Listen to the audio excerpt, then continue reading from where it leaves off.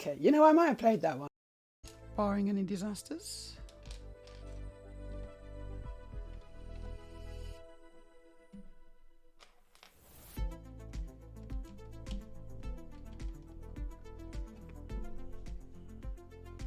Oh, I messed it up. Spoke too soon.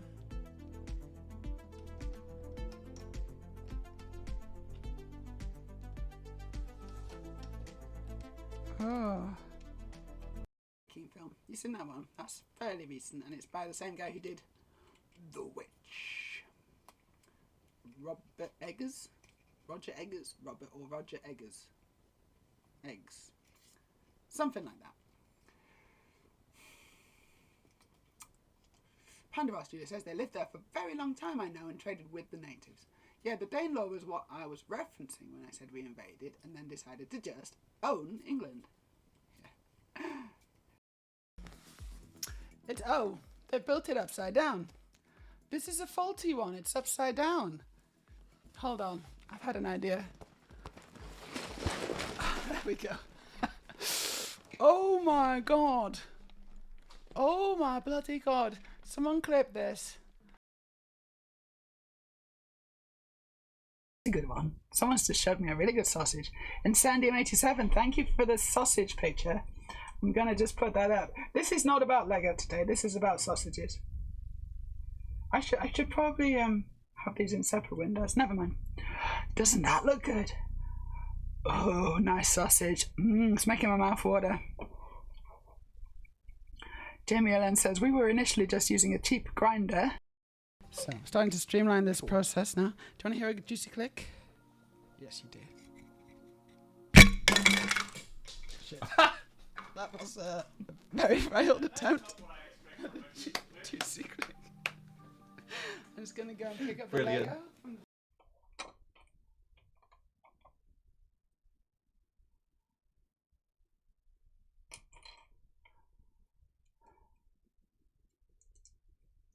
Oh my god, really already? Where it says every piece of media I watched, up until a few years ago, was supremely negative. Bloody hell. But they had trans women in it. So I don't know, I mean, up until a few years ago, I think there's though, since I got my new voice. Not then. The first time I did it. It was so cool. Honestly, so cool.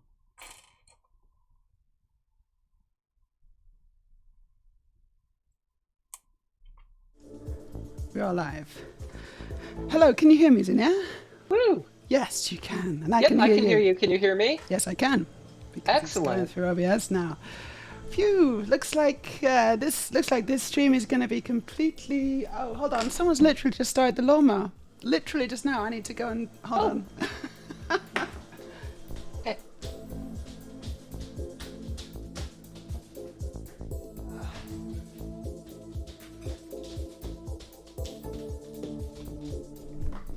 There's always something. There's always something. Right. From now, we're not going to have any technical issues. Maybe. That would be nice. How are you?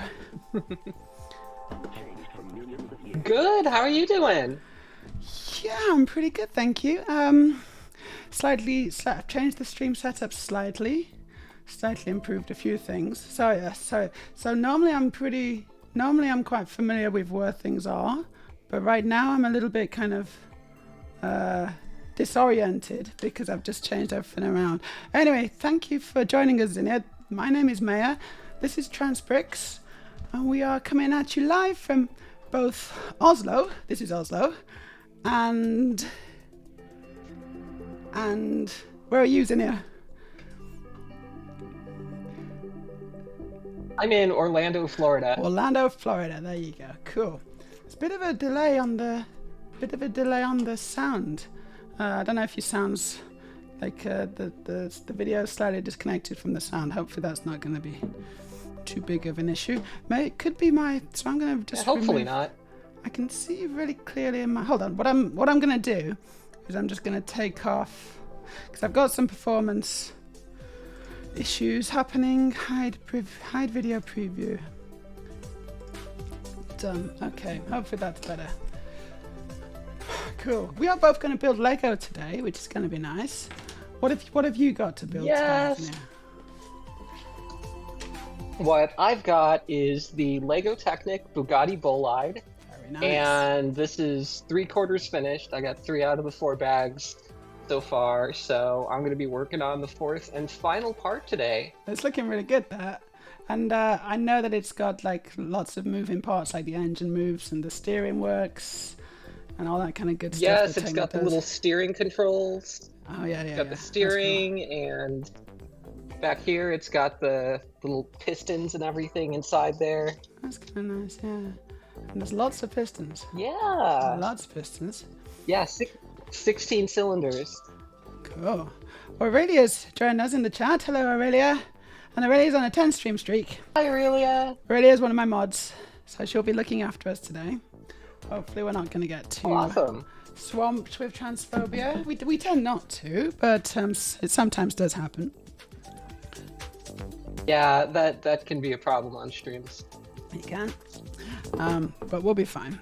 And probably some more of my mods will join us fairly soon. Yeah, cool. well done, Aurelia. You're on a 10 stream streak. After being on such a long streak as well, you just missed one, didn't you? And you're going to be finishing the last 2 bags of the Ornithopter. So Aurelia's making the Ornithopter from Dune. Have you seen that one? Oh, nice. It's really good. It's such a good Lego set. Yeah. We just saw Dune 2 the other day. It was really good. It's brilliant, isn't it? It's really good. We watched the IMAX in Oslo, and then I watched it again recently on streaming. It's so good. Oh wow. You know, what they're doing with the Dune 2, and apparently there's another one. They're going to make another one. I just learned recently. Yeah, there's going to be a Dune Part 3. Yeah, and now that's really interesting because at this point, like, you know, in the books, obviously the books carry on and on and on, but this is the point where most people's knowledge of the Dune universe kind of stops because it hasn't really been put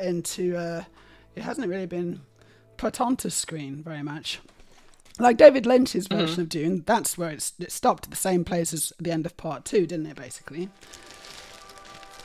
I haven't seen the one from the 80s. Have you not? I haven't seen the original Dune movie. No, I am actually a bit of a fan. It's got quite a cult following. And it's like and you know, I'd like there's definitely some things about it which are pretty good.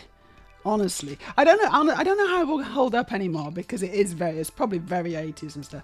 But there's a bunch of stuff in there which I thought was really cool. And you know, I was a big fan when I first saw it. I just thought it was ace. But a lot of people didn't like it, and they really didn't understand. Like they didn't get it. They thought it was just a bit too far out there. But that's David Lynch. If you didn't want it to be like that, then you shouldn't have hired David Lynch to direct it. Yeah, I haven't seen a lot of his stuff. Yeah, but I've heard good things. Well, David Lynch is he's a director. I think he's a director where you either love him or hate him. And I think the people who love him kind of are really into his films, and they try to because a lot of his films you have to watch them at least like 2 or 3 times in order to start figuring out what's even going on. Because it's you very have to, much rewatch them and understand them differently the second time around.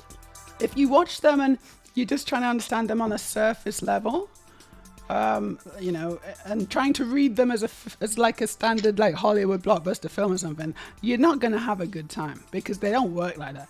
But it's only when you start understanding that it's a lot of it's metaphor and a lot of it's you know, he's trying to explore themes and stuff which are a little bit more kind of beneath the surface of what's actually happening on top. So it's kind of that's quite cool, I think. Having said that, I'm not a huge fan, but I do appreciate the art, the craftsmanship that's gone into it. I've got this big bag of Lego now. Look at this. This is what I need to... Oh, look at all that. I know. This is what I'm going to be starting building on today. So much. This is the treehouse. So I don't know how this is going to go. Treehouse? Yeah. I need to try and find some space on my table a little bit. There's too many wires at the moment. I don't normally build on my table, so I'm just like making room for everything. It's a good idea Oh to yeah, I have a cat. build on a table. Sorry? I don't know if you can see the. I don't know if you can see the cat. The Oh, I cat didn't see just the walked by cat. in the No, I background. missed it. Next time the cat comes in, let me know, because I want to see the cat. I want to see the cat. The cats are cool. Yeah, I have a couple cats. They'll like jump up here and they'll be like, "What's going on? What's going on?" So how's your week been, Zinnia? What have you been up to? Anything exciting? Oh, it's been pretty good. Yesterday we went to olive oil tasting at this place that has like flavored olive Oh, oils in the yeah, mall that yeah, just opened yeah. up. That sounds really good, actually. It was very cool. But yeah, they're a very nice place, and just the mall also has this really nice Italian market that's new there, and they have just all sorts of imports, and this is a really cool place. They have a whole deli, Brilliant. all sorts of sandwiches and everything. Let's see, last weekend, my wife Heather and I went out with some of our friends to see that movie I Saw the TV Glow, which is like a Right. trans metaphor movie. Yes, that's one I want to watch. I've been looking and it's not on any of the cinemas here, which is unfortunate. I don't know if it's I think it's on demand, but I don't know if it's available like internationally. Huh, okay, I'll have to check that out. I was looking at the cinema listings and I couldn't see it because I thought it was only available in cinemas. But when I am able to pick it up, I definitely want to see it because I've heard good things about it, and I've also heard that it's quite, if you are trans, it's quite intense. Like, you kind of, Yeah, it's powerful, it's emotional, it's evocative. Yeah, cool. That's what we like. Right, I'm going to make a lot of noise now. I'm going to empty my bag. So it's going to be a... Okie dokie.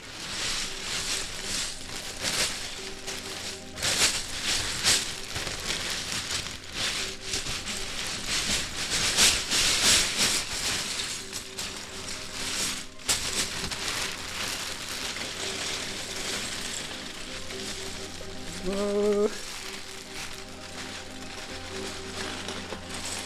Wait.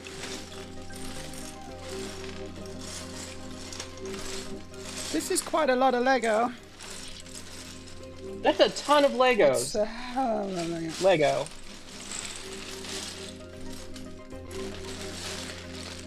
Yes, it's like sheep. How many pieces are there to that? I think 1,600. Oh wow. Oh. Yeah, this Lego Technicar, this is only like I think 950, 960 pieces or so. Okay, that's still a good amount. But Yeah, I haven't built like any Lego Technic stuff since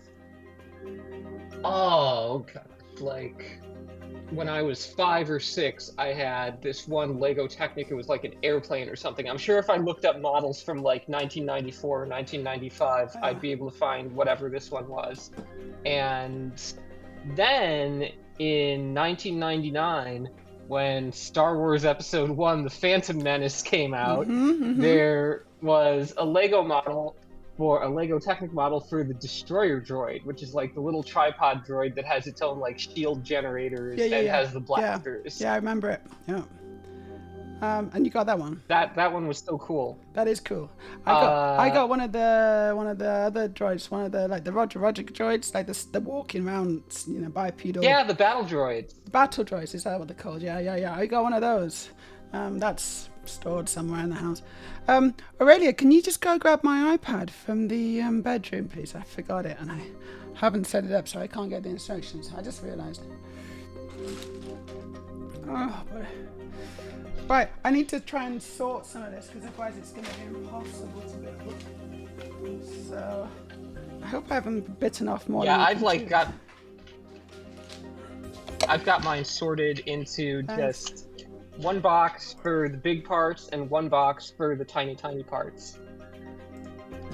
Oh, I haven't turned something on. Hey, Ariel, how you doing? It's good to see you. Happy Sunday. Hello. So here we go. That's a nice mountain of Lego. I know, it's a nice old mountain. I always do this. I always put this like, we're doing a lot of chaos builds at the moment where you just don't have bags. because this is pre-loved Lego, and it's always like I'm always really excited to start, and then when I put it on my table, I'm just like, oh my gosh, this is too much. I'm overwhelmed suddenly. It's almost overwhelming. Exactly, that's what it is. But I'll be fine. I'll be fine. I'm a professional. Actually, You are though. Well, I make money from my Lego designs, so from that point of view, I fit the definition of a professional Lego builder. And That's I guess so cool. I wouldn't even know where to begin designing my own things. it's really fun. I would have to. I've been making, but like you, when the Phantom Menace came out and some of those early when Lego basically got the Star Wars license and started making those early Star Wars Lego sets, that's when I got back into Lego properly. And I just collected them, religiously, because I was absolutely loving. It was like the perfect crossover for me because I like Star Wars. I'm not bothered about the prequels, but I love the Star Wars universe, and I love the designs of I love the Lego models. I mean, the actual production design in Star Wars has always been just exemplary. So the spaceships and all these kinds of things, it's fantastic design, and the combination of Lego with Star Wars, and each year it just gets better and better. So. Yeah, I was fully on board with that. It was the perfect license, and it kickstarted Lego's profits. I mean, Lego were a huge company at the time, obviously, but that just kind of cemented them, and their success has now just skyrocketed into the stratosphere. And it was basically, I think that was the start of it, where they realized that they could license these popular kind of IPs like Star Wars and other ones, some of which we will not mention, and then they'll people would buy it because it's just such a good idea. It's such an obvious idea. So Errol is having When I was thinking which model I want to build on stream, it was between a Lego Technic model of some kind of vehicle, because they're pretty much always vehicles of some sort, or the Lego the Star Wars TIE Bomber, the one that's like a double, like the two cockpits. Yeah, I know that one. Because that one is so cool. It's great. That might be the next one I get. Have you got? Is that the new one you've got? Like in the last year or so, I think.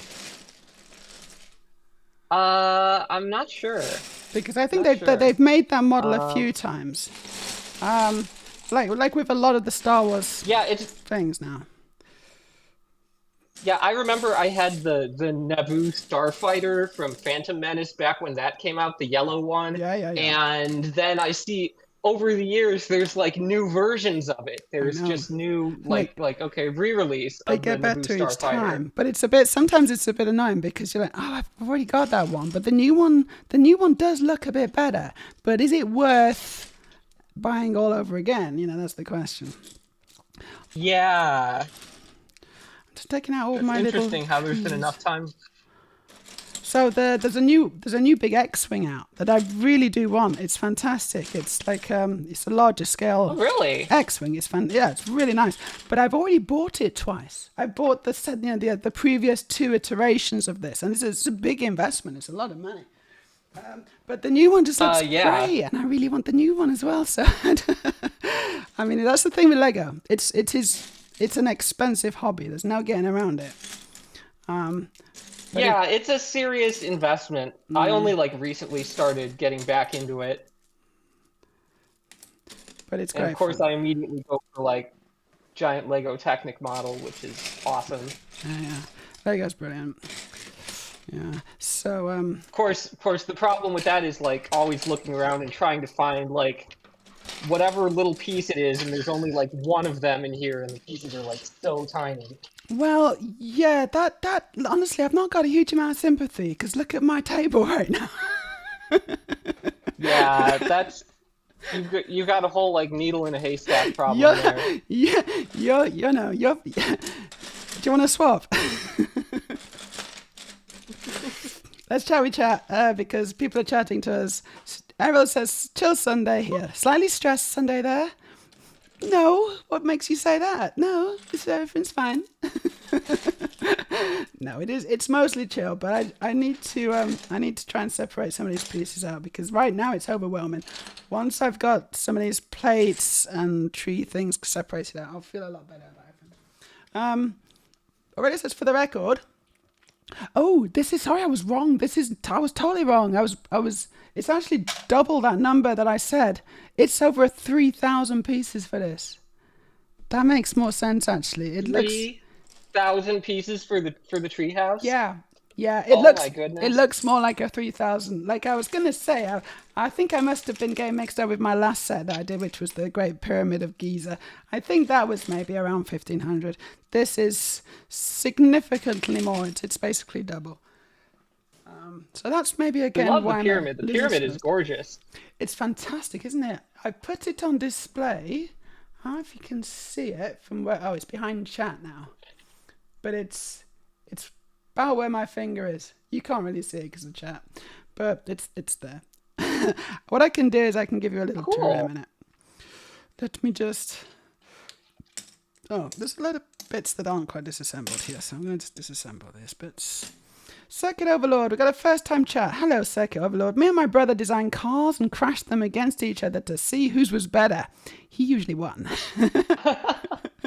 That sounds like a fun old time. Yeah, that's maybe something that my brother and me used to do as well. It's fun having a brother sometimes. We used to basically just go down on a Sunday morning or a Saturday morning, still in our pajamas. We just used to get the Lego out and we used to just sit in a big pile of Lego, building and just playing. It was great. I remember those days fondly.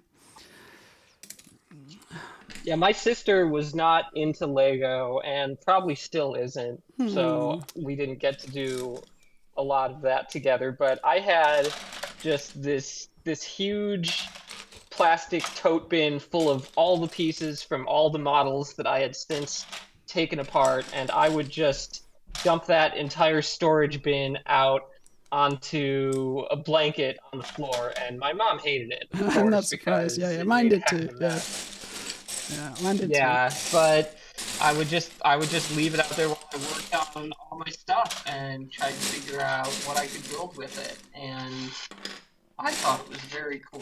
It's Grammy. Even if my mom was like, pick that up. Well, that's the thing with Lego is it really is just the perfect toy because it's not just mindless. I mean, it's obviously compared to, for example, just watching YouTube on an iPad, which is a popular pastime with my children. Lego is so much better. It's so much more interactive and creative. It's physical. It's problem solving. Anything that engages your hands, it keeps your mind in motion. It's the same thing with taking notes in school and just writing them down instead of just typing them out. It really does make a difference. Yeah, it does. Yeah, I think you're right. We've lost a lot of things with technology. Technology is obviously neither good nor bad. Generally, it's just what you do with it that then decides. That gives it kind of a moral value. But I think definitely... I worry. There are people who don't know how to entertain themselves these days. That's when the internet goes off. Absolutely. That's the thing, isn't it? Yeah. It's like, I'm bored. It's like you've got so many toys. You can do so many things. You can ride your bikes. You can, go to the water, all this kind of stuff. And... I just okay, you're bored, but have you considered vroom vroom, I just, I think, I'm probably guilty of the same thing. It's like I'm bored. It's a typical kind of kids thing to do.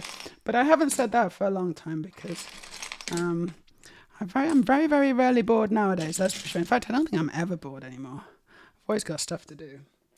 Whether it's stuff I want to do or stuff I have to do.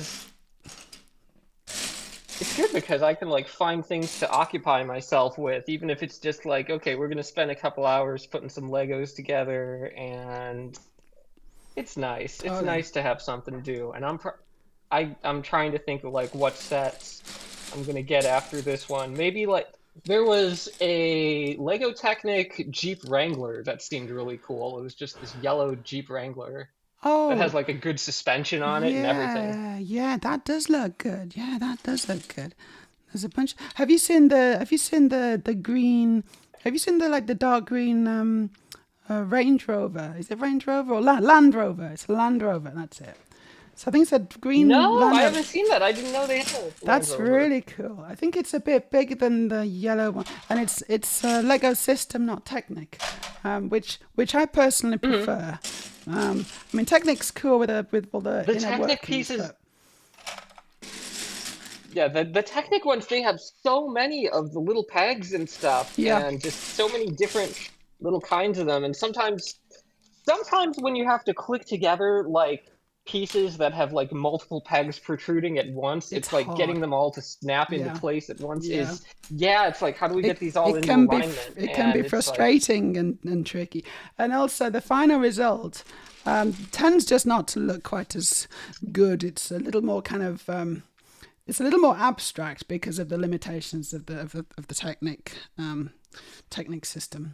yeah, Whereas, it's very mechanical looking. It's yeah, almost like I'm trying to think of what it was called. It was like a when I was a kid, there like a Tinker, not like a Tinker Toys, but like a Meccano set that Meccano. was, Yeah. yeah, whatever those were called. I think they were And just yeah, called it's kind of Meccano. like tightening the screws together on those. Right, this is looking a bit better. I'm feeling a little bit more calmer. Let's catch up with chat again. Because we are definitely getting chatted at, and we're not doing a very good job of interacting. We've got an Evie in the chat. Hello, Evie. How you doing?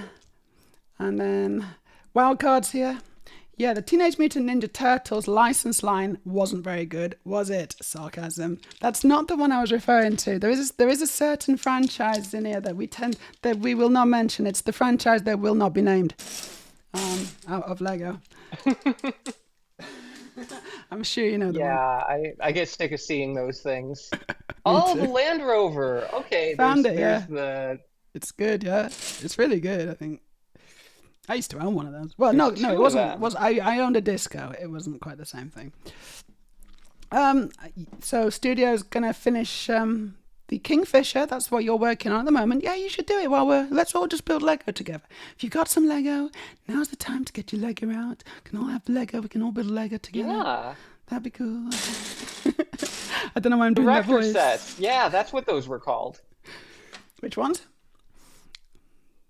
Erector sets, the Meccano sets. They were I forgot the word for it for a second, but like there was one brand that was like Meccano sets, and there was another that was Erector sets. Erector sets. It's that's a funny Yeah. name. It is. Sleepy says, Meja, Zinnia, how are you both recovering in light of recent things? Only if you feel happy to talk about. How are we recovering in light of recent things? Okay, well, I'm happy to talk about mine. So recently I had a breast removed, and I was dreading it because it's been a long time coming. I've been struggling with this leaky breast. I had a wound that was not healing underneath my left breast. Ooh. And I've had that for almost 2 years, believe it or not. And it was making my life pretty unbearable. It was definitely affecting my health, my mental health, and just my general health as well, because it meant that I couldn't be as active as I wanted to be, and I like to be active. So, and that was like a vicious circle as well. So yeah, I got it. I had to. I'm so sorry. That sounds awful. Yeah, it's pretty rubbish actually. But the dread of I kind of knew that it was coming, and I was putting it off as much as possible, and I was trying to get revisions and things and all this kind of stuff, and so I had like 2 revisions to it, which didn't do the trick, and each time I had to go back to Istanbul, which is where I had it done, because no one else would touch it apart from the original surgeon. So that again was just really, oh, wow, really difficult situation. The last time I flew back from Istanbul was actually on my birthday, and it was probably one of the worst flights I've ever had to do, because it was the day after the surgery, and I was in quite a lot of pain, and I was on this packed flight. I was just sat on my chair with my head resting on the chair in front, just groaning, and I think everyone was like really aware of me, but I just didn't care because I just had, I was in a big trouble, and that was my birthday. That was my blooming birthday. Oh my god, So that's it wasn't awful. a good birthday as usual. I missed a birthday. Looking forward to having a good birthday one day. That'd be nice. Anyway, Yeah, you deserve a better birthday than that for sure. The thing is, in the end, it's kind of good news because I took it out. I had it out here. The doctors were really good. They were really nice. The nurses were fantastic. Everyone was just really took care of me. They gave me all the drugs, which was helpful. Big fan of all the drugs. So I wasn't in any pain or anything and it wasn't too traumatizing either. I was in a kind of a happy place. And now it's gone. Good. So I've got like a false in on the left. Actually, the reality, what I find myself dealing with now is much less bad than what I anticipated. I was dreading it, and now it's not so bad. I mean, it's rubbish, but it's not as bad as I thought it'd be. So, I wish I'd done it a long time ago now. So that's the situation, Evie. Maybe a long story short, but that's my situation. So not too bad. I felt the same way about mine. For anyone who isn't familiar with what I've had done recently, I had a orchiectomy, which is just removal of both testes, and so that actually has been going, I'd say, pretty well. I'd say it's healing up really well. It's just a pretty small incision, and just like the suturing on it was very easy. I just took it really easy for the first week or so. I mostly just laid down and put an ice pack on it and just watched TV. And it's been 4 weeks now, a little over 4 weeks now, and it is. I actually shaved it for the first time, very delicately. Yeah. And just to be okay, we got to clean up this area a little bit, and it's looking pretty decent now. It's starting to really heal up where the incision is just barely visible. I mean, there's still like a little bit of suturing at both ends, just like little nylon threads. Is the incision like vertical? So it's a vertical midline incision. Yeah. So that actually kind of will match up with that line anyway, won't it? There's like a line there. Yeah, they do it over like an area that already has a line on it. Yeah, so I can't remember what the line is called now. Really well. I can't remember what the line is called, but yeah, it's where when we were in the Rafe. Sorry. The Rafe. Say it again. RAPHE. The perennial Rafe, I think. Okay. There you go. Perfect. Yeah. Because that's when we were in our mummy's tummies, and our sex hadn't actually differentiated itself, because we started as girls, and then when the testosterone kicks in, it all changes. But that's the remnant of that, isn't it? I believe. Yeah, it's where it fuses together. Yeah, exactly. Yeah. So, Second Overlord says, we had a huge tote box of random Legos that my parents probably bought at the flea market. They were low income. We had so much fun with that, though. Is this microphone working? Yeah, it is. Cool. I used to have a proper setup of Lego Town, like about 20 or so streets, says Errol. Different pre-made sets. Yeah, this sounds like something we used to do as well.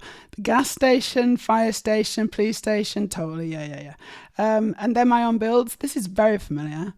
I was a megalomaniac even back then, so I usually took the old airport plates, they were green, yes, and built a huge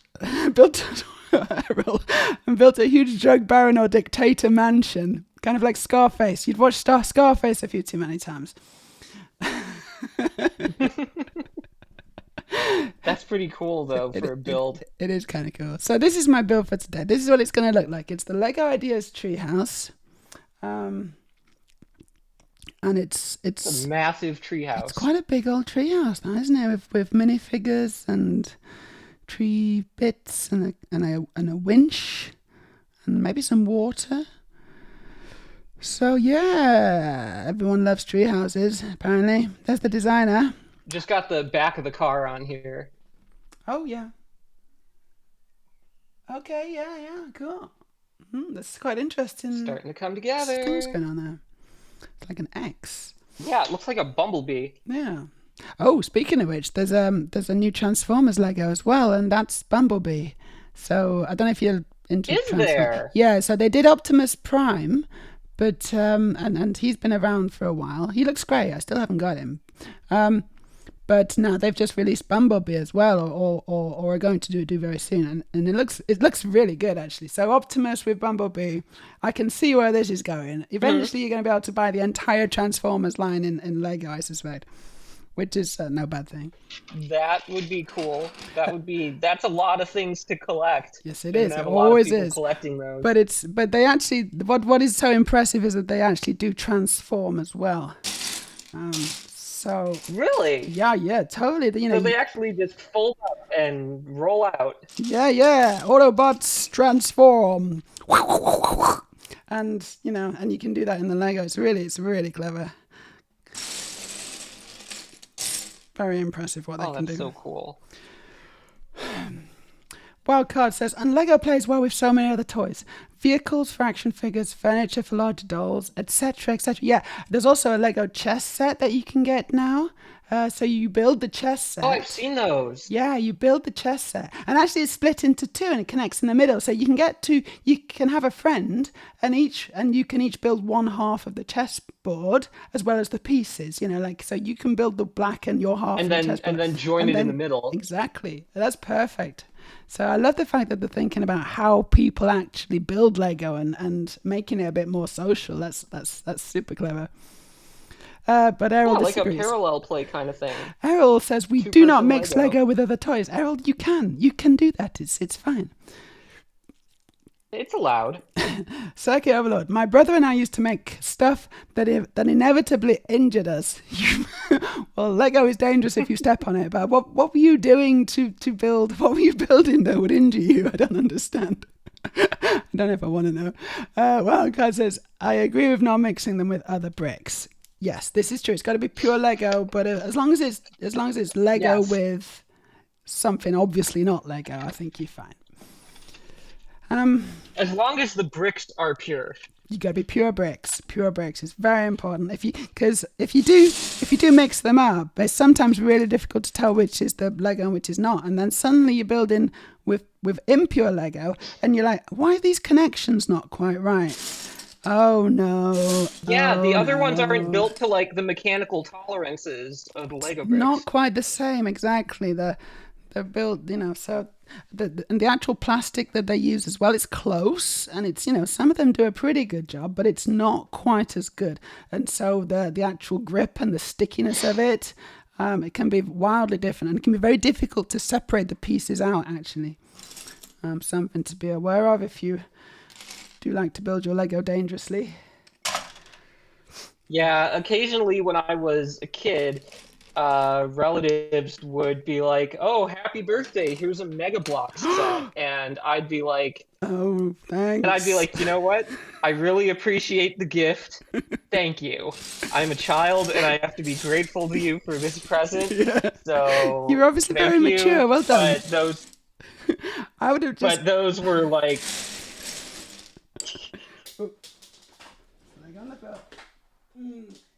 Yeah, that's very mature and grown up of you. Those were not gonna. I'm impressed. They were not gonna touch my actual Lego set, though.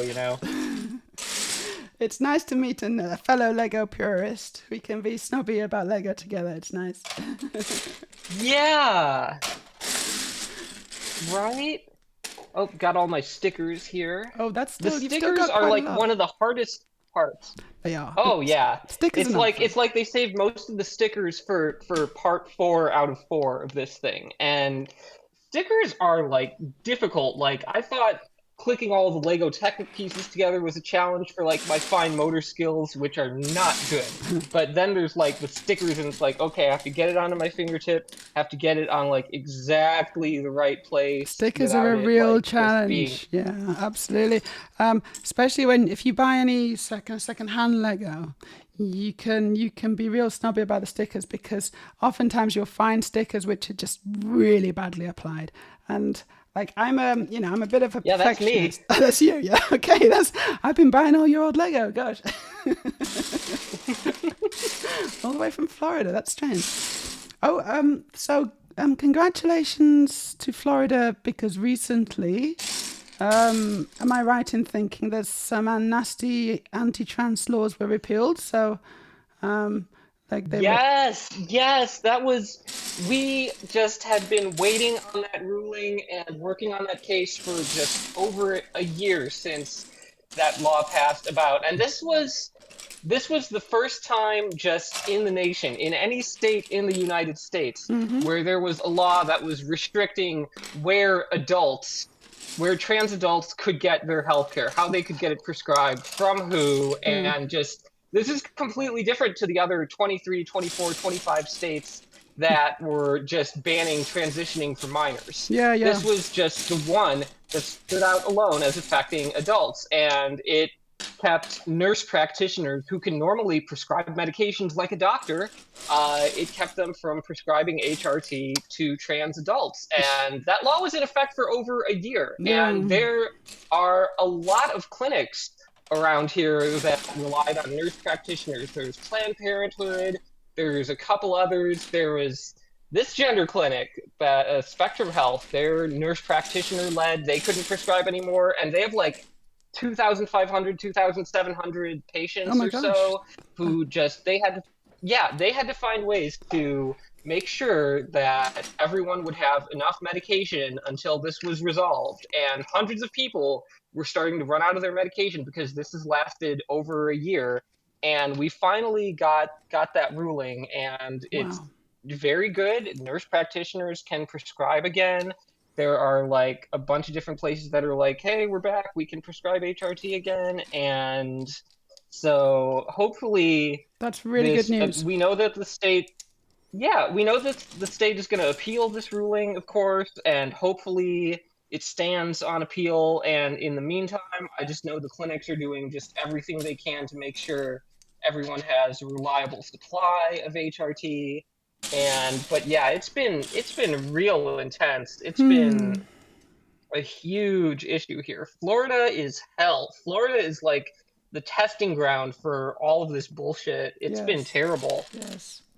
It is awful. I mean, it's like ground zero, isn't it? For trying to restrict and and ultimately eliminate trans healthcare. They see trans people as this problem to be solved, as opposed to, people who are just, need help. People to be helped. Yeah, people to be helped. Yeah.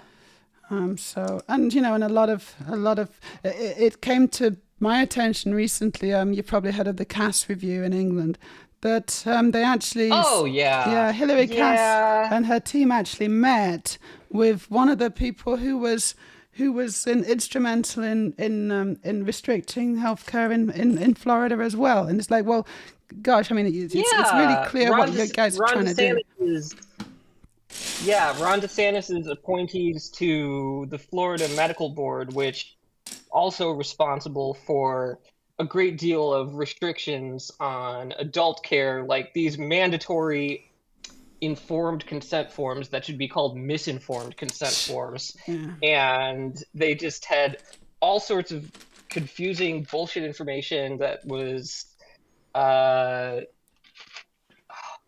was a mess. It was just and in the ruling we got recently, the judge was very clear that this was just intended to frighten people with irrelevant information presented poorly. It was basically just an attempt by the state to try and convince adults not to transition. But what's interesting is that the defense, the state, actually admitted at trial that the state has no legitimate interest in trying to prevent anyone from being trans.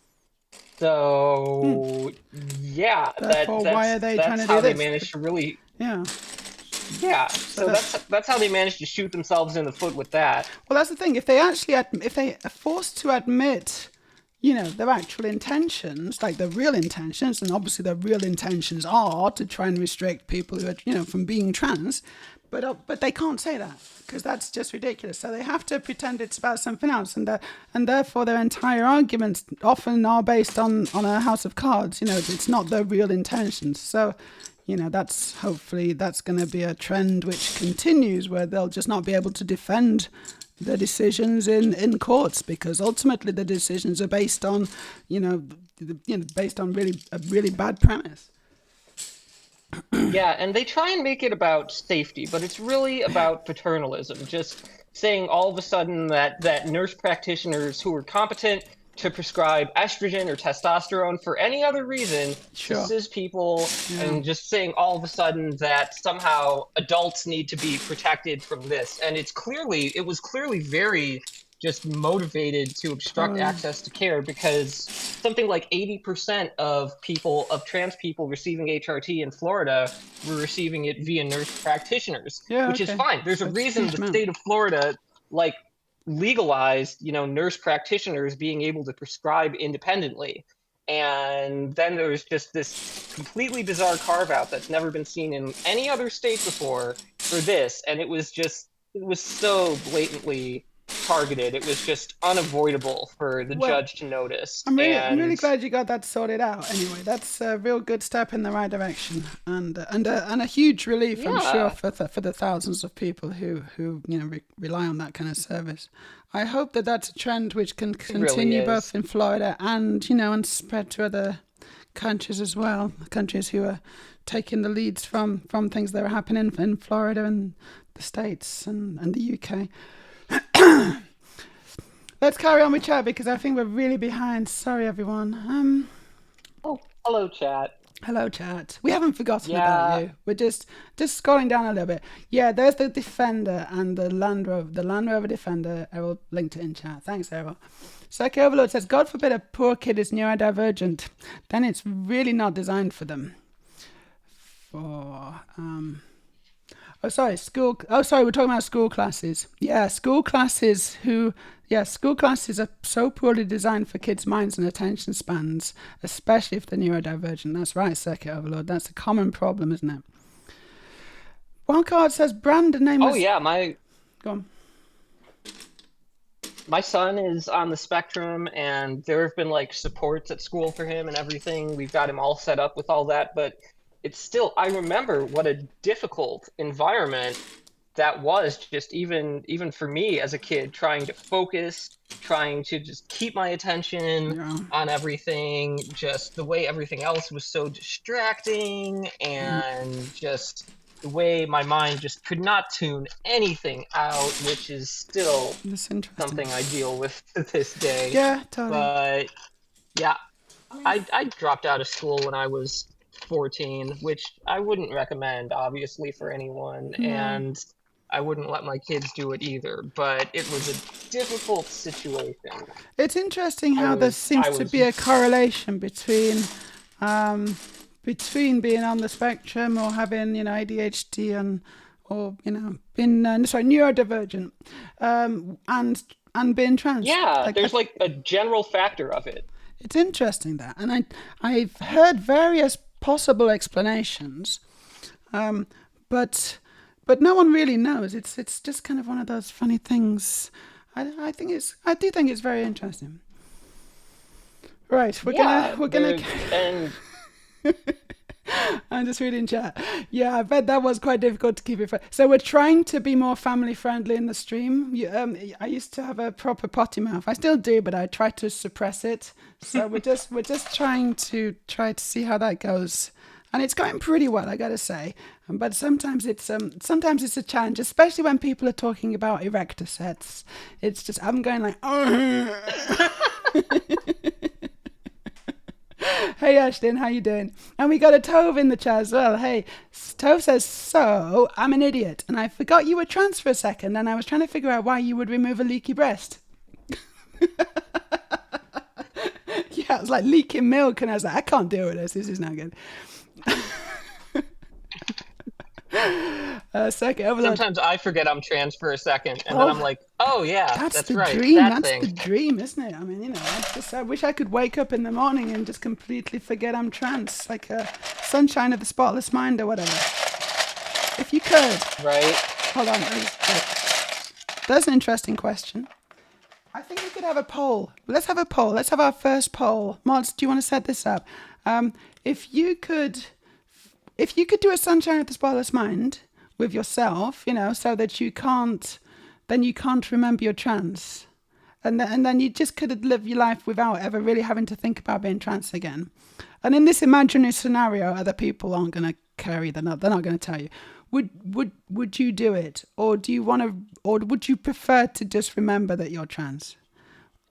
This is an interesting question, and I think we should try for a poll. It is. I think maybe only trans people can answer them, because I think if you're cis, I don't know if you can really relate to what the question is trying to get to. So anyone who's trans, not really. I don't think. Or non-binary or gender non-conforming, just let me know if this is in the chat. I think it's basically a yes or no. Do you think we can get this set up, please, mods? Right, so Circuit Overload says, if I get a removal of my testes, I suspect it will be if I cheat on a partner. It's free. It's free then, but yeah, it's probably going to be quite traumatizing. Ashlyn says, I'll save sharing 5 stream streak. Just give me the points and sort your phone out, Twitch. Evie said that she's glad to know that you're healing well, Zinnia. I think as far as surgeries go, I've heard that orkies are pretty good as far as like the recovery time, and they're not too bad. There's definitely more difficult surgeries to have. Tell me about it. Oh yeah, it's very low impact. Yeah. So that's like if I'd been going in to get a vagina. Exactly. It's like low impact, but also high reward or high effect, because high reward. Yeah, exactly, because it does make a big tangible difference to your life and to your comfort and to your well-being, just knowing that you're not going to have any more testosterone to worry about, you don't have to take any more anti-androgens, all that kind of stuff. Just not having to worry about that anymore is such a relief. I mean, especially with the political instability of everything. Like, you never know. That's true. When politically just something really, really stupid is going to happen that we didn't expect. Yeah. And I don't want anyone messing with my stuff, and I just wanted this decisively taken care of. It's a good idea. It's peace of mind, isn't it? Peace of mind. I think that's the phrase. Yeah. So Sleepy says, right, putting on more stickers here. Okay, good luck with the stickers. We've got a poll, so if people want to vote in the poll. You and me can vote as well if we like, Zinnia, because we're trans. So if you could, trans people, would you forget being trans if you could? I don't know actually. I don't know. I kind of feel like, it's a tricky one. Working through it has been such a defining part of my life that I'm not really sure what it would look like to be trans. It's a good question. I'm happy with my question there. I thought that was quite a good poll. Errol wants Megatron. Errol wants Megatron Transformer. Yeah, because then you can have Optimus Prime, you can have Megatron, and you can fight. That'd be good. Evie says, we had a similar incision ourselves back in 2005 when we had to have a hydrocele repair. I don't know what that is. Totally no signs that we went first if they needed to take one or both of the testes if needed. Right, so it was like a dream thing. It's like, oh no, you've got to take my balls. Oh no, whatever shall I do?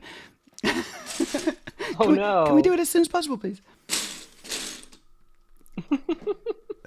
Right? I like just ever since I was like 11 or 12, I always wished there would be just some reason. I know. Some excuse. Some reason that they had to remove these. Oh no, I didn't have to worry about these anymore. I've had a terrible accident with the lawnmower. We have to.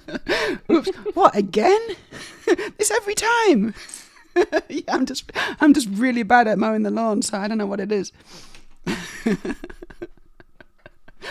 Oh my gosh, it has these stickers that are like so long Oh, the and they have to long just go ones. on this very narrow piece. The long ones are a Oh my nightmare. goodness. You have my sympathies. My heart goes out to you right now. Well, we're gonna get this done. Um, Oh yeah. Ashlyn says my new Lego mega want is the tuxedo cat. The cat looks fantastic. It looks really good. Yeah. Oh, Have you seen that? It's a cat that you can get, and it's Lego. It's just incredible. Circuit I Overlord have. I've seen that. says we build like catapults and stuff like that. It's a wonder neither of us ended up in hospital. Catapults with like suspension or with elastic bands and things. That's cool. That's a cool way of doing it. Yeah. That's really.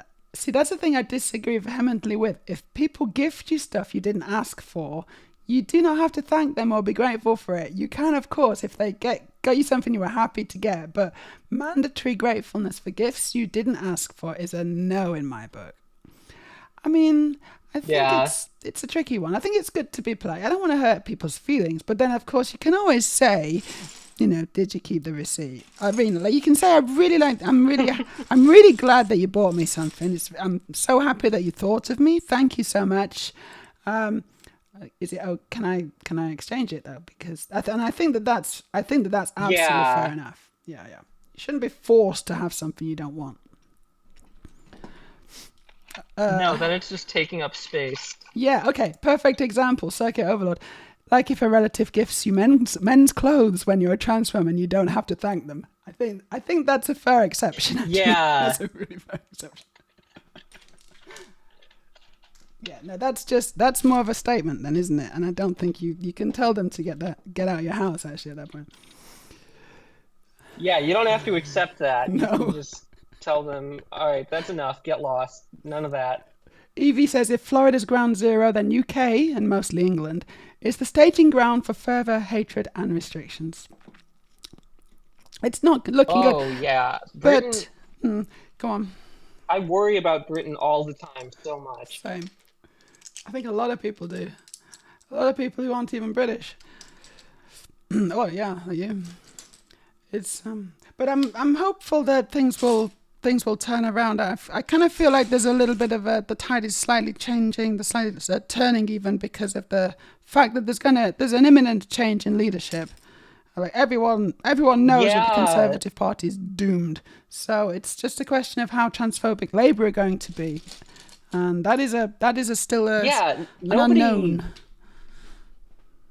nobody likes what the Tories are doing, but hopefully Labour can just move past all this like completely unnecessary culture war nonsense. I mean, at some point people are presumably going to realize that there's more to the government, and what they can do for our lives beyond just bullying transsexuals indefinitely. I mean, That'd I be don't know good, yeah. how you run a country like that.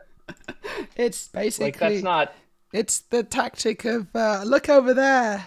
Those are the people to blame for all the things that actually were to blame because we're in government. and eventually you just wonder, do these political parties really have nothing else to offer other than pitting people against each other and trying to get us to believe that this one minority is just a menace to everyone? I think people are waking up. It's like that can't.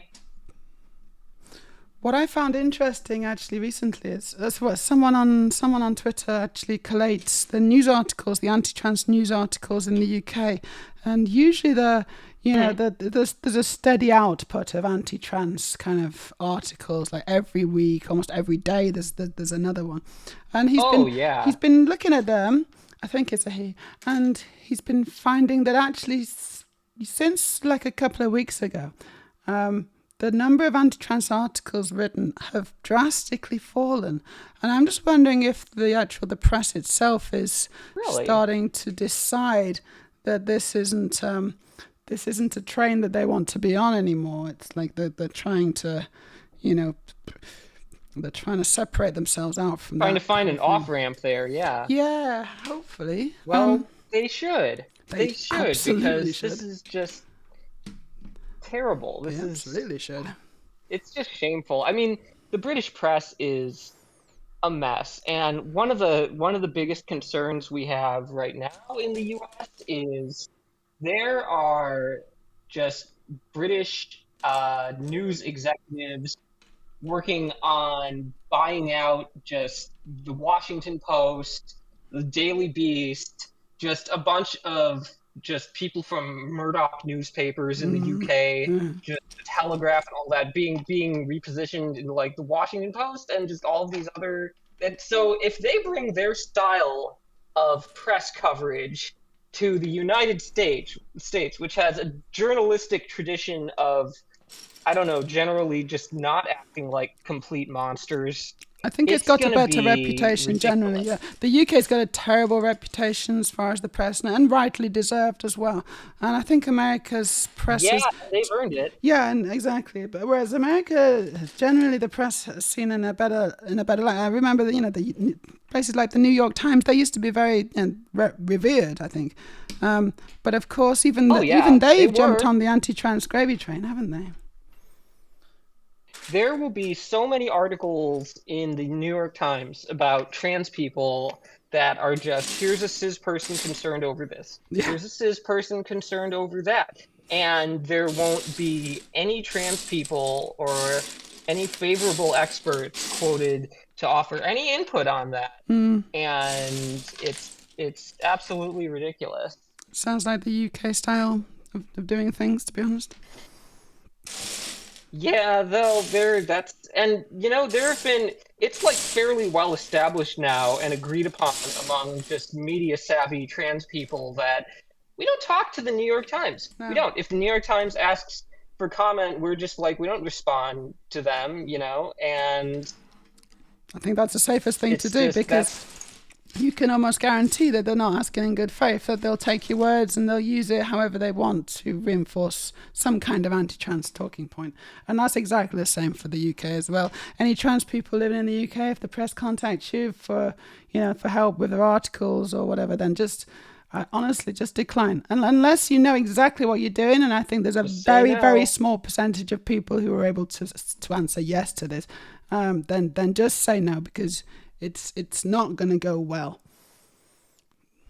Yeah, unless it's like an indie publication by an actual trans journalist. Yes, I think that's a good exception, yes. Yeah, newsrooms need trans people. They just do. They need trans people to look over all of this stuff before it goes out the door and ask basic questions that are like, have you considered this? Have you talked to any of us? Have you asked any of us why this is so important? Yeah, they vitally do, but they just don't have any, do they? They refuse to hire us or to give us any kind of representation, which is an interesting kind of. I mean, I think that says quite a lot straight away, doesn't it? It's intentional, no question. It's horrible. It's just like taking an entire group of people and just basically without them just saying what their lives must be like, what our lives have to look like, and just what's going to happen to us with no input from us whatsoever. Yeah. And it's just very frustrating. And all right, I got the backside of this car now here. Nice backside. And you've done a bunch of stickers as well. That's good. Yes, I got the stickers on. Okay, let's catch up. In England, at least, says Evie, you have to sign a consent form to receive gender-affirming care via the NHS, as the meds aren't officially sanctioned for trans people. Yep. Sleepy. For trans kids, in theory, would need to be consent to treatment, at least if under 16. In theory, the Gaelic competency test should apply, but it's disregarded for any trans healthcare. Also, in reality, there's zero trans healthcare for trans kids via the NHS at the moment. That's true. And also, it's difficult to even get it through because they've completely banned puberty blockers. It's an absolutely outrageous and disgusting thing that the health secretary did just before they suspended government. She used emergency powers to restrict puberty blockers for trans children in the UK, not for cis children. So cis children are still perfectly capable of being prescribed this from doctors in order to prevent precocious puberty. It's only dangerous when it's trans children, and I think that's absolutely despicable. Then we got some deleted messages by a moderator. Thank you guys for looking after us. Was that transphobia or was Thank you, that just... moderators. We've got a bunch. Was it transphobia or was it bots? Sometimes it's a bit of both, isn't it? Baseline Beats here. Hey, how you doing, Baseline? Okay, so Evie says, we're super grateful to our in-laws. Our co-nephew-in-law is transmasc and has fully supportive parents. That's all we'll say publicly for his safety. Very good. I mean, you know, families, there's a lot of families. There's a lot of parents out there who really are very supportive of the trans children. And they're finding it as difficult as anyone because, you know, they want to do the best for their kids. And they are, you know, they've got this double judgment from their peers and from people who don't understand. Kind of, they have to worry that they're actually being perceived, they're not, but they're being perceived as maybe abusing their children by supporting them as trans children, as opposed to trying to force them into being cis, which would be abuse. And then, of course, the government's also trying to make their lives as difficult as possible. So, you know, that's not an easy situation to be in. But it is really nice when we see so much love and support from trans parents who really just do want to do the best for the children.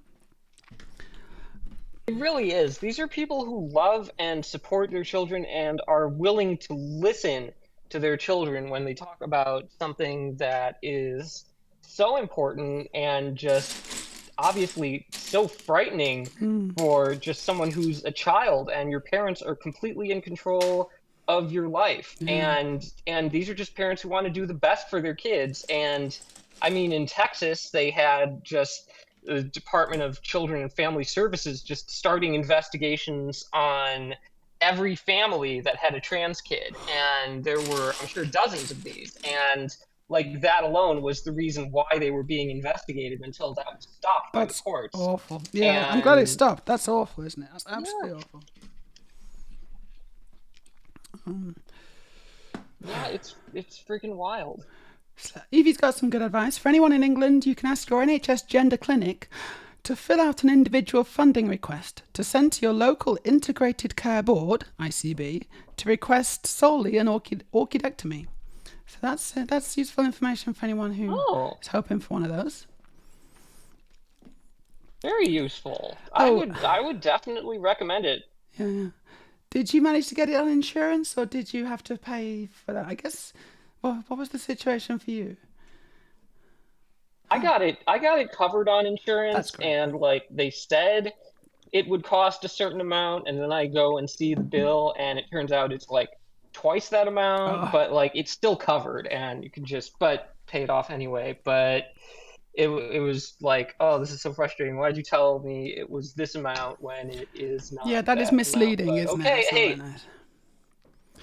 Yeah, I don't know. They just calculate it with the insurance ahead of time, and then it turns out to be something different, and I'm just like, you know what? They're gone. You took them out. Yeah. So thank you.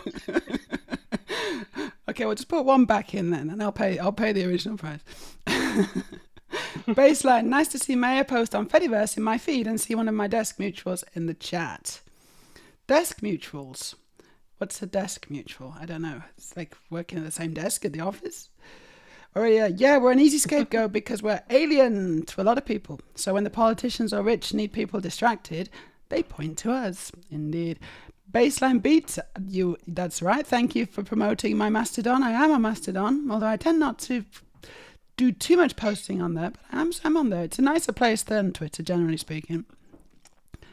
It's just not quite as much engagement. Yeah, a lot of news at least, is owned by Rupert Murdoch. Circuit Overlord. As a cis person, I reject them. Not all cis people are bigoted pieces of rubbish. No, they're not. No, there's lots and lots of nice cis people. Don't worry about it. This is understood. But there's also a lot of nasty ones too.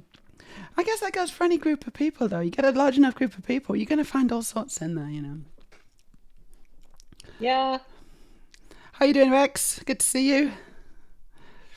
Sleepy says, but the newspapers and medical folks always say, but trans people can't be impartial about their lives and healthcare, so we need to decide it for them.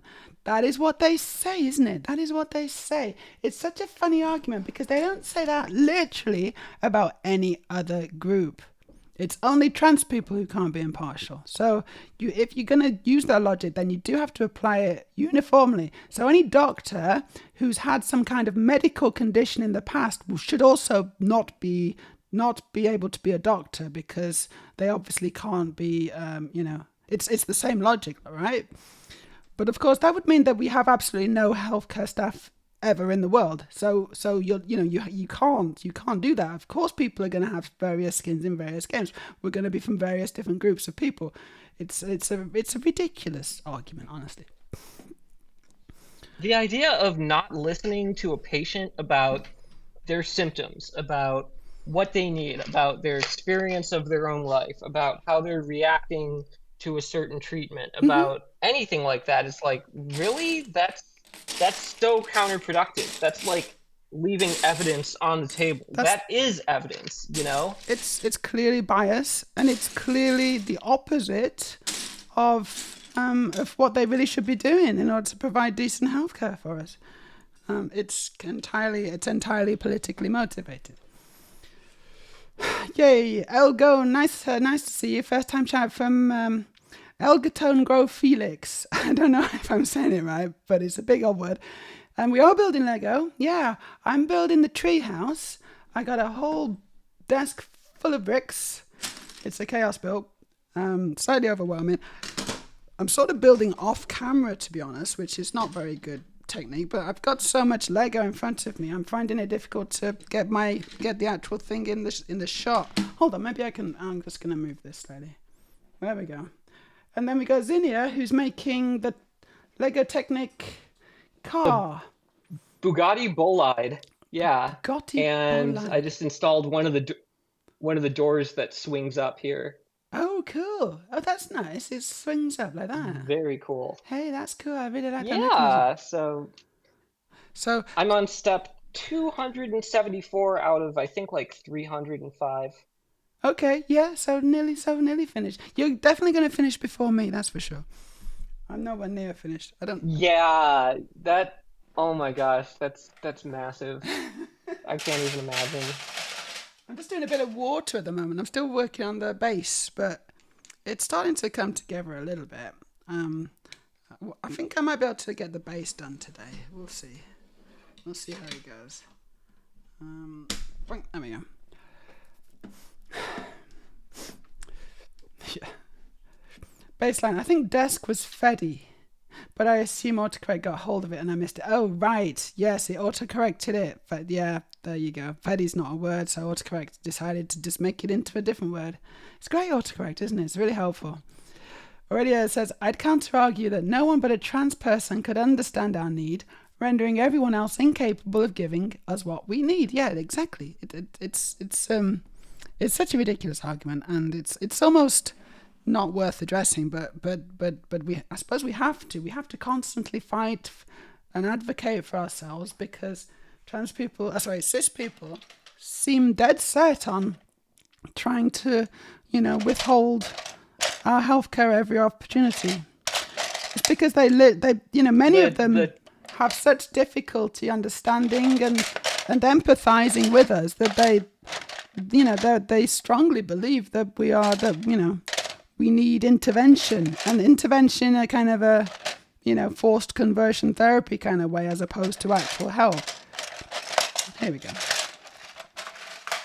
The whole underlying problem is just, I think it's called epistemic injustice. It's just who has the power to be listened to? Yeah. Who has the power to be able to speak and define their own life versus who has the power to speak over us and define our own lives for us. And a lot of the time it seems like the case that cis people will just look for any reason to invalidate us, they're just looking for any reason to believe that trans people are something they can just dismiss as deluded or unreal or just in some sense inauthentic. For a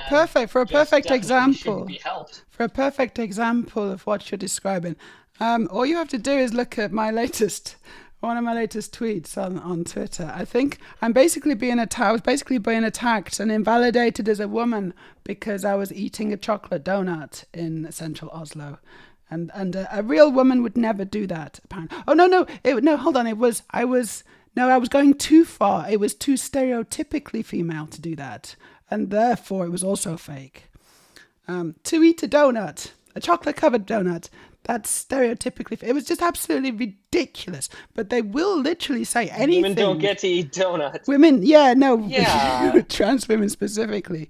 I think if it's cis women, it's fine because you don't have anything to prove. But as a trans woman, every single action is microscopically examined and usually found wanting. It doesn't matter what we do, it's found wanting. And we're either doing too much womaning or we're doing too little. We're never ever doing just the right amount, which will, appease these people who absolutely hate us.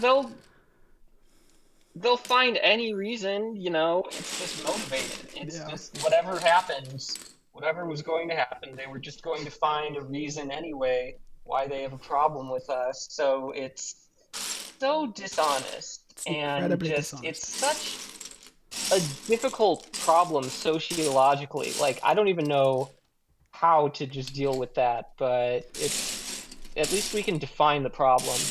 I mean, I think a really good solution to this is just continue to be visible, to continue to, so that they can't pretend that, so basically, we just live our lives visibly and represent, a happy, well-adjusted person who happens to be trans. And if enough of us are doing this, in public, in the media, in whatever professions we're in, eventually it's just going to be really difficult for them to pretend that we're anything other than just another human being, which they have to respect, and they can't continue to treat us like this. Basically, I hope that it will become. I really feel like there's gonna come a point where people start to wonder, after all of these stories about us, after all of this scaremongering, after all of this catastrophizing, they're going to start to wonder, like, who are these people? What is this actually about? Like, what do they think about this? Like, it's not going to be possible to just disregard our existence for people are going to get curious. Yeah. Like, okay, if this is so terrible and so calamitous, and be like, wait a minute, then why are people still doing this? Yeah. Why is this still so important? Why does this matter? Yeah. At some point, people are going to notice, hey, trans people are still there. Trans people are still trans. And, and eventually it'll just become like, whereas it used to be fairly common for people to be able to be casually racist. You could just be casually racist back in the day, a couple of decades ago or whatever, and people wouldn't necessarily really call you up on it. They wouldn't necessarily even notice that you were doing it. Nowadays, I think that's much less prevalent. It's much less acceptable. Yeah, thank goodness. Yeah, thank goodness, of course, because we're a more progressive society, and I think that people realize that these things are wrong. I would certainly hope so. Not always, but a lot more likely to be. And eventually, I'm just hoping that eventually the same will be for transphobia. People will be like, wait, hold on a second. This isn't 2024 anymore. You can't say that. That's, what are you doing? That's disgusting. You should apologize. And it's, and not just from trans people, but from everyone, from us, from cis people, from general society. I just want transphobia to be seen as in the same kind of light as racism is seen now. I think that would be, that's something that we should definitely strive for, and also, expect to get, because I really do feel that eventually this is just going to become completely socially unacceptable. Oh, Zinnia's disappeared. Oh no. Zinnia, where have you gone? Okay, we seem to have lost Zinnia. She's going to connect again. She probably had a little break in her internet. Hey, maybe I'll catch up with chat. That's a good idea. Gosh, there's so much chat. Excuse me. Evie, you're right. They say they use the same argument for girls and women not being able to be impartial due to deny healthcare. It's why so many women with endometriosis are denied hysterectomies. Yeah, unless you're a cis guy, and then it doesn't really, you're on the top of the pyramid then, aren't you? And if you've got a problem with your health or whatever, then you're taken seriously. But anyone underneath that, top of the hierarchy, they can really struggle to get ahead. Zinnia's getting ready. She'll be joining the stream soon. Here she comes. Boom. Hello. Welcome back. Yeah, sorry about that. Our internet is garbage. Florida has this problem where the internet is terrible. Like there's two spectrums in Florida. There's this spectrum, which is a gender clinic. And then there's Spectrum Internet, which is just the worst, most abysmal, horrible people just ever to walk the earth. They're so useless. They sent us a new modem and a new router for our whole situation here, and it's just gotten worse. It's and this is cable internet. This shouldn't be going out all the time. We're not in the middle of nowhere. We're in the middle of Orlando, which is huge. And it's a massive tourist destination. We have one of the largest universities in the entire world by student body, and I went there, and the internet was always going out there too. That's just completely unacceptable. That's awful. How silly! It's just shooting yourself in the foot, isn't it? That from an investment in kind of basic utilities. That's ridiculous. Yeah, I don't mean to be dramatic, but it's like living in a third world country sometimes. No, I get it. I totally get it. One good thing about Norway is that it definitely doesn't feel like a third world country. The taxes are probably higher than Florida. Let me put it that way. But also, we get our money's worth. We get, really good public transit. We get fantastic kind of social safety net.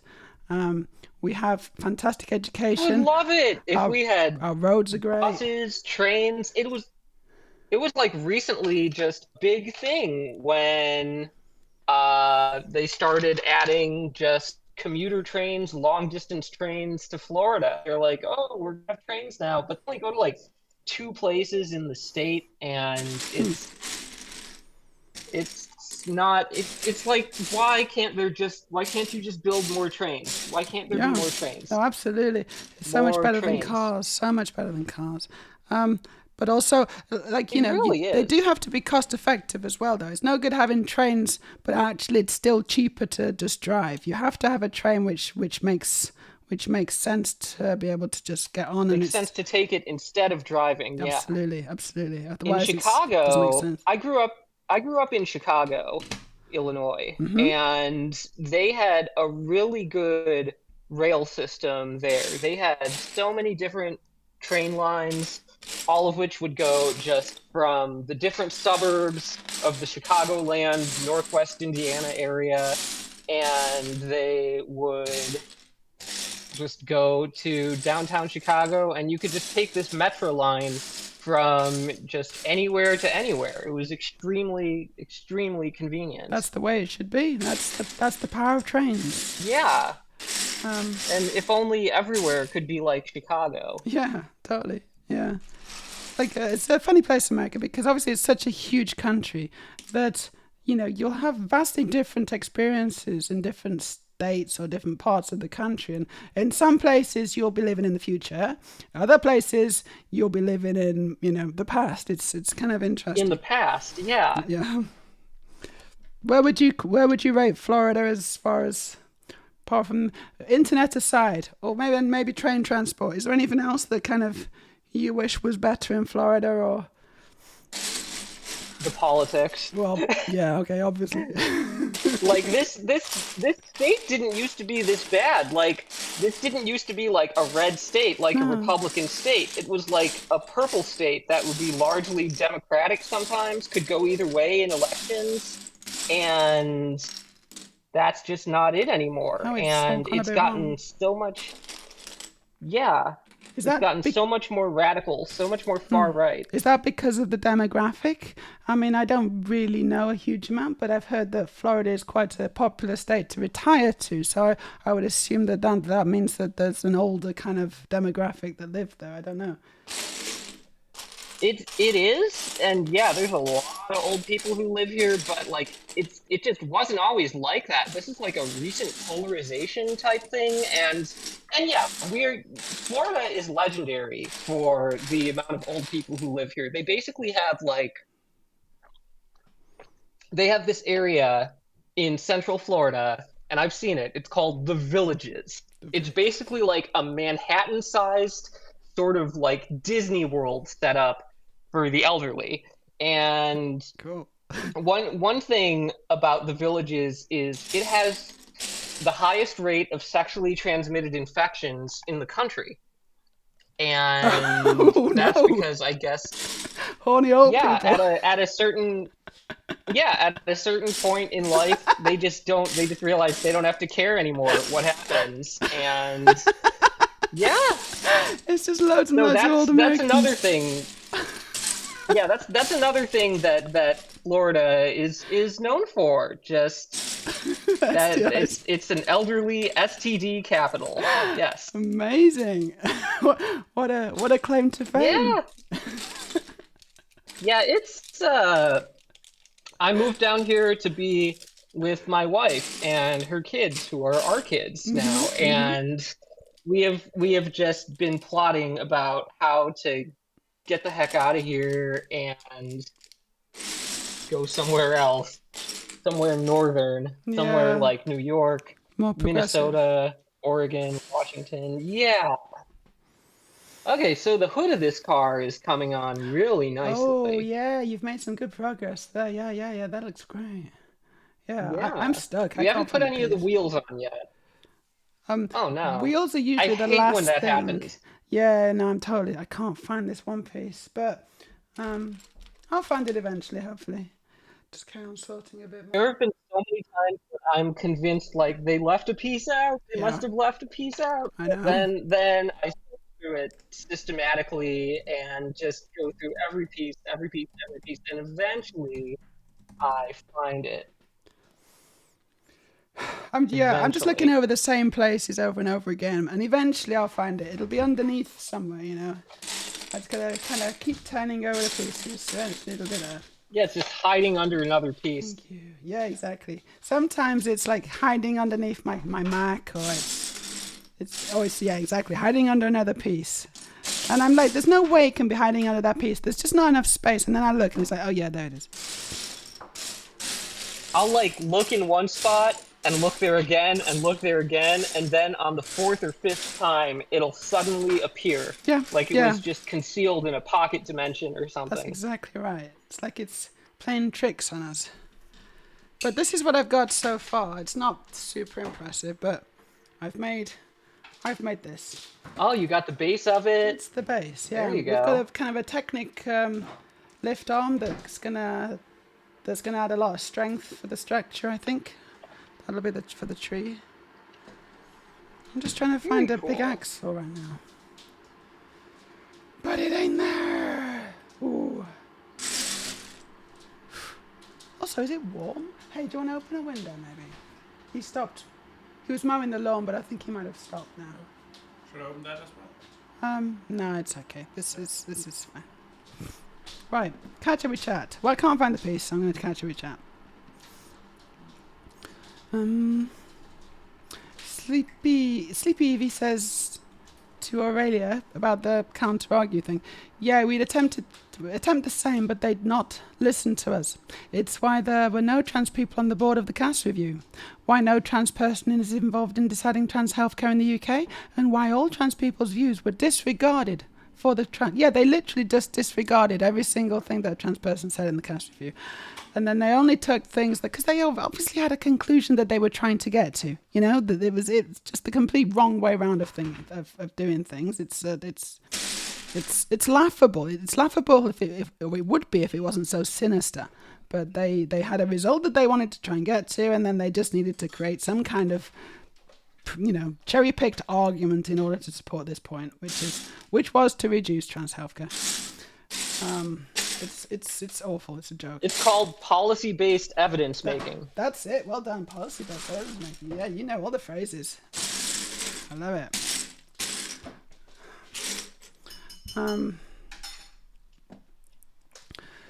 Second Overlord says... Right now we're building the second door for the car. Oh, that's cool. There you go. Thank you so much. I can't find this axle. I got a new coffee now, so that's going to help me.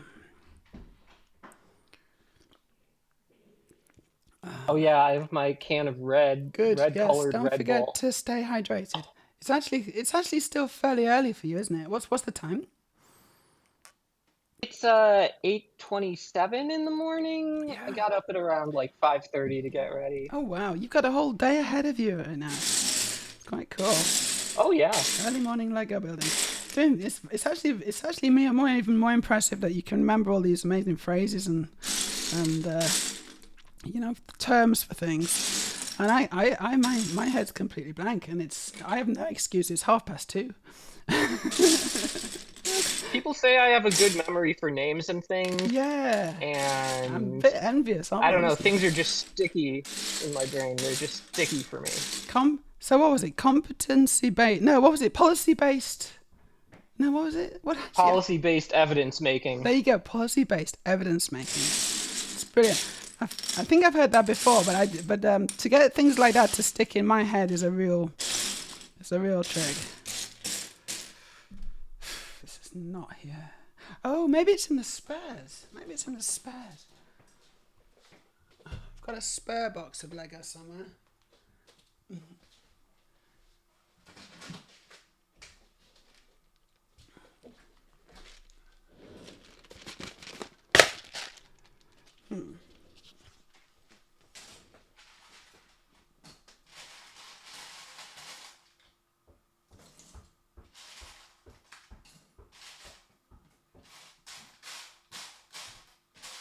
No. That is a negatory. It's not in there. So it's definitely in this pile. Yeah, it's like a process of elimination. It's like, it has to be there. And so, my strategy now is just to try to remove some more layers of Lego in order to kind of simplify the problem. Yeah. Which is a good long-term solution. More stickers.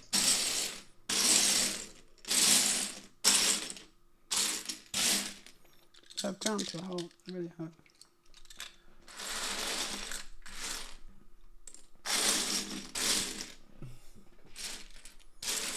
It's going so well. We are getting real close to the finish line on this one. This one's going to have some wheels soon. See, and that's going to make all the difference. Once you got your wheels, it'll just suddenly look like, it'll look so finished then. It's usually it's a car now. It's usually the last step. Yeah, exactly. Yeah.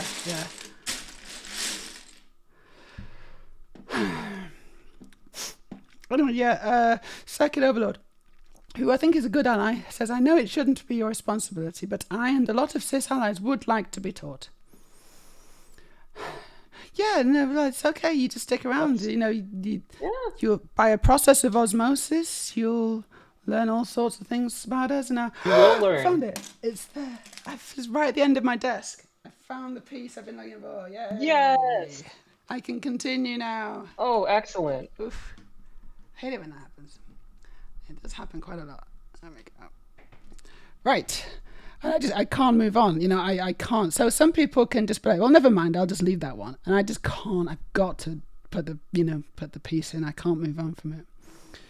It's just not. I'm just not capable of doing that.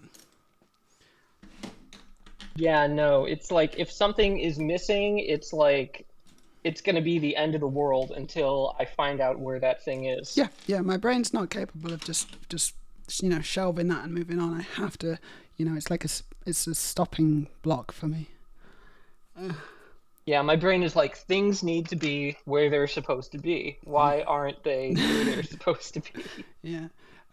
That's a common problem with neurodivergent people, actually. In that, so if I don't know if I've got this problem, but it's but maybe I'm not sure. Probably other people will be able to tell me better than I can tell myself.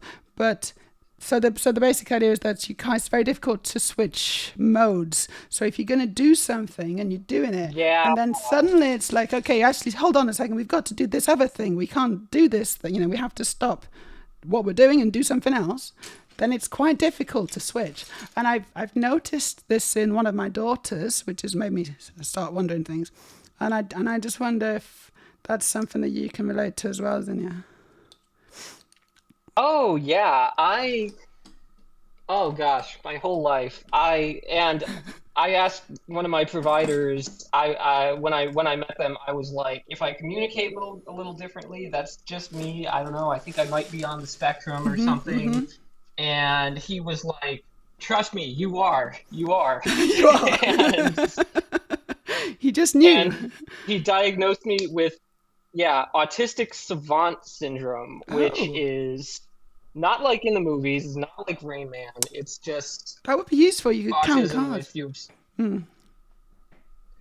Yeah, that kind of thing. But it's basically just where you have high levels of functioning in some area or another, which I guess for me is keeping a lot of information in my head and making a lot of connections and having a good recall for that.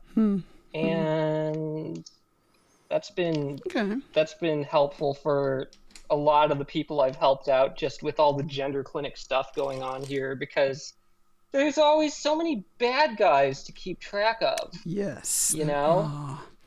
There's so many bad guys on the map, and I just got to remember, oh, this one was working with this one at this organization at this time, and they did this. And then the whole Okay. network of them just kind of reveals itself in my head. So what exactly do you? So it sounds like quite an organized kind of thing that you're doing there. Are you part of an organization? Helping trans people, or is it like a hobby, or is it more? I'm like a free agent. I'm like a free agent, and I just kind of help out wherever I can. And people end up getting in touch with me, like gender clinics will be asking, "Hey, what do you know about this person?" Or just like law firms that are working on this, I'll get in touch with them, and they'll be like, "Hey, this information is really helpful." And yeah, I'm not like formally really anything, but I just like stay in touch with a lot of people and I just run around helping wherever I can. That's Like great. something comes up, oh yeah. But it's basically. It's But you're doing it from the kindness of your heart, I assume. So you're not like a professional trans consultant, but although maybe you should be. No, I'm not getting paid for this. No. I do this because I care about it and it's important and Yeah. I want to make good things happen for us. Totally. But also, I think it would be nice if you were paid for your labor as well and expertise. That would be nice. It would be nice. That would be nice, wouldn't it? But I can understand why you'd still just want to do it anyway. But yeah. Okay. It's so important, It's very important. Sometimes there's been things where I was the only one to find something out that was a really important fact that might have been relevant to a case or something like that. Oh, like, wow. there are things I found that I ended up posting about where, like, in some of these cases, it looked like one of the defense's experts might have been, like, lying under oath about an organization he was a part of. And when things like that come up, it's just like, hey, anyone in the world who's willing to listen to this, have I got a story for you? Yeah. So would you consider yourself a bit of a citizen journalist as well? Yeah, I'd say so. I do some research, I do some journalism. It's not like the kind of journalism necessarily where It's just like go out and interview people and see what's up about all that, and then you're just neutral about it, and the truth is somewhere in the middle. It's not like that kind of journalism. Sure. It's advocacy journalism. Yeah. It's just revealing how like a lot of these things that are going on, these are the facts that lend themselves to a certain interpretation of events just about what is going on. And I don't hide that. I don't have to like try Yeah, no, and totally. be It's like neutral about it. you don't have to try to provide false balance either, just for the sake of it, because I think a lot of journalists do that. They say, well, this scientist is saying that global warming is disastrous and that we need to reduce emissions. Now let's get some crank on who thinks the Earth is flat, who doesn't believe in climate change. It's like there's no reason to do that. Actually, you don't need to provide that balance when it's just it's fake. It's fake balance. It's not real. Yeah, there's like an approach where it's like some people say this and some people say that. But what I'm interested in is like what the truth is and what is actually happening. Yes. There's only one thing that's actually happening out in the world, and it can't be both ways. That's absolutely right. And also sometimes it's you've got to advocate for what's right as well, for what's morally and ethically right, as opposed to just trying to be Switzerland and everything, and being like, well, yeah. There are moral values that inform all of this. Journalists have ethical responsibilities. People have ethical responsibilities not to be complicit in facilitating injustices against minority groups, I mean, that's like, there are things that supersede a need for just, make sure everyone gets their word in, no matter how out of line or bizarre it is. That's perfectly right. And it's perfectly reasonable, yes. Let's catch up with chat.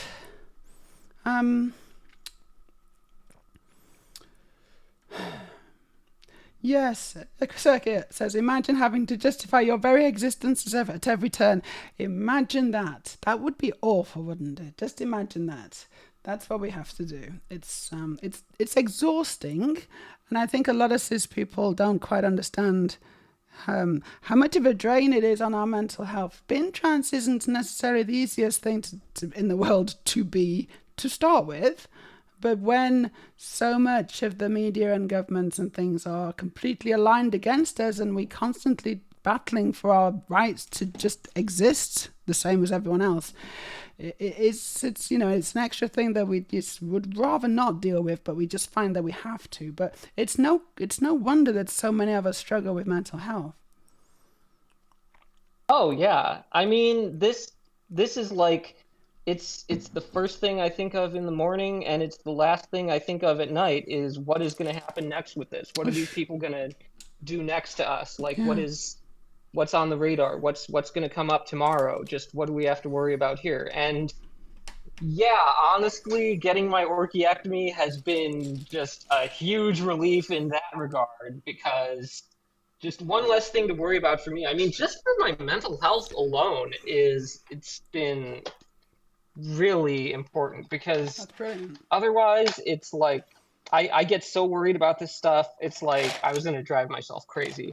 Because when you're just aware of like all the directions that these threats are coming from and all of the stuff that could happen, it's like, whew, it'll give you some serious anxiety. It can be too much, and you really need to be able to look after yourself from that point of view, and know when to, when you need a break and when you need to recharge your batteries. And like, that's a real skill. You can't be running constantly all the time. You have to know when to take a break, when to take a rest day, maybe we call it.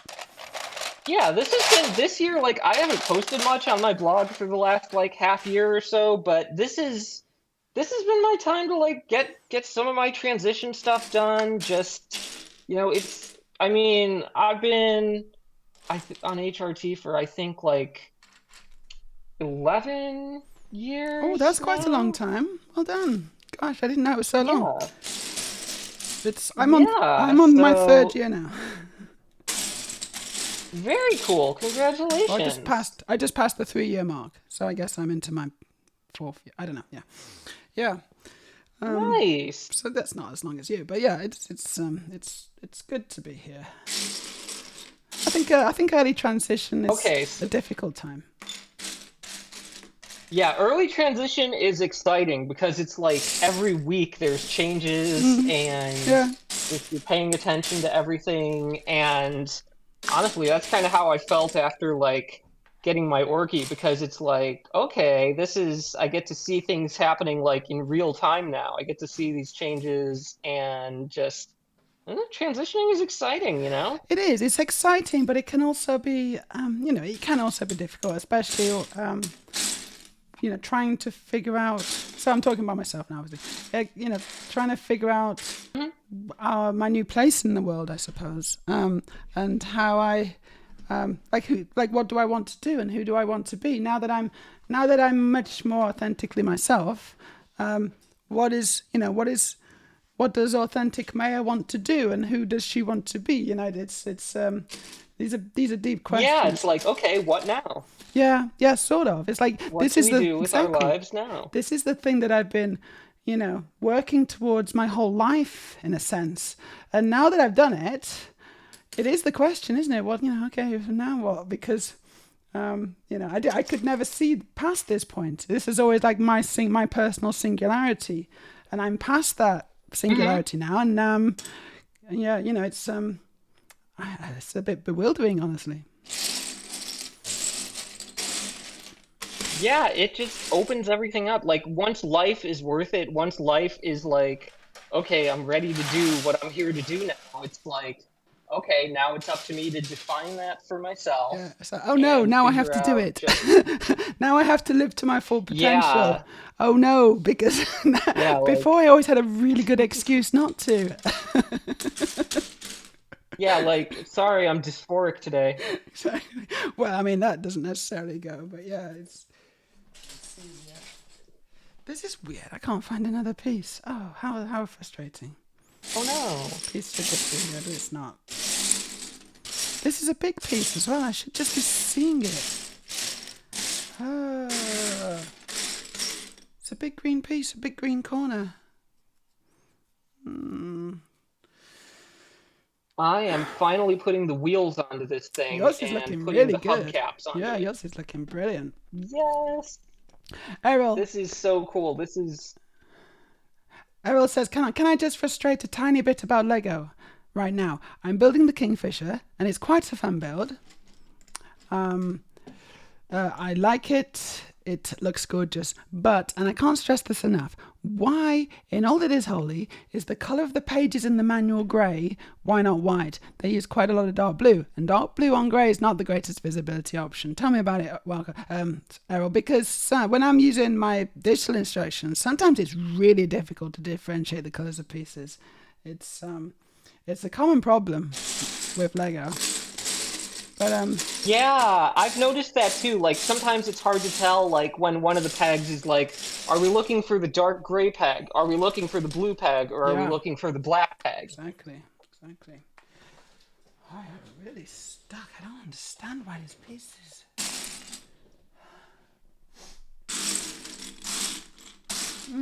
All right, time for hubcaps. Totally stuck. Already, I'm a bit worried that there's a piece missing, to be honest, because this should be here and it's not. It's a 4x4 rounded plate with a corner rounded, and I just don't see it. It's so strange. When I was a kid, I had a set with missing pieces. It was like one of those Lego Space Explorer set. This had to be around like maybe the late 90s, early 2000s. Okay. And it was just like one of those things where it's like a lunar rover that's like a lunar rover train type thing. And unfortunately, when I got it, some of the most important and largest pieces were missing. So then I had to have my stepdad take me back to the Toys R Us, and we had to be like, hey, we need one of these that has all the pieces. So that's the good thing about Lego, in that if you can actually order the pieces directly from Lego, and if there's pieces missing, they'll often just send them to you for free. It's a brilliant service. Oh, wow. Yeah, I mean, Lego is such a good See, company. I didn't even know about that Yeah. back then because we didn't have the internet in our house until like 2003 or so, which I thought was ridiculous.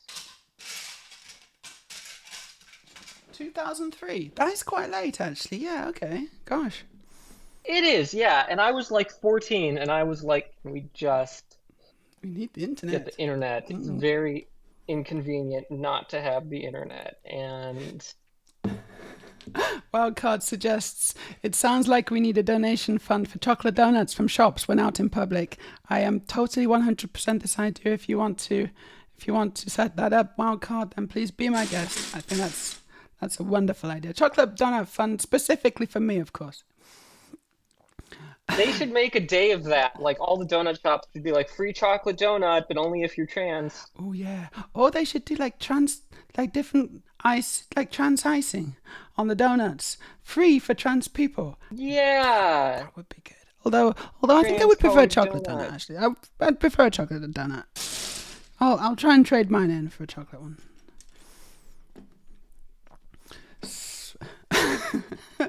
Exactly, Circuit. Now, why would anyone care if a human being eats a chocolate donut? But here we are. Welcome to the internet. Welcome to the internet. Wildcard, I had the same issues with some of the early steps of the radio. Oh, the radio. The radio looks so good. Dark grey background, dark blay pieces. Had trouble realizing the open area in the plates was background and not a misstep. Indeed. It's a good thing to fund. Oh, it's done. You finished. Amazing. Ta-da! Let's see it. I'm gonna make it bigger. Hold on. Let me just try and grab you so you can get bigger. There we go. Wow. Check it out. Look at that. Yeah. That's Oh, really that's nice. so exciting. Yeah, that's really cool. Yeah. It's so cool. So you're gonna Yeah, it's display got it? like the little doors that flip up. Yeah, I'm gonna have to find a place for this. Well, speaking of display, would you like to see my collection? Yes, please. Absolutely. I'm afraid I'm going to have to lose the sound, so I won't be able to hear you, and I can't put it on because otherwise it'll echo in the Okay. stream. But I will show you. I will show you what I got.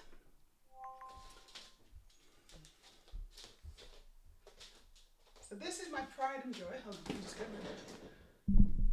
This is definitely one of my favourite ones, and it's the Concorde. It's so The cool. Concorde. It just looks perfect. The design, the way they designed it, and then the landing gear. You can bring the landing gear up and down as well.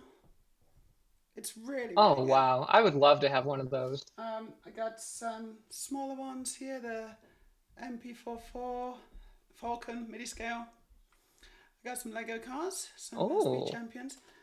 The F40's mine, and then the Blade Runner Spinner's mine as well. Very cool. Lego Viking Village. Here, some roses. We got the Ecto 1 from Ghostbusters. Really, really cool model that. Really cool. Oh, I love that one. There's a few more this way. I got some orchids.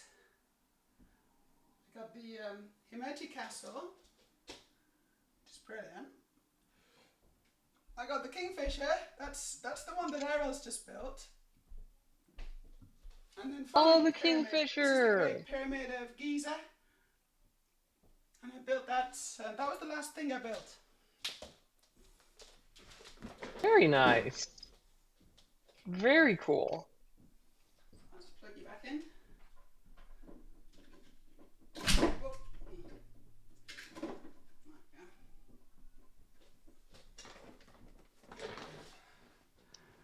Cool. Well, let me show you some of mine. I got a couple here. Let's see.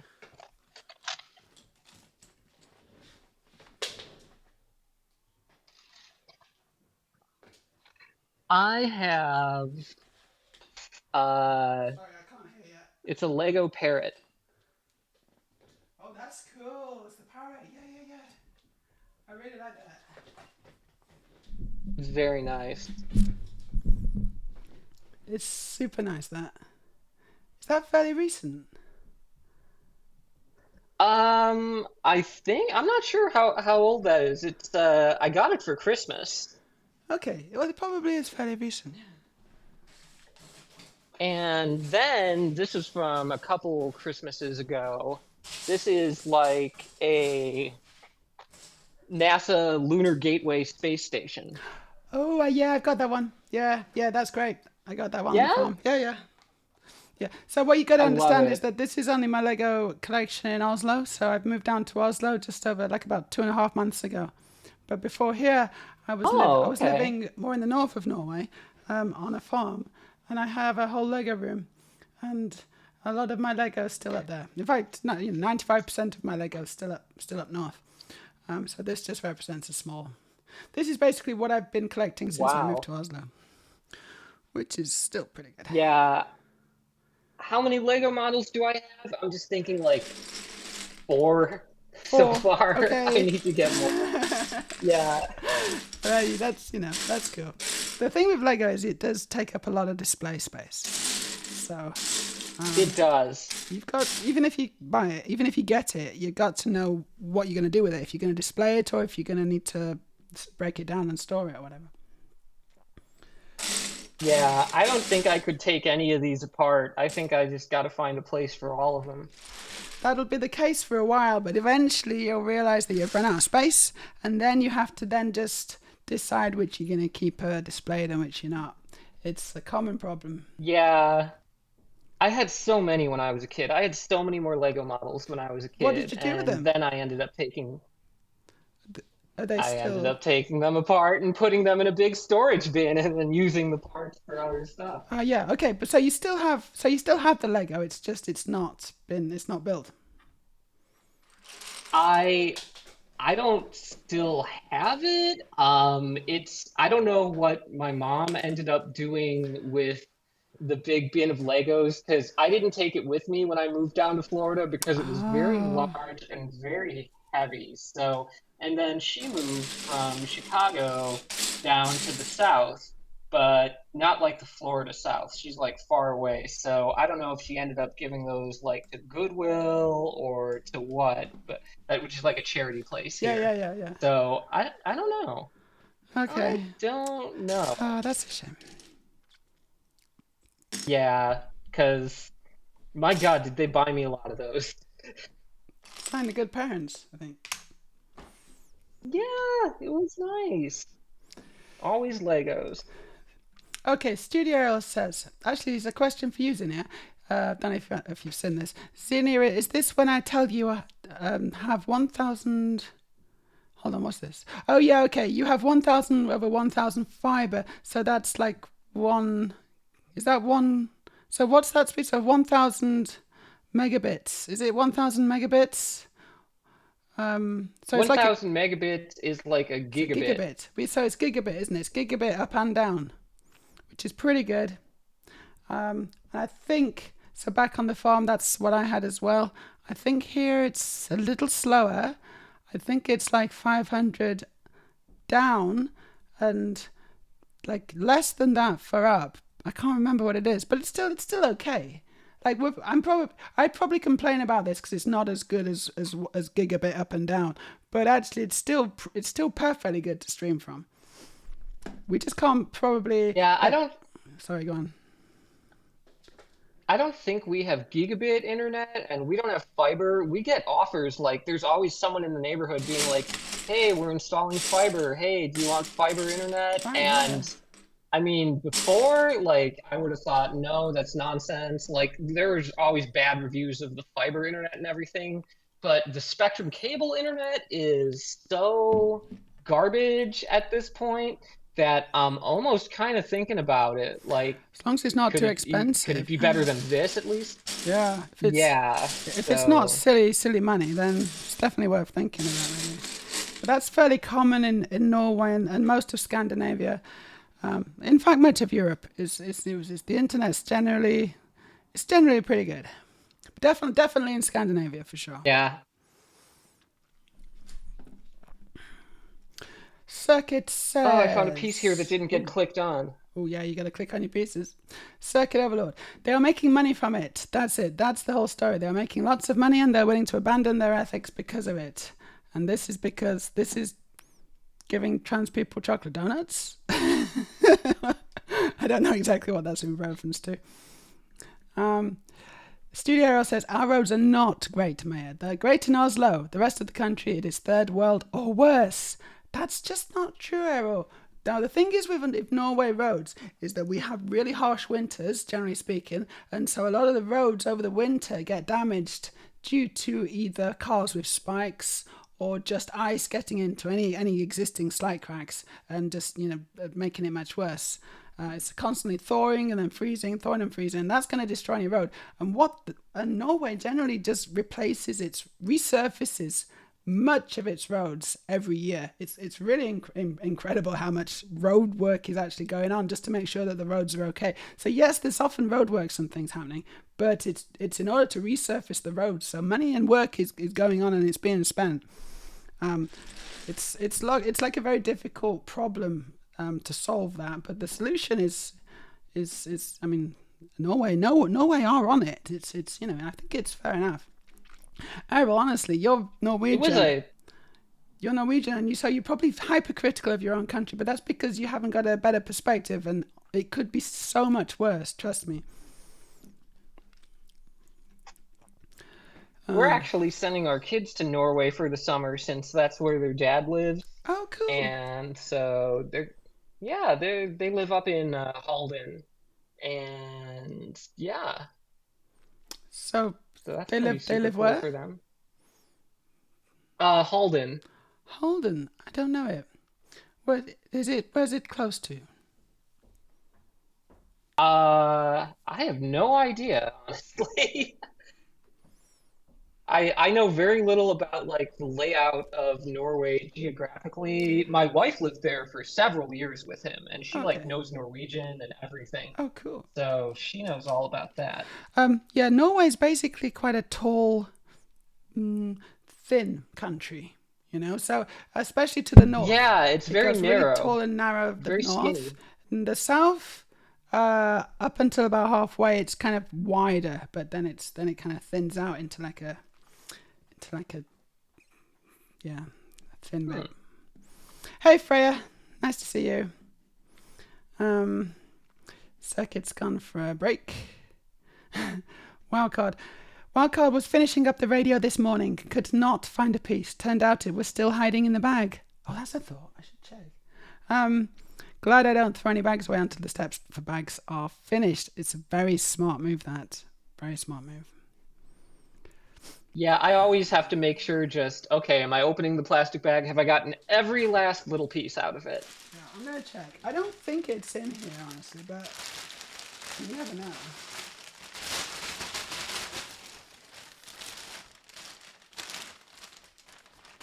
No, there's no Lego in here. No. It's a bit of a mystery. That is such a giant bag of Lego pieces. Yeah, and I'm really struggling because of the fact that I can't find this one piece, and it's a plate which I need to put additional Lego on top. So I'm gonna have to skip it. There's nothing, otherwise I just can't carry on building, and that's a bit frustrating. But yeah, I hope that's not gonna bite me. I hope that's not gonna bite me later. Gosh, they're still building on it. I don't have it. Okay, I'm gonna have to build on top. Okay, fine. That's weird. So you're finished on your Lego now, yeah? Well, yeah, now I need to figure out which one I want to buy next. If I want the Jeep Wrangler or the TIE Bomber. Well, that's a really good question, actually. Yeah, maybe we can help you figure that out, because there's lots of Lego experts in the chat. I can guarantee it. And there's me as well. And yeah, maybe we can help you figure out which one you should get next. Yeah, I had never realized before how much of it's one of these. How much of a trans Lego building community there was, Yeah, and you have a 6x6 of it, but you don't have a 4x4 of it. No, exactly. No 4x4s. I don't know.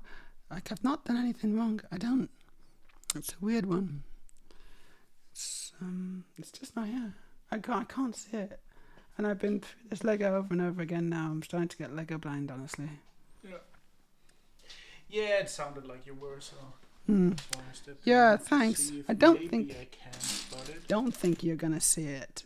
Honestly, don't think you're gonna have any more luck than me. There's also a giant pile of Lego. Oh my gosh, it's there. Oh, it was right in front of me the whole time. It was here. It was just here. The piece I needed. The recreation of what I was trying to. I've been looking like the whole place, but I haven't really been looking close, and it was hiding. It was right there. Oh, what a relief! There you go. That's been driving me crazy. I have a problem sometimes where it'll be right in front of me, and yet I won't see it. Like, my brain is used to processing so many Legos that, like, sometimes one of them just won't even register. Yeah, I think that's what happened. I got Lego blind. It's a bit like being snow blind, you know, when you're out. I don't know if you go skiing or whatever, but probably not so much in Florida, thinking about it.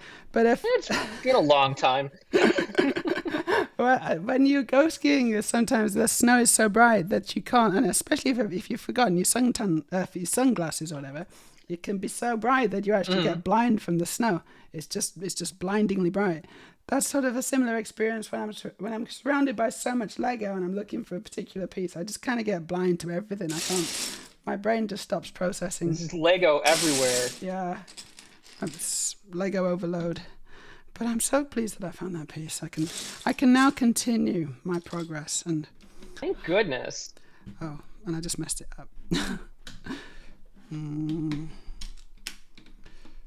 Right, let's carry on with chat a little bit. Sleepy says, we have that issue when someone asks us to do a task. We're unable to add it to a queue. Instead, it's a bit like MTG. The request goes to the top of the stack and has to be resolved first. MTG? What's MTG stand for? I don't know what MTG is. Magic the Gathering. It's like this card game that yeah, you're a right. bunch of people play. That's probably what it is. Earlier, not every side is valid and Yeah, not they all play with arguments these, like, need to be heard. decks of cards. Aurelia, that's a really good one.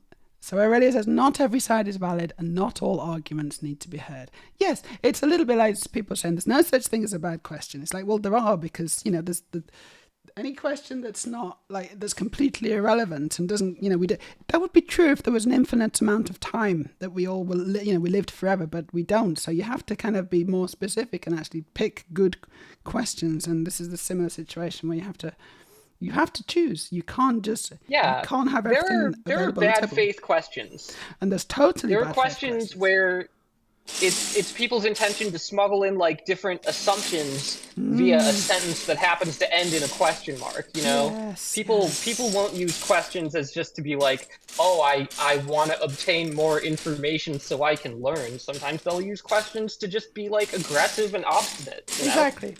And that's, you know, and so it's very naive to think that there's no such thing as bad questions. And it's a privileged point of view as well, because there absolutely are bad questions. Right, what have I done There's here? bad questions. There's jerk questions, you know. Yeah. Oh, I see what I've done. Okay, I got it. I've messed off a little bit here. This car is so cool. It makes me want to work on learning how to drive for real. Oh, you can't I'm drive? Still working on. Yeah, that's a good skill to have. I can, like, halfway sort of drive if I have, like, someone else with me to be like, oh yeah, this lane is clear, you can merge into this lane, or like to show me how to get in and out of a parking space. But I don't think, like, that would really, yeah. I've seen a lot of Americans drive. I've been an American, and I think that the standards. Well, basically, you don't have to take, like, your lessons and things like that, and the actual test itself. It's not. It seems quite easy. It seems quite basic. I think that there's a common perception in Europe that we actually have to practice, and, like, the standards of passing the driving test and stuff here in most of Europe, it's a much higher standard than the US. Is that something that you're aware of, or would you review that? It's taken a lot of practice for me just to understand and get used to like having my senses just integrate everything all at once and just make sure it's like a coordinated thing and just keep up with everything Are you because driving like stick? Are you I'm pretty driving? sure no, No, automatic. it's Yeah, automatic. yeah, yeah. Yeah. So no stick, thankfully. Yeah.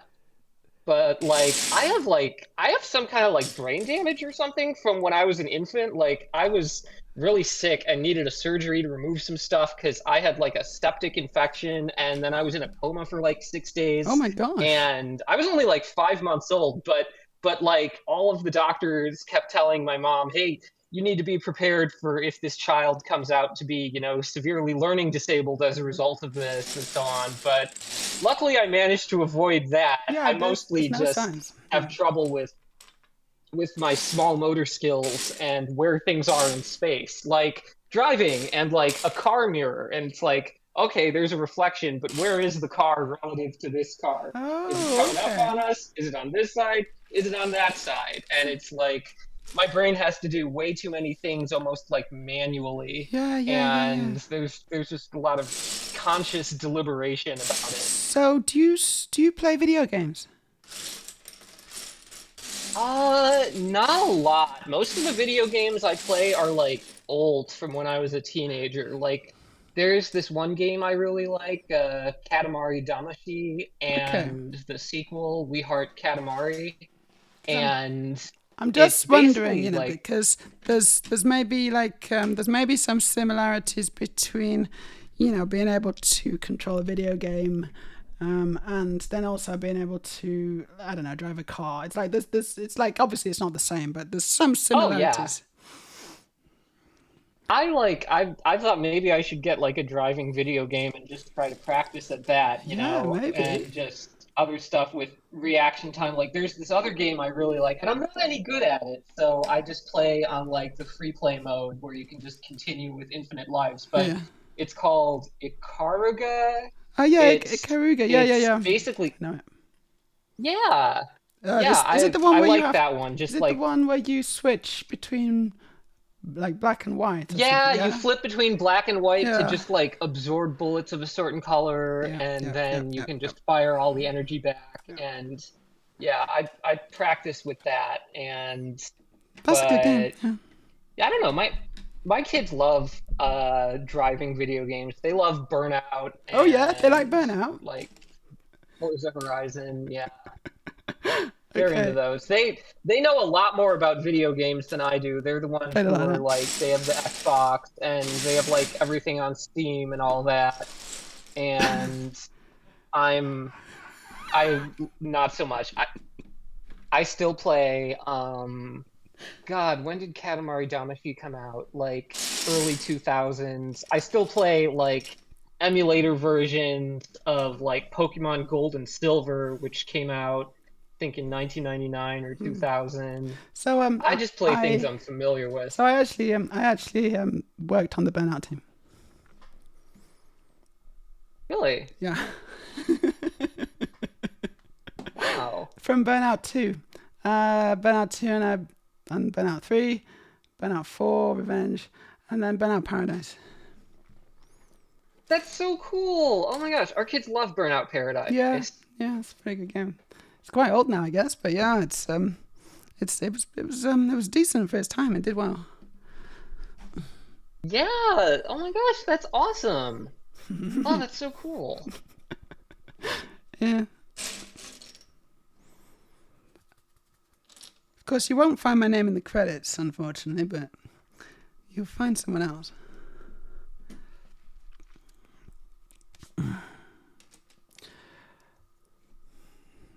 I don't know what the protocol for that is. It would be quite nice to kind of, retroactively change my name in the credits for some of that stuff. I just don't really know how to do it. Because it's not like Yeah, it's quite a while ago now, so it's not like it's been published anymore, and it's like I don't know. Can you even buy it anymore? I'm not sure. I suppose you can. I don't know. Maybe it's on Steam. Yeah, maybe it is on Steam. I'm not sure. so long ago since I was building that Yeah, stuff. I don't have a very good gaming PC. I have a office laptop with Okay. like a built-in graphics card, and so I play very rudimentary video games, pinball, Pinball's good. solitaire. Pinball's still fun. Okay, they've got Burnout Paradise remastered on Steam, Oh yeah, okay. but Cool. almost certainly I very much doubt that my computer would meet the requirements for it. The thing is as well is that there's no way that they're going to go into the source code, change the credits. It's not like it's not a simple thing. It would take money in order to do that. So that guy's name is always going to be down there. It's not my name really. So it doesn't really matter.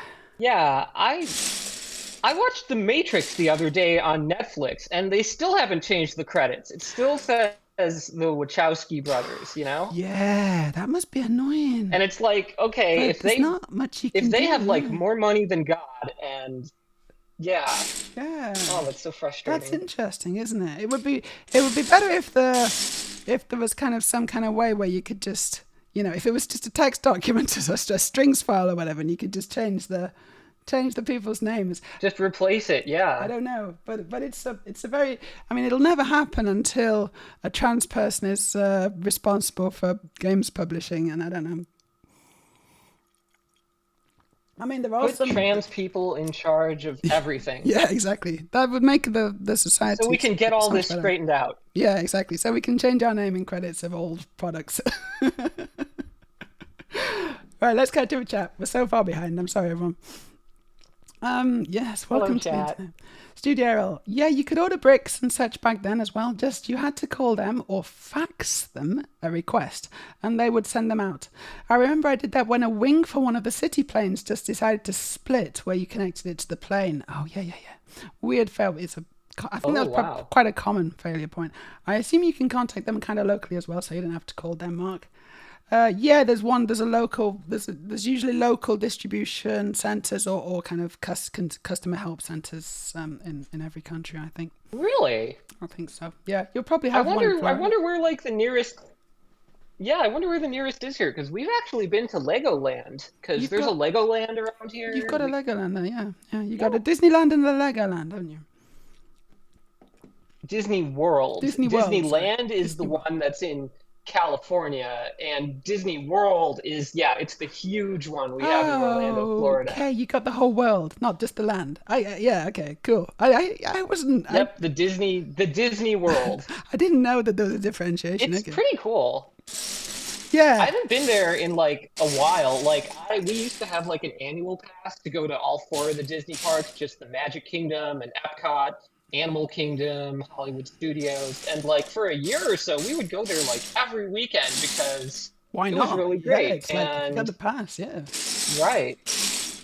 And last week we went to Disney Springs, which is like a 5th park that has free entrance, and it's just like full of gift shops and restaurants and stuff. It's like, hey, come here for free, buy all this food, buy all these gifts. Yeah, awesome. And we were there for a concert. They have like the House of Blues there that has concerts, and one of the bands there was Echo Astral, and they're fronted by these trans people I know, and they invited us there on the guest list, and so that was really cool. They're like a really cool punk band. It's a great venue too.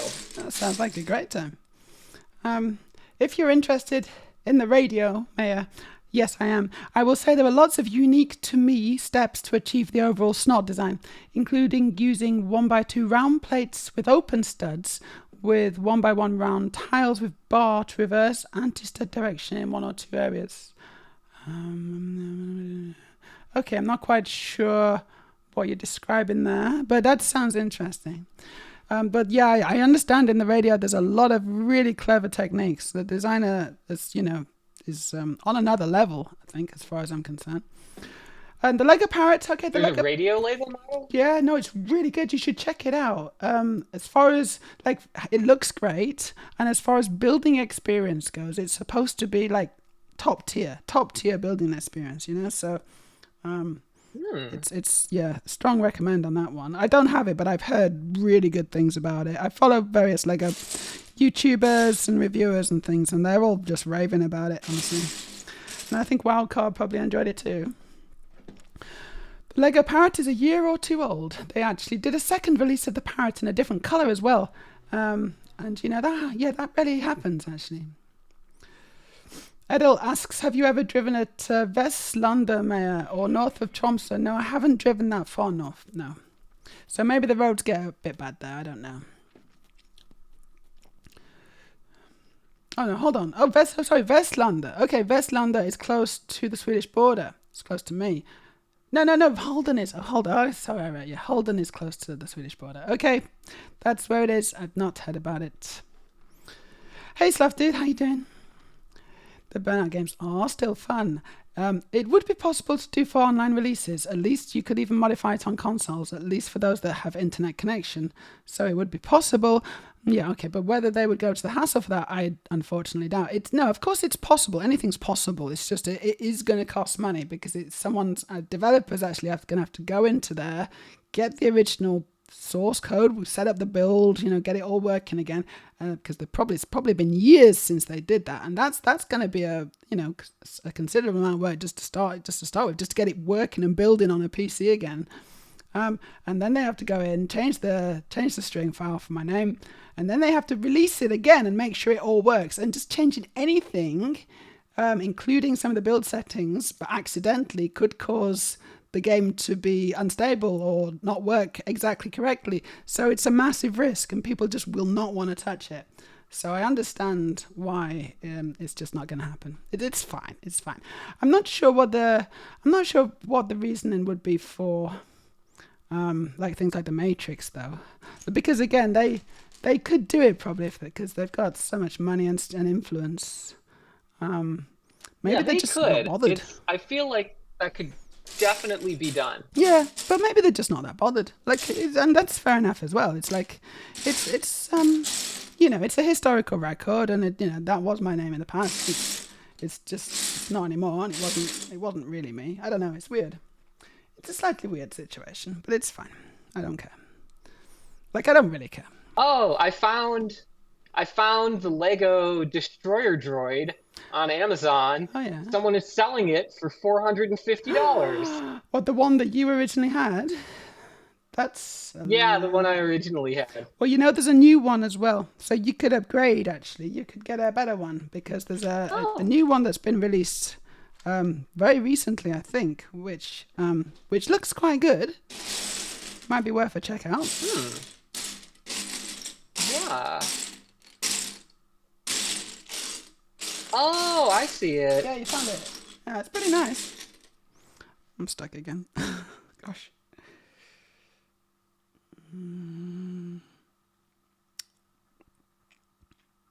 Yeah, Disney World has the international pavilions. That's in Epcot, where it just has all the countries of the world. Well, not all of them, but maybe like 10 of the countries of the world. And there is a Norway section, and there used to be some ride there that was like it wasn't like a Yeti ride, but it was like some kind of plunge. Okay. And I think they redid it to be themed after the Frozen movies. Oh, yeah, of course. Yeah, they will. Anna and Elsa, yeah. My kids love those movies, they really do. I don't know how many times I've watched them, but I don't know, I've watched them too many times, honestly, for an adult to watch film, but we used to have Frozen just playing on loop on our TV for the kids. Yeah, I know all the songs. I mean, they are good films. No, there's no question about it. Oh yeah. But yeah, it's good. It's a pretty good droid. I quite like the look of that. I'm not sure it's $65. Oh yeah, but which is not brilliant value for money because it's only 583 pieces. So what I always want to see is a maximum of 10 cents a piece, and that's obviously going to be more, isn't it? I think.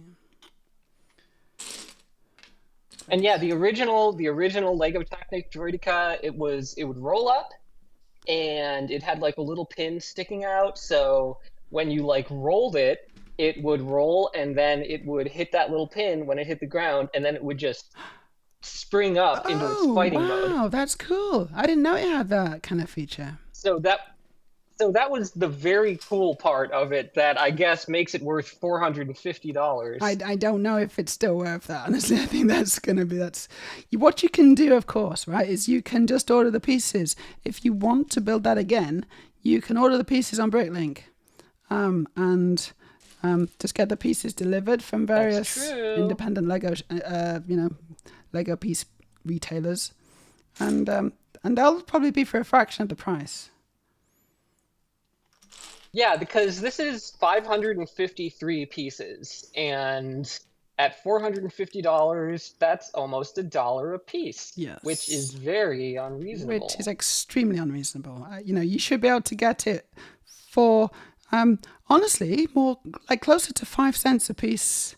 It depends on the pieces. It depends on the set, but 5 cents a piece would probably be more reasonable, which should put it. What's that? Should be, well, it'd be a lot less, basically.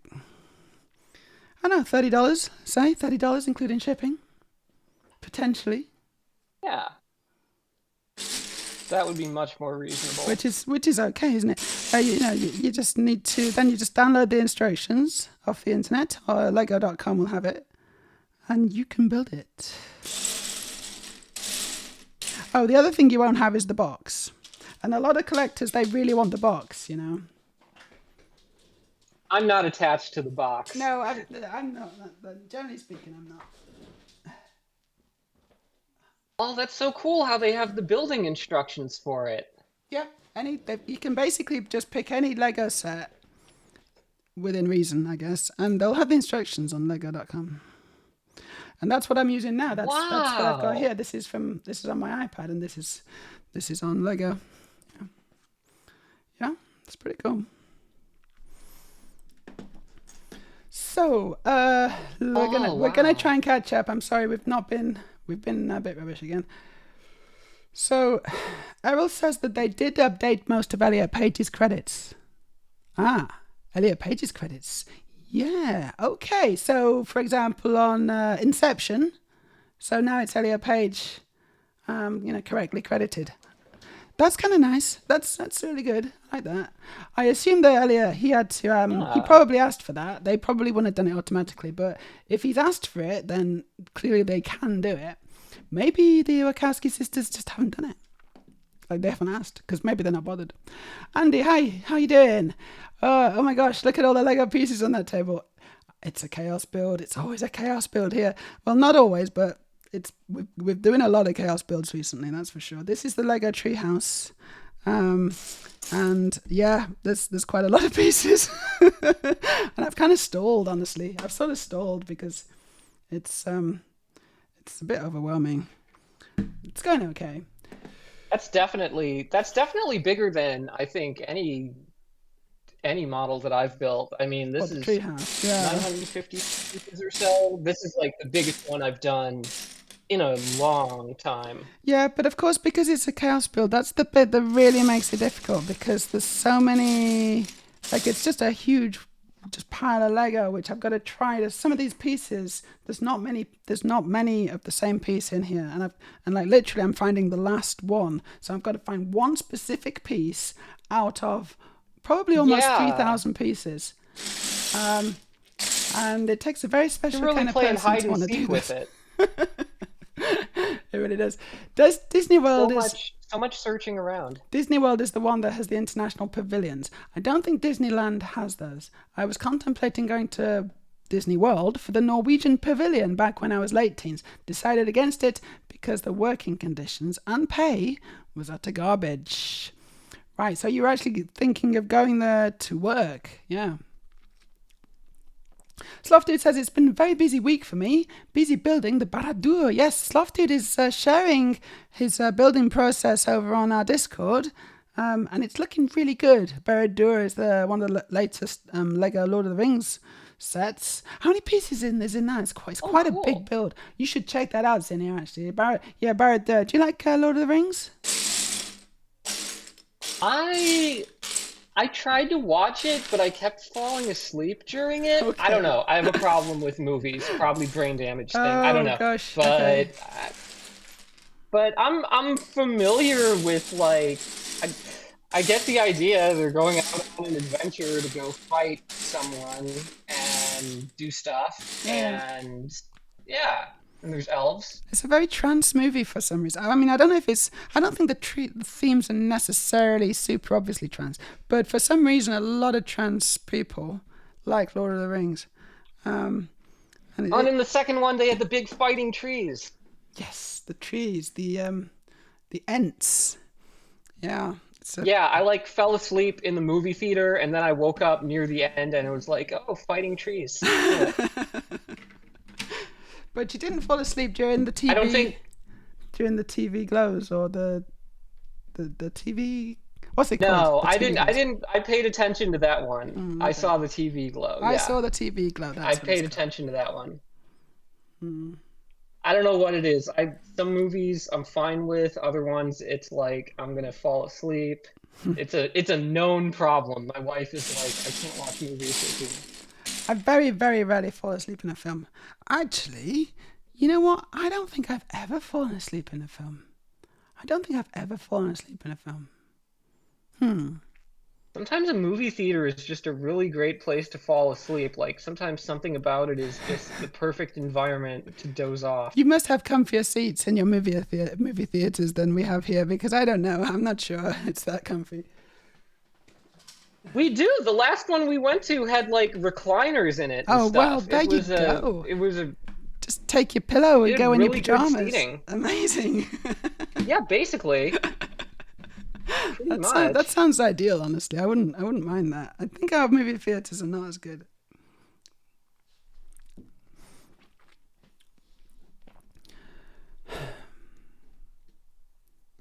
Okay, so Slofty's going to go for a walk soon, but did want to pop in for a little bit. I just noticed that our music has disappeared.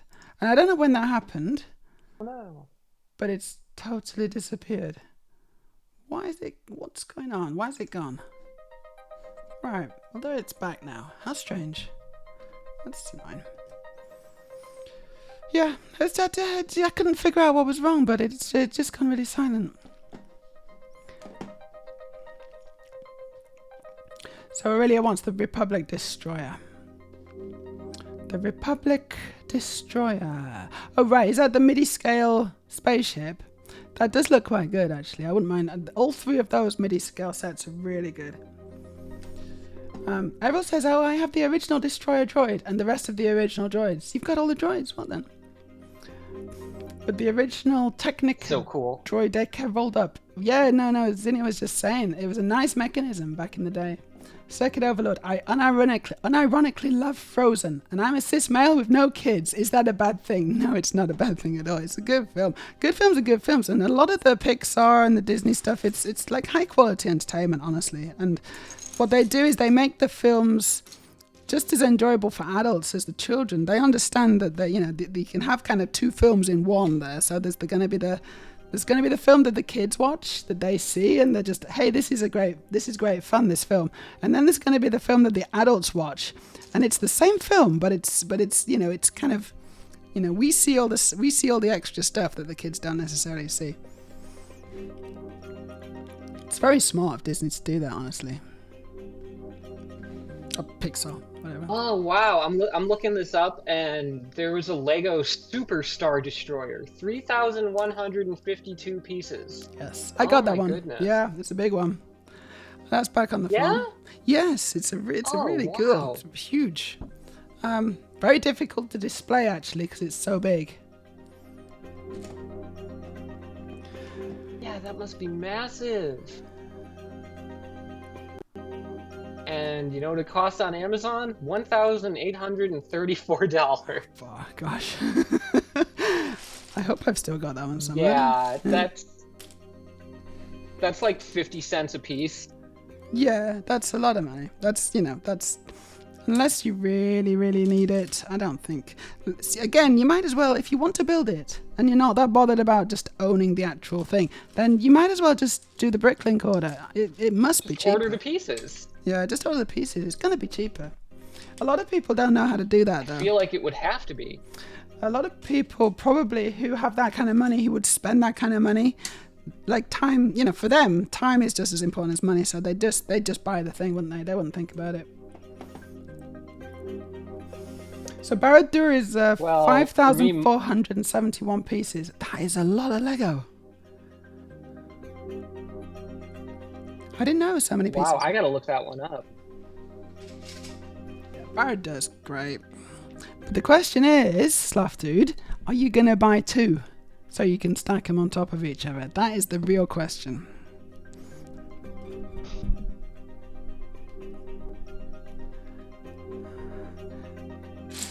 That's an investment. Wow, that is gigantic, the Barad-dûr. It's huge, isn't it? So when I was recovering from my FFS, I think this is the last time I watched Lord of the Rings. I was recovering from FFS in Spain, in Marbella, and my brother was looking after me. He was like, you know, the carer for me, which is nice. And we had my Mac, and we put on the extended version of Lord of the Rings, and we watched all 3 of the films, and I think there's like.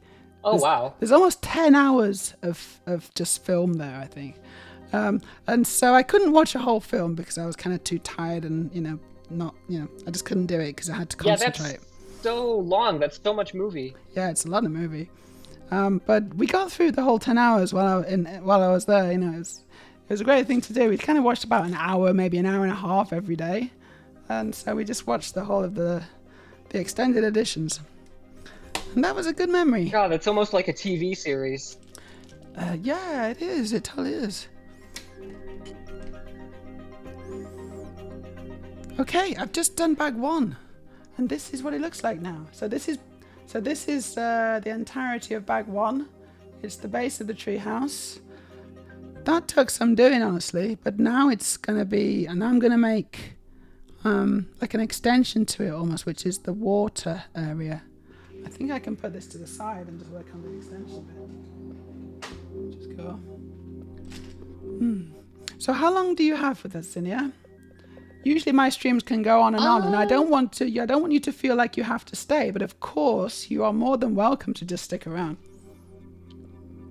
Yeah, I'll probably get going in like half an hour or so. Cool. That's fine. Have you decided what Lego set you're going to buy yet? It's a big decision. Oh, it is, right? And now I almost want to get the Lego X-Wing fighter.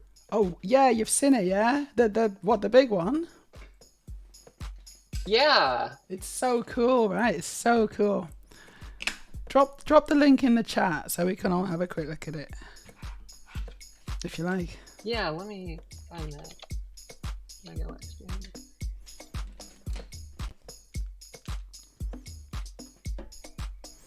It's got, it's got the wings, they open up. It's quite a nice mechanism. And the styling is good. It's fairly true to the original design.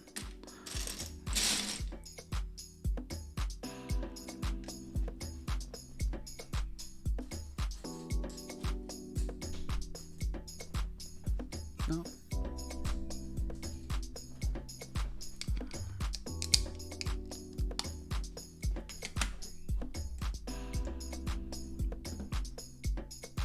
Yeah, okay, so that is actually the toy version. Yeah, that's the toy version. So it's just $65. Oh, okay. There's a bigger one. Let me see if I can dig it out. Hold on. Oh, here's one at Target for $239. Right, that's probably it then. Yeah, that'll be the big one. Yeah, I think that's it. Yeah. Oh, the ultimate collector set. Yeah. So bear in mind they've done 3 throughout the ages. I'm assuming that's going to be the latest one. If it's in Target, yeah, it should be the latest one, shouldn't it? Entirely coerced. Wow, I love the display stand and everything it has. It's really good, really good. Yes, let's check this out. Erotic heat completely consumes me. So already it's got a link to the Venator, that's it, the Venator Republic Cruiser. This is really amazing. To buy it in Norway from Lego, it costs 7,800 krona, which is about, so if you think of a krona being about 10 krona to $1, pretty much. It's not quite, but you know, if you say that, it's going to be like over $700 basically for this Venator. The sweet seduction. That's the link that Aurelia dropped. It's really amazing. I'd love that as well, Aurelia.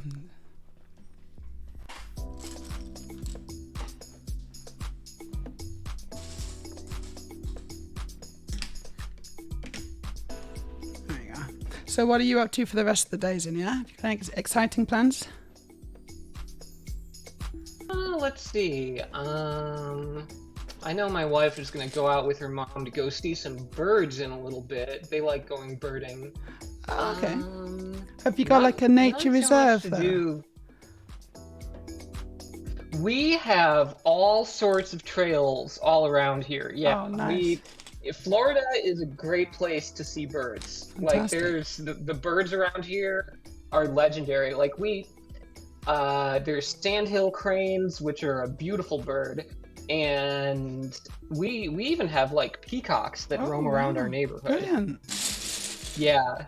Are they They're like, are they they're like native? very. I don't think they are. I think they were introduced. Okay. I don't know. So where yeah, we'll have peacocks- those walking around the neighborhood, and they walk around like they own the place. It's Yeah, great. peacocks I always take do. pictures of That's them. what peacocks are like. Yeah.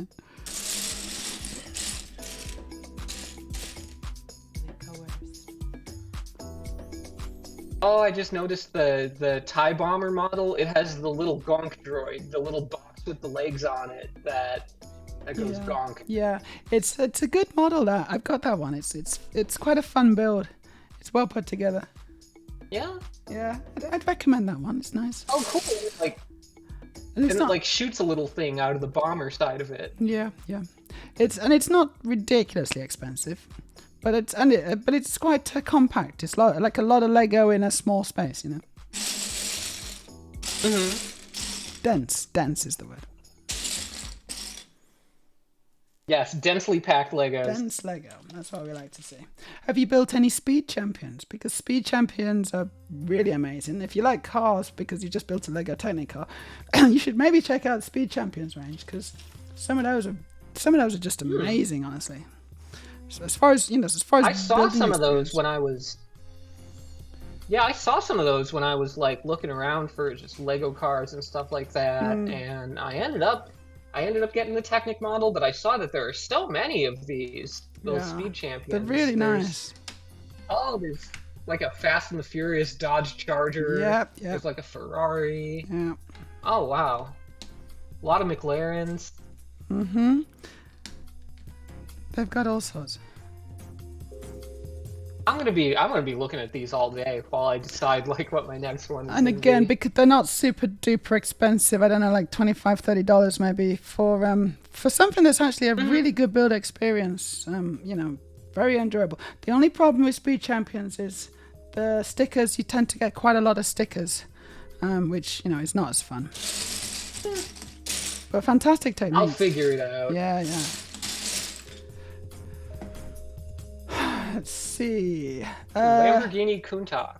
Andy's like, Lord of the Rings can be long. Lord of the Rings is a long watch. Yeah. Have you got? Oh right, Andy's got I'm sure the movies were excellent. Oh yeah, the movies are great, but 10 hours is obviously quite a commitment. I just fell asleep during them. That's okay. Great for a nap. Oh, the Countach. That's a pretty one. Oh, the little white one, yeah. That's a really good one. We got that here, and there's a bigger one available soon, I think, which looks fantastic.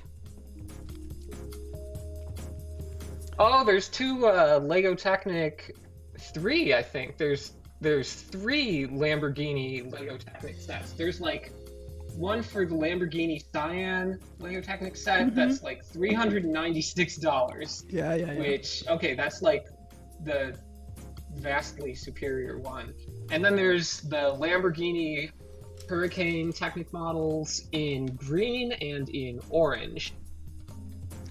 And for some reason, the orange one is $10 more expensive than the green one.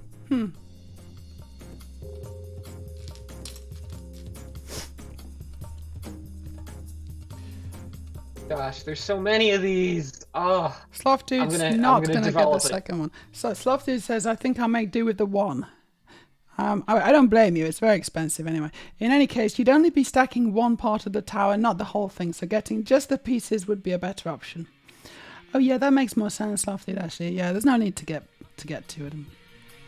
Ariel says, I used to go to the premieres for the Lord of the Rings movies here. The cinema would put the movie on at 1 minute past midnight. Oh my gosh. And the evening before, they would run the previous special editions on the big screen. So for the final movie, there was basically 8.5 hours at the cinema. So you could like build yourself up to the final movie. That's ridiculous. Did you do that? I could not endure that. I think that's quite an endurance test, honestly. I'm not sure I'd want to do it. Yeah, it's too much.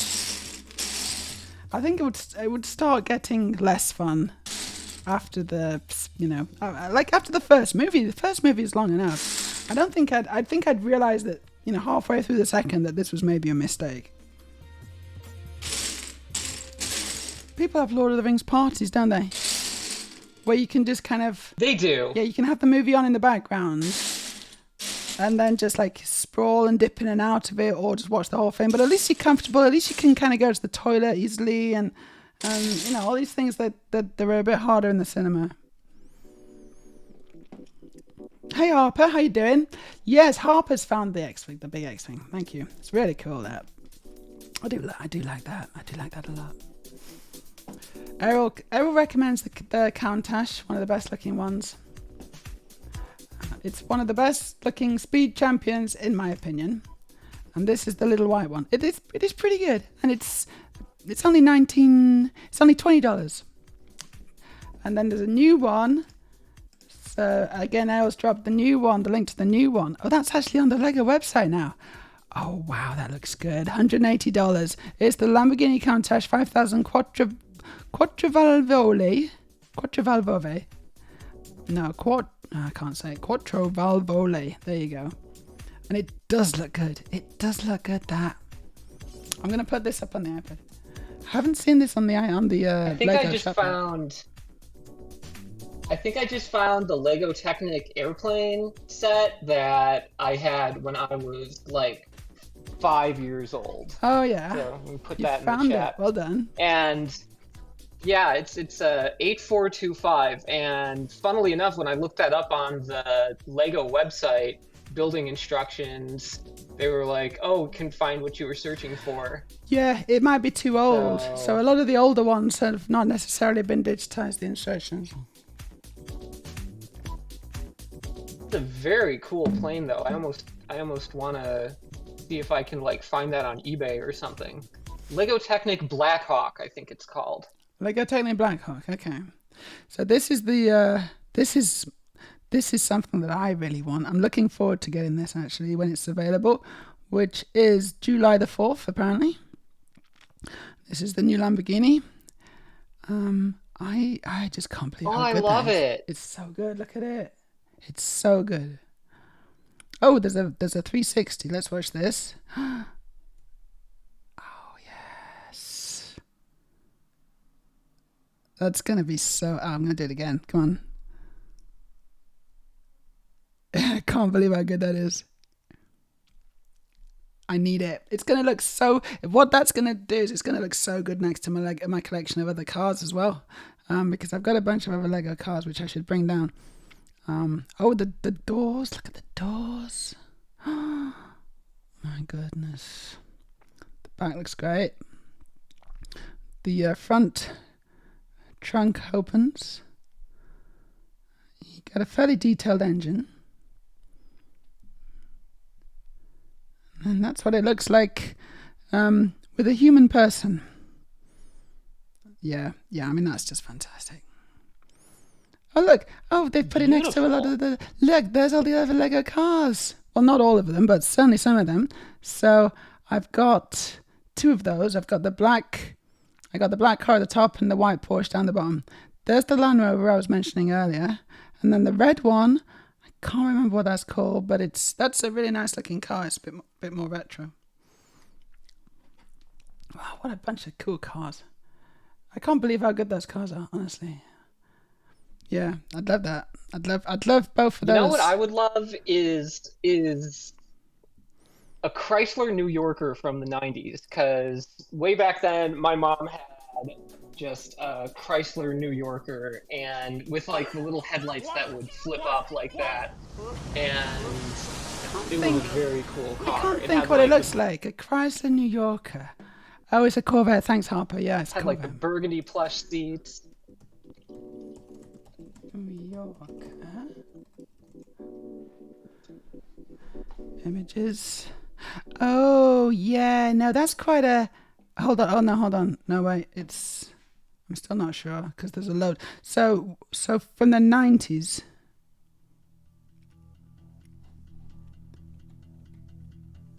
Yeah, you'll have to... I think you might need to find it if you wanted to show an image. Yeah, I'm trying to find it now. Because there's quite a few options here, and I'm not sure which one they are. It's kind of a model that's been going for a while. Since the 60s. Let me see. Oh, yeah, it's been... which one am I thinking of?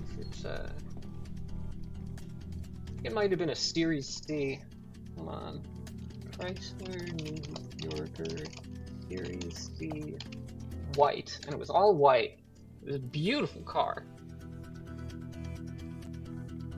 So Andy, you just finished the Tower of Orthanc not long ago. I'm worried how long the new tower is going to take. I think it's going to take a while. How many pieces was Orthanc? But that's cool that you've got the Orthanc Tower and you got the New Barad-dûr Tower. Like, you'll be able to display them. I don't know, you shouldn't put them next to each other, I guess, because they should be separated by a great distance. But, you know, that would be a really cool display thing to have them both as well. Stuff Dude's working on it. Errol says, I did that for all the movies. Yes, people camped outside for days to get tickets in cosplay and so on. that was probably quite a fun time. I remember people just waiting outside in the longest lines to get into the Star Wars prequels. That was wild. Like, people would just be all dressed up in their Jedi robes and just bringing their lightsabers and everything. They did. It was a whole thing. They did that. I don't think I could. Like, I quite like the idea of cosplay and stuff. I think I'd quite like to do it for like a cosplay kind of festival or whatever. I don't know if I'd want to do it just for a film though. I'm just not into films as much as I think I need to be in order to do that. Yeah. Give me 1 second. Let me figure out how to mute this thing real quick.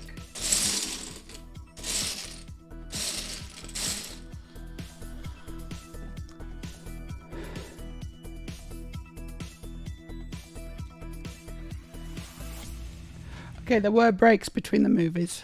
That's a relief.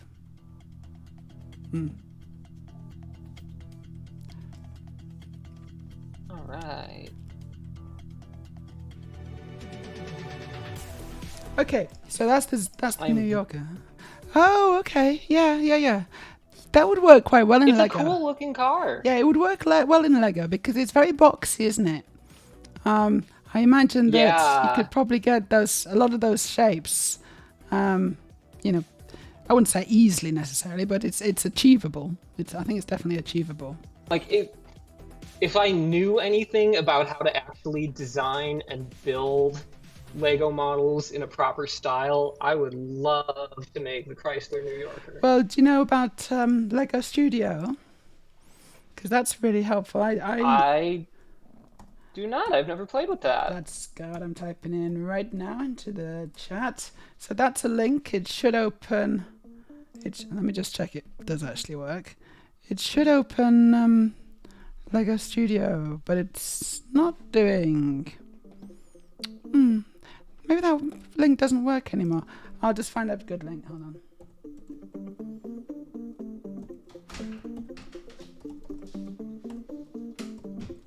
That's a shame. That domain must have expired. It was really good, that. that you could just type that in and Studio would open. But here's the From download. Bricklink? Yeah, it's okay. I'm pasting it in now. There. So try that link. You can download Lego Studio and you can design digitally. You don't have to have a huge Lego collection, obviously. You've got access to every single piece and an infinite number of them. And you can just design and build to your heart's content. There obviously is a bit of a learning curve. It's not massive. If you've done any kind of 3D modeling in computers or anything like that, then you'll pick it up, no problem. But even then, if you haven't and you're still just kind of semi-competent with a computer, then I think you'll probably get reasonably far and you'll be able to work it out. It's great. It's a really great tool, actually. Very, very useful, and you can, I've seen a lot of people being very creative in it, making incredible things. And you just don't. It's free. All you're doing is spending time doing it. Yeah, my ex was super into Blender, just all sorts of 3D modeling and stuff like that. I should ask her about that. Yeah, so she'll be into that, no problem. She'll be able to, she'll pick it up, no problem, I suspect. I didn't, I'm the same, so it was fairly straightforward for me. So cool. It's good fun, and it should work on most PCs and Macs.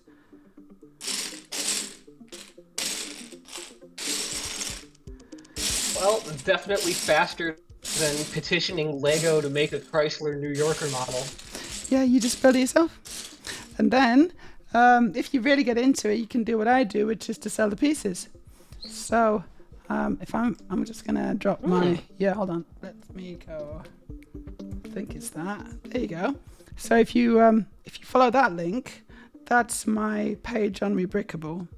And that's all the mocks that I've got available to purchase. You can buy the instructions, and you can build some of my creations. Oh, it's the Enterprise! It's the Enterprise. Oh, it's Ed 209! It's Ed 209. Oh my god, my ex was like obsessed with RoboCop. It was like her favorite movie. It's because it's such a good film. I know, it's great. Right? Oh, that's so cool. Yeah, the Ed 209 sold quite well. I think it used to be the Batman's Tumblr. Tumblr used to sell, really, really well. Those sales of those dropped off a bit now, but the Ed 209 has kind of replaced it. And it's nice, I just kind of get the occasional ding on my phone as people buy instructions. That is awesome. Oh, the Enterprise with the little Delta base. Oh, that's cute. Yeah. I like that base. I'm happy with the stand.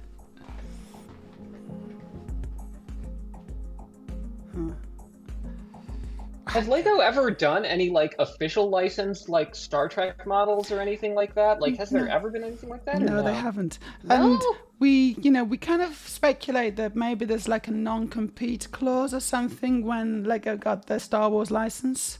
It's possible that they had that, that was part of the terms, but we don't know because we don't obviously we don't know what the contract is. But no, Lego have never done any official Star Trek stuff. I think Star Trek has been done by, is it Mega Bloks? I don't know. It's one of the Lego alikes that isn't really Lego. I think one of those picked up the Star Trek license. And they did I think they did okay. In the malls in Florida.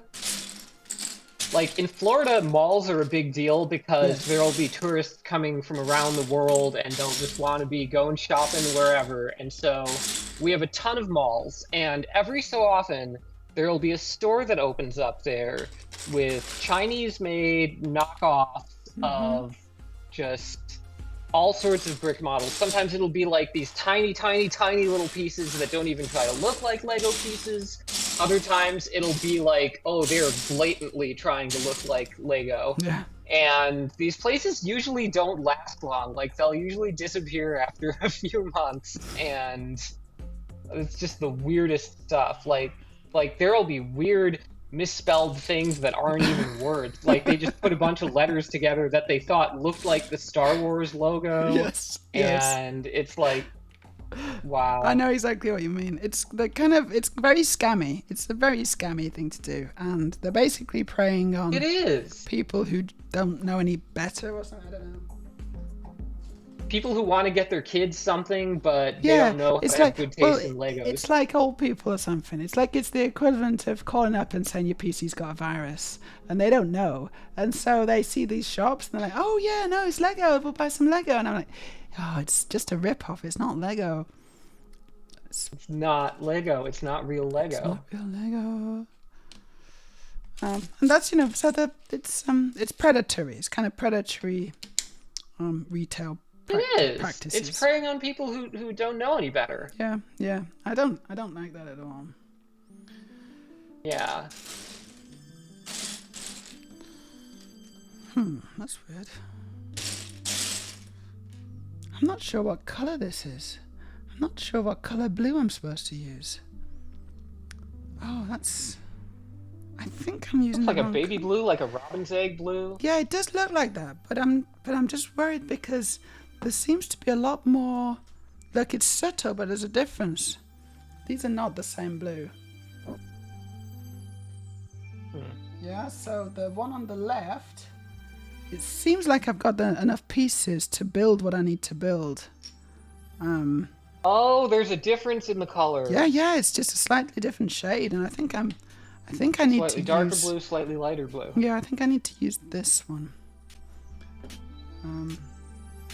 This is a bit tricky. Yeah, I must have to use this one. It's the only thing that makes sense. That is so many pieces to sort through. I can't even imagine. I think I'm doing pretty well so far. Oh Yeah. no, but I think I've also used the wrong color pieces here as well, because that's a different blue as again, No. isn't it? Hold on, is it? Oh no, hold on. No, it's not. Okay, now I'm going mad. No, it's not. These are the same blues. Okay, these are the same blues. You're really making that unduly challenging. I do like to make things hard for myself sometimes. It's like a handicap, I guess.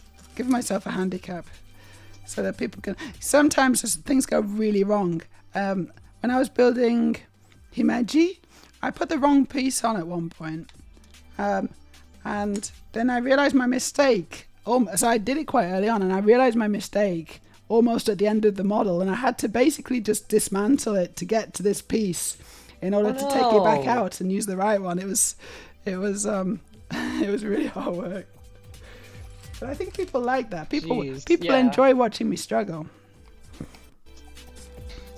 I had to take this part off of here above the wheel so I could make sure to get this part here reattached just correctly, because there was like one side of the hinge that I forgot to connect. Because sometimes, like with the Lego Technic sets, like the angles that they show things at, it's like not always clear where something attaches or where it goes. Totally. Like, and I realize it's like implied to some degree by like the parts that are sticking out, but then something will be like hidden in shadow and I'll miss like an attachment point or something. Yeah, but completely. It's got like a little hood here. I mean, the engine is in the back, but it still has like a little front trunk thing here, I guess. Frunk. It's called a frunk, I think. Yeah, it's a frunk. Yeah.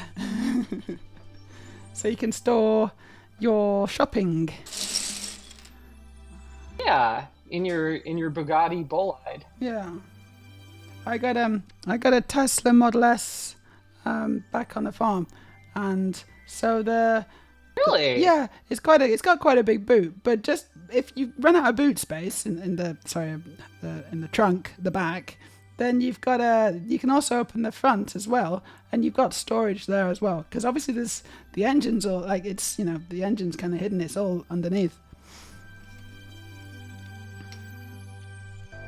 That's so cool. Yeah, I miss my car. I've only been in a Tesla like once, when I like ordered an Uber ride to work and a Tesla came and picked me up, and I was like, oh, Okay. it's the Tesla. And they were showing me just like all the cool stuff on the dashboard, like how you can change the acceleration mode to just like be more responsive and stuff. Yeah, that's cool.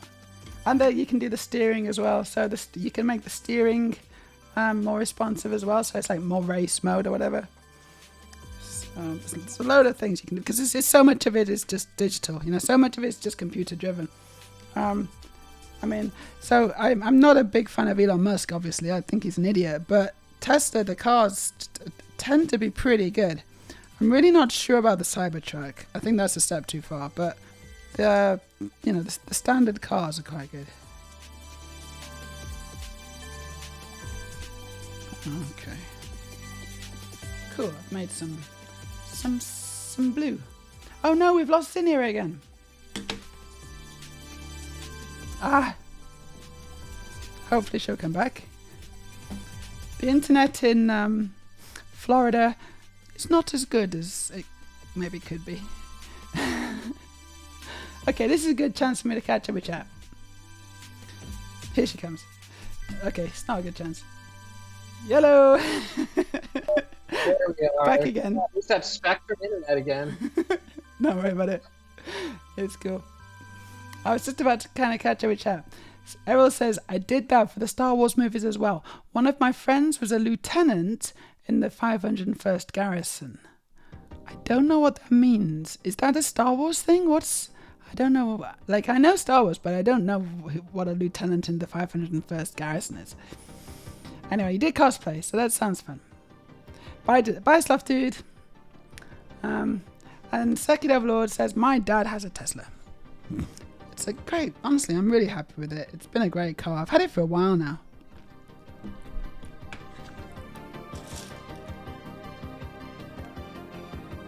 We have a Volkswagen station wagon, so that's what I've been learning to drive on. But it's good to drive in a more of a standard car. It's like I don't think learning to drive in a Tesla is a very good idea, really. People do it here in Norway, but yeah, it sounds exciting. It's exciting, but I think it's a really bad first car. It's like, you know, you kind of want to work your way up. Otherwise, you're not going to appreciate it properly. So, and also they're really expensive. So. It helps to have a nice little beginner station wagon that I can just sort of drive around in, probably a little too slowly. My whole thing is like making sure to keep up with the speed limit because you know what? Driving is scary. Going fast is scary, and I'm just gonna have to get used to it. Have you driven on a highway yet? I have not driven on a highway yet. Wow. That's something I still need to figure out how to do. That'll be something. That's definitely another step, isn't it? So it's another level up, I think. Yeah. I've driven on That'll be exciting. I've driven on the German autobahns. And on the autobahn... Oh, the one without a speed limit. Yeah, it's not the whole thing, but in sections they have no... In quite a lot of it, they have no speed limit. I've driven, I think... I can't remember what my max was. It was about 220 kilometers an hour, I think I managed to get up to. Wow. I think I had a passenger as well. Did I? Yeah, I think I did have a passenger. It could have been Robin off Twitter, Robin Celeste. We were having a good old time.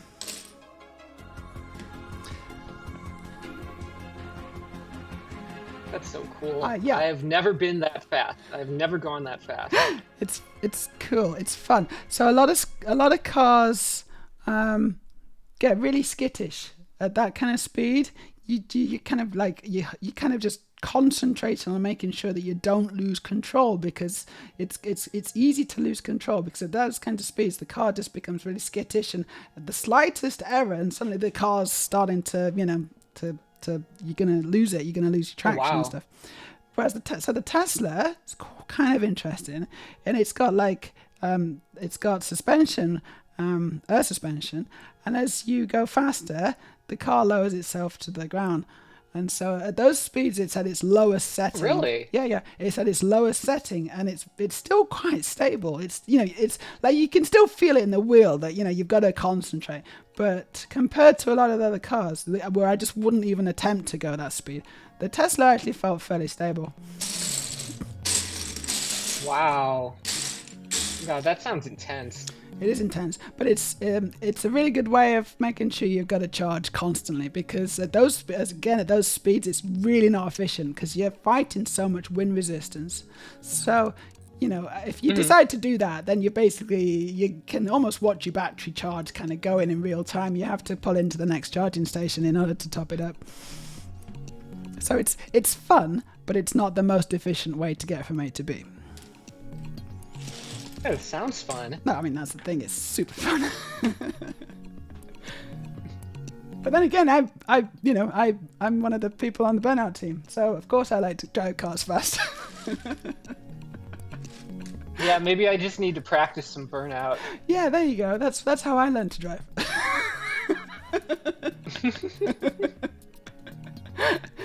Yeah, I don't tend to crash that often.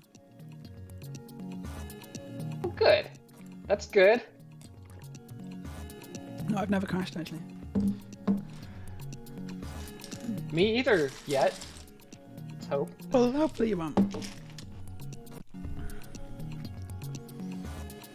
Well, I am probably going to have to get going here. How long have we been on? I've like completely lost track of time. We've been on for 3 hours 10 minutes. Wow. Yeah, I know. I did not even notice that. Time goes so quickly on stream, honestly. It's ridiculous. It's a completely different... It's like entering a different dimension where time doesn't work properly. But yeah, we've been going for over 3 hours. Yeah, something about building Legos is just... It's a great way to pass the time. It really is. Building Legos, chatting on stream. It's been really fun, Zinnia. It's been lovely to have you on. I hope you've had a nice time too. It's been great.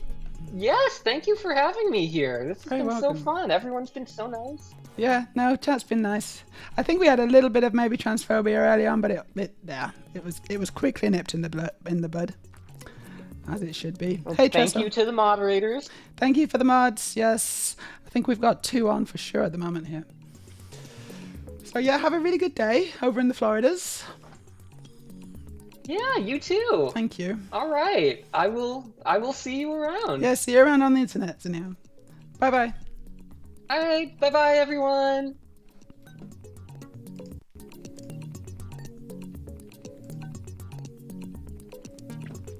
Zinnia is gone. That was nice. That was really nice to talk to Zinnia. She was cool. Nice to build Lego together. And we had a good old chat. It's good to talk about trans stuff, but also we were talking about just Lego, and we were talking about Lord of the Rings, and we were talking about cars, we're talking about Florida. It's kind of cool. It's very nice. Right, I have been streaming for 3 hours 10, and I definitely need a break. I'm going to build a bit more Lego, but I need a break right now. So I'll see you in a few minutes, okay? But mechanically it looks okay. I don't know what he's looking at. He's not looking where he's going. Oh no, stop. Oh no, there you go.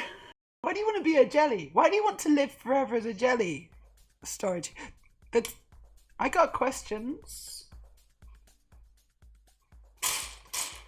I think you need to answer them. Why do you want to be a jelly forever? Storage. Like, no one else wants that apart from you. I need to know what's going on. I want to be a jelly.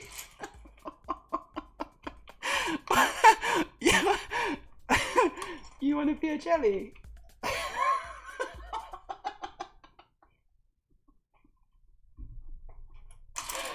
Oh, you heard it here first, folks.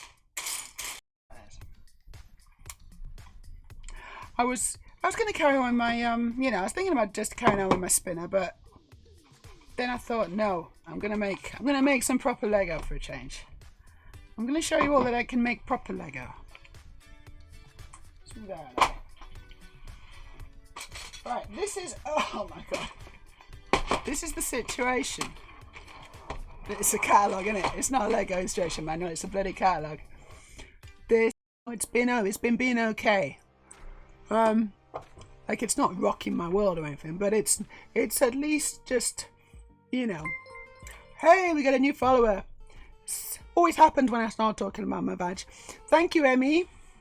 Amy Dominguez, thank you so much for the follow. Hope you're having a fantastic day. And I hope you're enjoying what you're seeing and hearing. Most importantly, what you're hearing. Got the extra sideways RAM. That's a very 8-bit thing to say. Yeah. So I need to figure out. I still need to figure out a few things, but I'm gonna put it back together. Thank you, Maya. I'm gonna put it back together. What I've got, which I guess is actually it's just the door. And of course, I'll build that on the stream, so you get to watch it. And it's gonna take more than one stream to build that bad boy, isn't it? Oh my god! I already know where I'm gonna put it. It's gonna go on the top shelf right there. Probably there. Or maybe the one behind my head. I don't know. I'm extremely excited about that. So they sent me to a school psych. When I told her I wanted to be a girl, but people kept hurting me, she ran an IQ test and then said I was doing fine after I scored 137. Result? Very good already, very good. Well, I'm spiritually old thanks to chronic fatigue. Okay, we are back. I'm just going to refresh some layers on my OBS.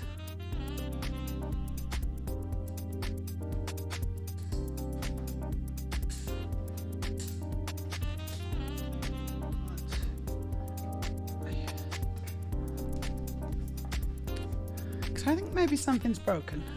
Not sure. Hold on. Probably. It's OBS after all.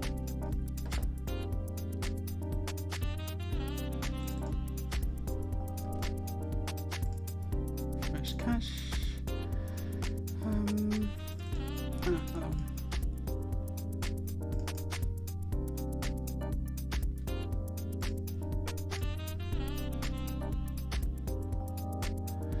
Okay.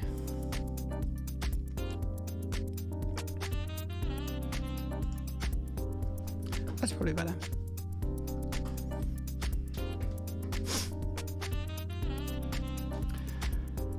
Right, the 501 is a huge Star Wars Dark Side cosplay group. Also, really cool people. Never heard of it. Yeah, the 501st Garrison is a worldwide Star Wars cosplay group. So it's not just Dark Side. It's worldwide. Just anyone. Yeah, I mean, I don't know. I think Sauron's more competent, honestly, than Musk. Musk is completely incompetent and a buffoon, isn't he? He's very rich. Sauron, at least Sauron's got a plan. I don't know. There's a poll. Sauron or Musk? Who would you rather be in servitude to as your Dark Lord? Shall we do that as a poll? I think we should.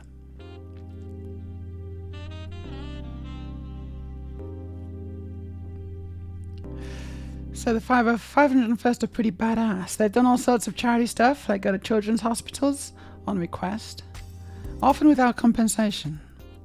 That's what we like to see. Well done, 501st. Errol says, I've done around 175 on the highway here in Bergen. Probably not a good thing to talk about that on stream, Errol.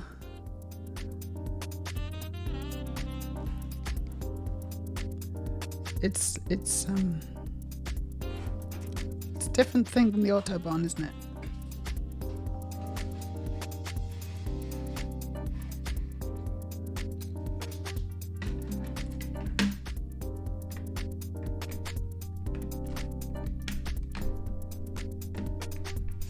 Personally, I have stuck to the speed limit at all times whilst in Norway.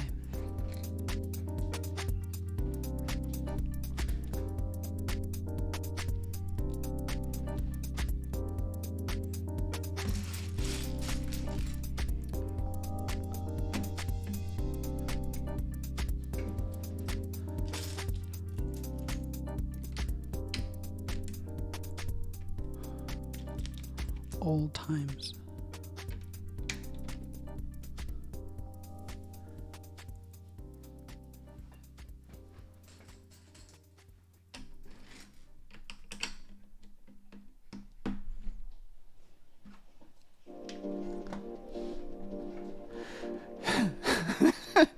That's a great poll. That's a great poll. Everybody vote. Sauron or Musk? Who's your daddy? I love it. So I just attached this to the base of the tree.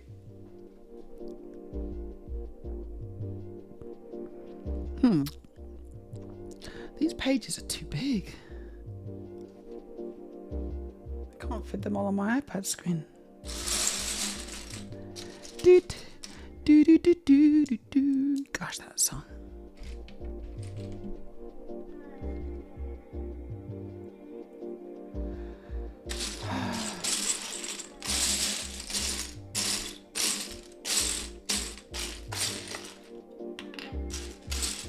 I have a feeling I know which way this poll's going to go.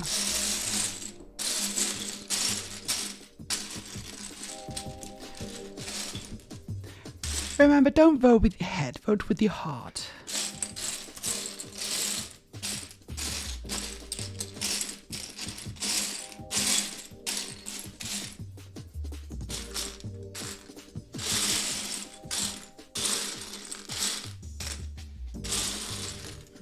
Can't find a piece.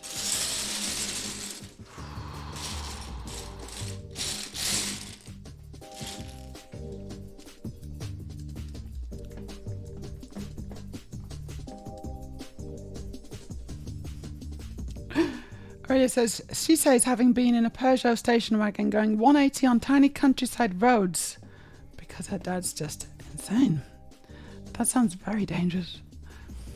Irony, the Peugeot was totaled in a car accident one of the times he was staying within the limits. A bad turn, zero visibility, and the other person was in the middle of the road.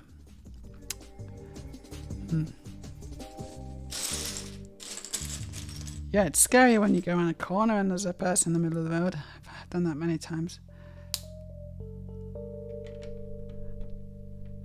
But I didn't crash into them. One time, he did actually force me off the road.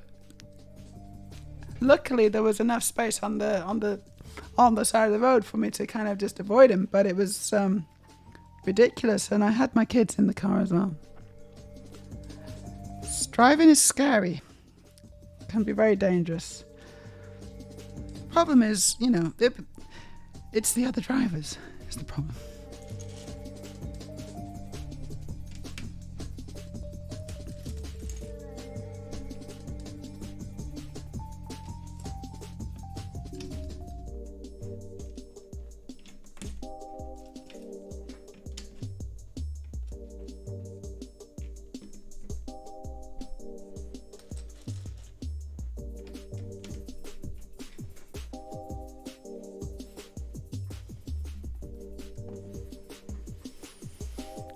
Errol says, I don't know how many crashes I've been in. However, I've not caused any of them or been driving. Well, that's lucky, I guess. I don't know. Unlucky being in crashes, though. How many? So you don't even know how many crashes? 6 or 7? That's a lot of crashes, Errol. Gosh. Thank you for the follow, Maxina Sakai.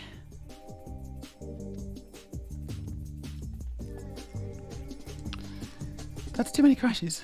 Too many crashes, Harold. Stressel says someone decided to turn into me when they had ample time before and after I passed by. The other person accelerated into the back, oh my gosh, and said, I couldn't see what was in front of me. It was you. So, who's your daddy? It's Musk. No, sorry, I mean it's Sauron. It's absolutely not Musk. Musk didn't get any votes. That's so funny. Literally, we choose. So it's like the man and the bear all over again. So we choose Sauron. Who would you rather meet in the woods? Elon Musk or Sauron? There you go. There's your answer, I guess. That wasn't the original question, but it's basically the same thing. Thank you for the poll. Harper will try. It says Musk versus Sauron is a real Sophie's choice. By the way, it's always said 5-0 first. Oh, 5-0 first. That's how you say it. 5-0 first. Not 500. Yeah, okay, 5-0 first. Yes, it's a 0, but that's what the community uses. Fair enough. It's easier to say, isn't it, probably? It's an easy choice, as the poll shows. Well done, Ira. Well done with your first poll. Congratulations. I think it was a success. Hello to Maxine Asakai. How you doing, Maxine? Thank you for joining us. Hope you're having a great Sunday. We are building the treehouse. And it's not going that well. I've been working very hard on my Lego. But actually, mostly I've been talking to my guest who just left us about 10 minutes ago, I guess. We had a good old chat. So in that respect, it's gone really well. The Lego situation is less good. But that doesn't matter, does it?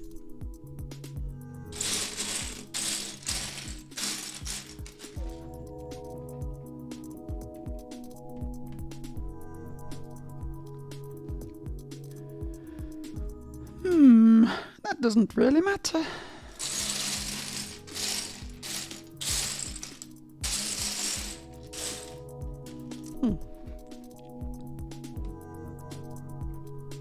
Yeah, so Zinnia was lovely. It was really nice to talk to her. If she's up for it, maybe I'll ask her back at some point. Like, not straight away, there's no point, but one day.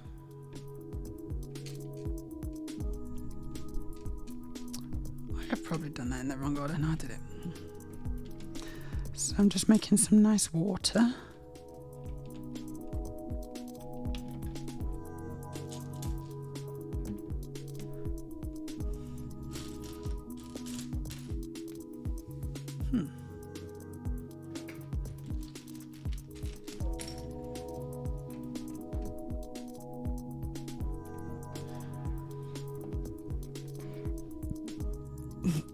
I would say going 180 in a Peugeot is insane, no matter where you are.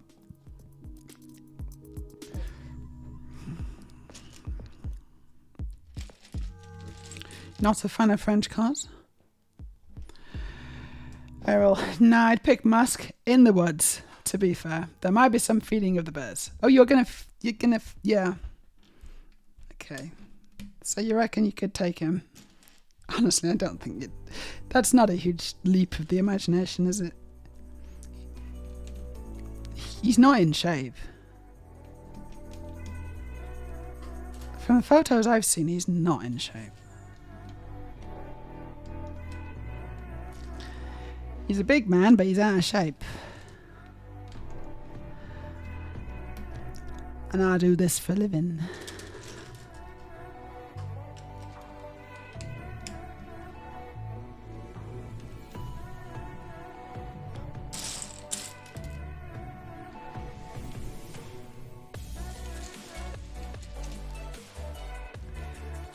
Oh, I would rather meet Musk in the woods. I'm fairly certain I can actually defend myself against him. I think he probably would as well, really, again, not too much of a problem. Meanwhile, Sauron is what? A 3-meter tall superhuman being swinging a mace the size of a motorcycle in one hand. No, not going to prefer him over the Ruskmat in the woods. Yeah, okay, but I don't know, personally. I'm not sure. Like, what would be a better story? I guess the best story is the one that you live to tell. But is Sauron so bad? Really?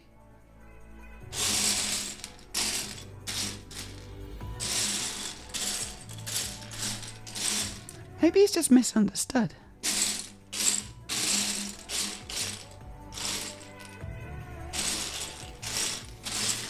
Like, assuming you survive the encounter. Okay, so let's assume you survived the encounter. The best story is not, oh, guess who I met in the woods. Go on. Elon Musk. No. The best story is, guess who I met in the woods. Sauron. The Dark Lord. And they'd be like, whoa, really? No, they wouldn't believe you. Well, they wouldn't believe you either way, right? But let's assume that, let's assume that you can't lie and you always tell the truth. This is quite a stretch, this story, isn't it?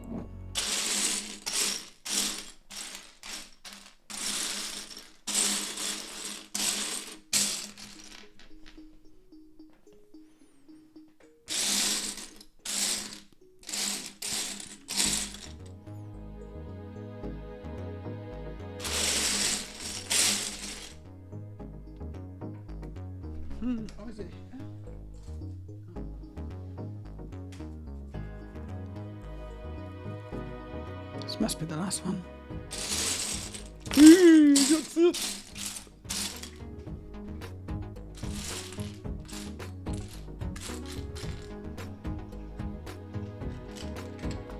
Oh, what the hell?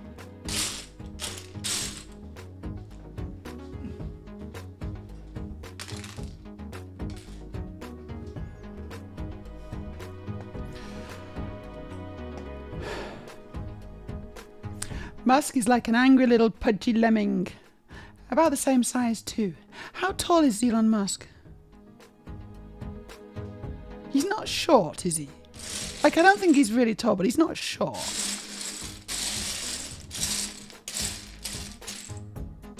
Is he?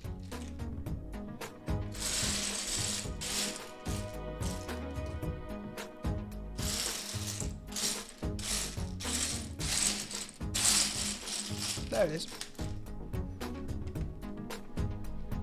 I've been looking for you.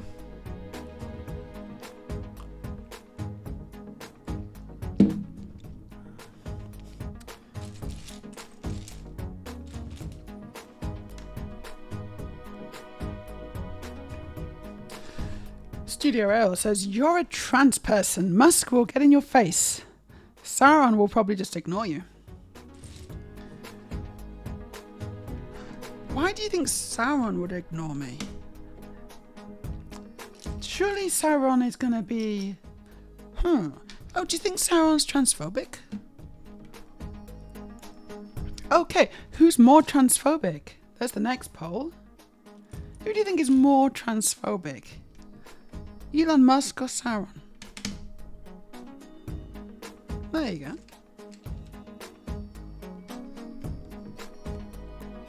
That's a good question. It's more transphobic. I don't know.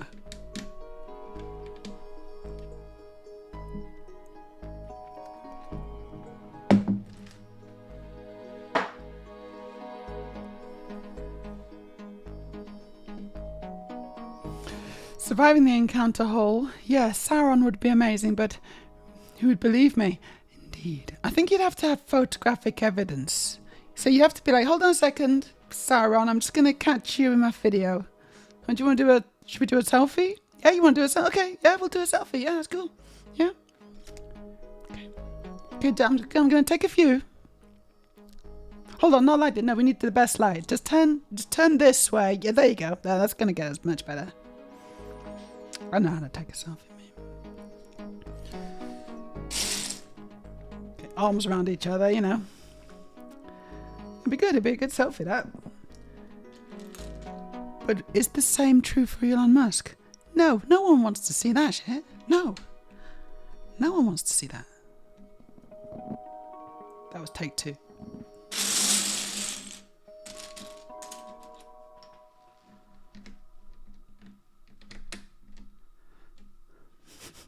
It's like people are like, ugh! What the hell? What am I looking at here? Is that Elon Musk? Why did you take a selfie with him?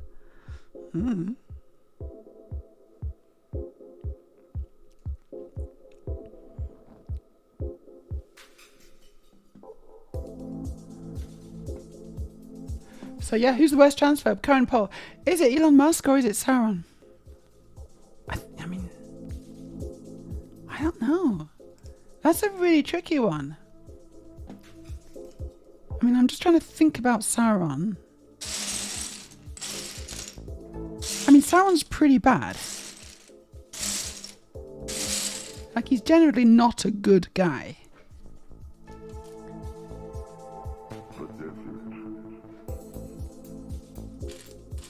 But is he as low as a trans... And I think maybe, no, he's not that low. Like, he may be a really nasty piece of work, but he's got standards.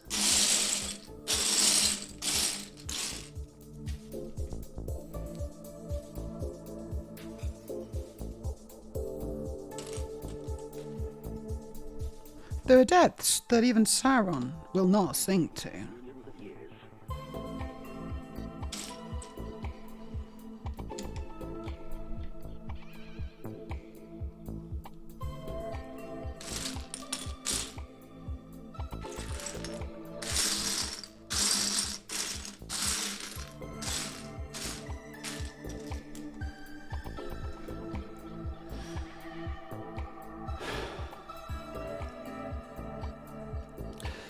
Though to be fair, Meja, I met Melanusk in the woods, and a bear attacked us. I narrowly escaped. Feels like a pretty satisfying story. Yeah, bear's not having any of that.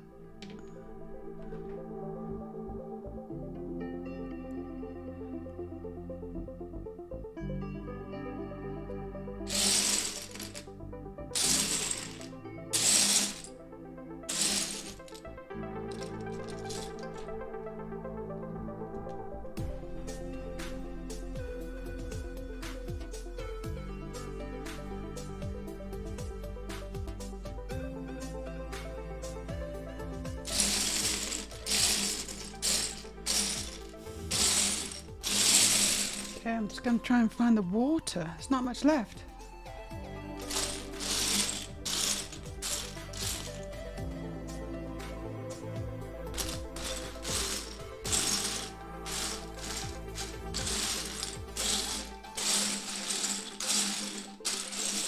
It's going pretty well now.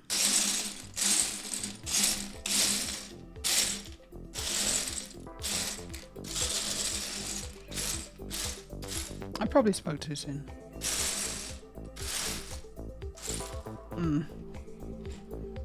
I don't see any water. That's weird. Seems Melon is actually 6'2". He does not seem that tall, but he is kind of tall. 6'2", yeah. I mean, to be fair, Sauron would probably ignore us on the grounds of us not being significant to his plans. I don't know. I have no idea.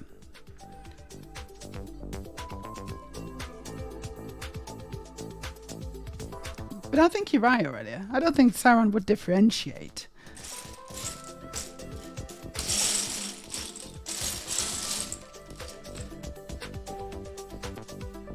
Like before Sauron delivers the fatal blow,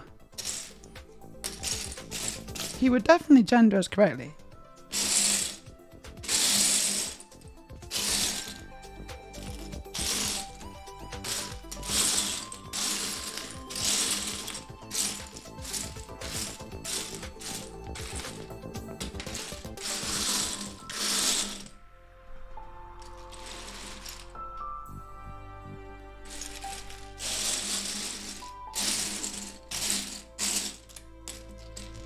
Another one. Okay, I got 2 more of these to find. So yeah, Musk. Musk is the winner.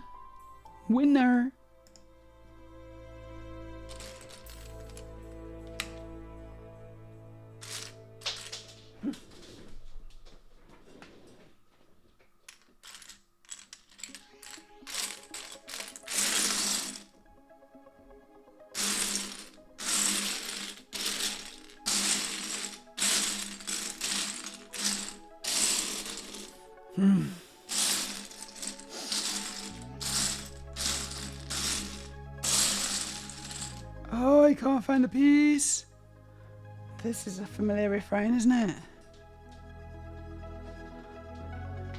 Oh, wait a second. They're in here. That's why. Oh.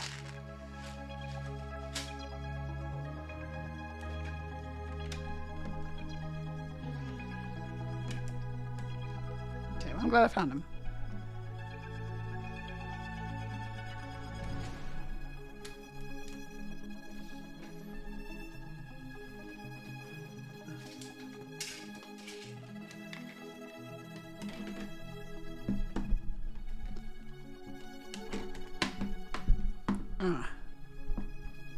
Okay, that's the base.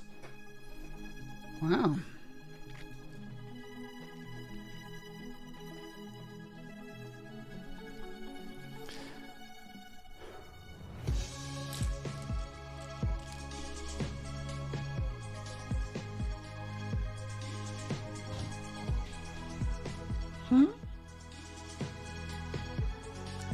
Oh, that's kind of weird. Okay, fine.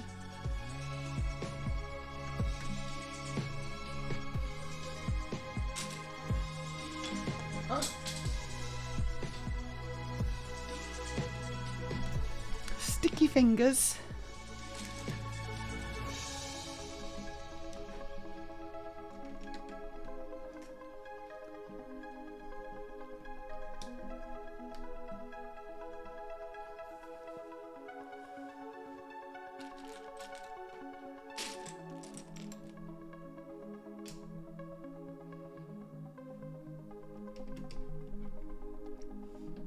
Good.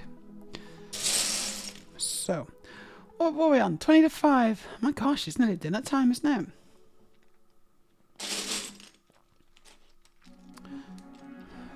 I can't remember what we're having for dinner now. Can you remind me what we're going to do for dinner, Aurelia?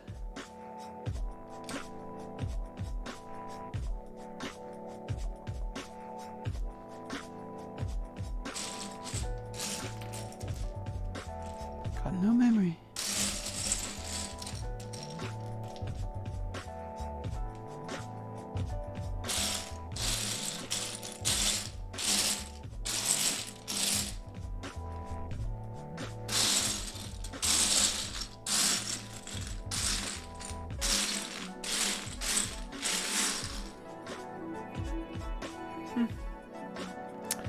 Chicken tortillas or wraps? Oh, okay. Nice. And 1,000 is back. A big ball of emotions, but back and a very happy Ferrari girl. So, who won? So there was a race, and the person you wanted to win won. It was the Le Mans 24 hour.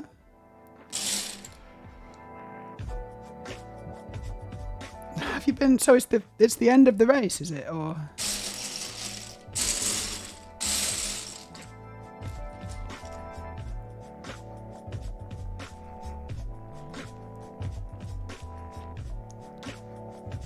okay, I just gotta find 2 more dark green cheese slabs.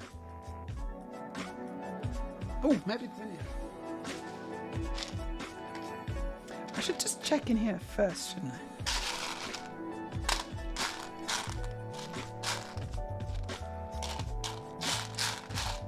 Yeah, there's one.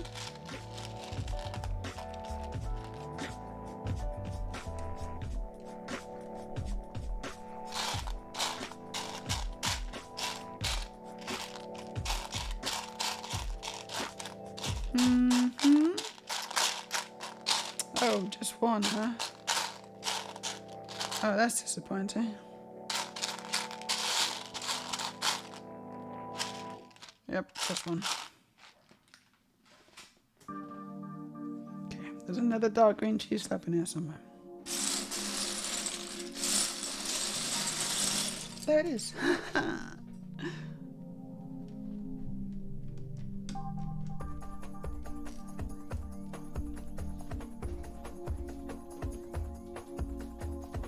Yeah, I think that's it. Cool.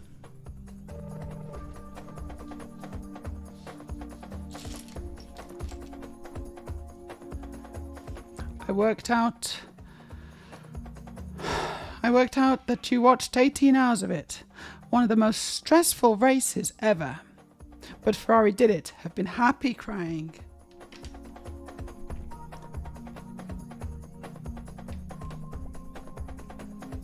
Congratulations to Ferrari.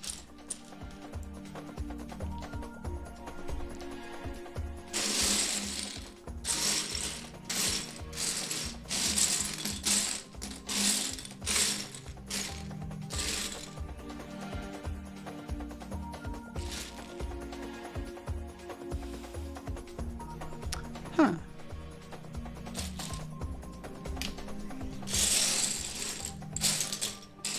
There we go. There's one more. I just need one more of those now. 2x3 dark green. Plate.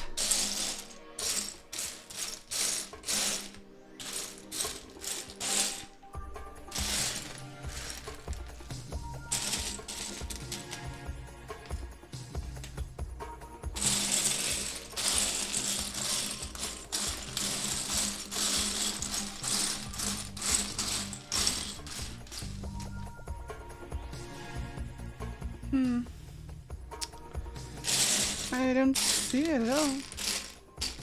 Yeah, there it is. Haha, I found it.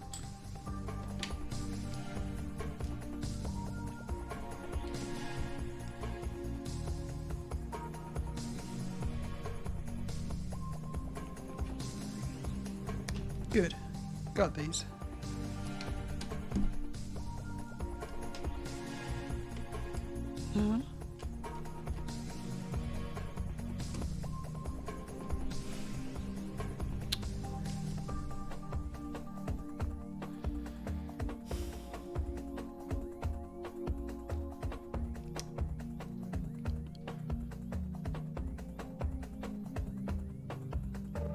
Okay, what's this? It's a dark tan 2x2L plate.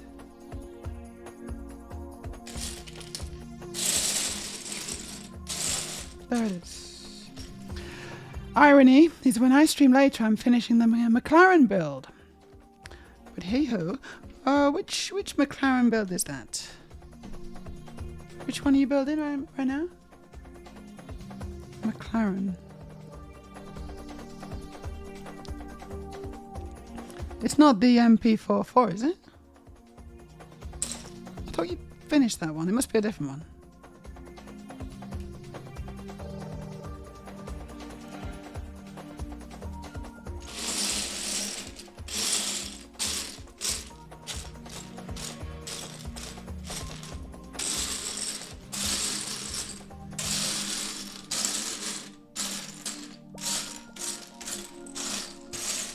There we go.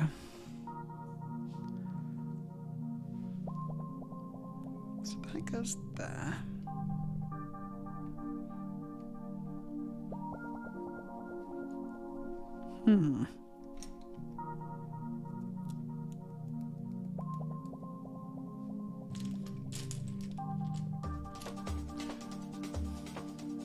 Oh, it's the Technic. Oh, it's the big F1 McLaren. It's blue and orange, isn't it? Yeah. Yeah, you enjoying that build? It does. I think it looks really nice.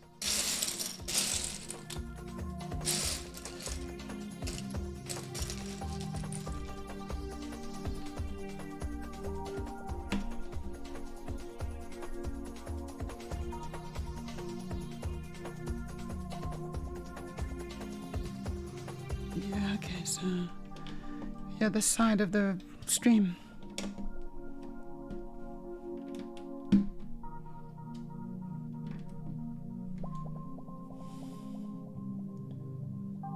There's another plate, another wedge plate.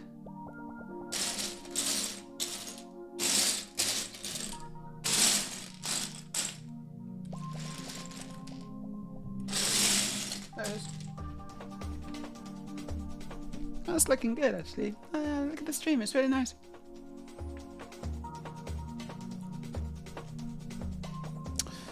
Oh, no cheese slip.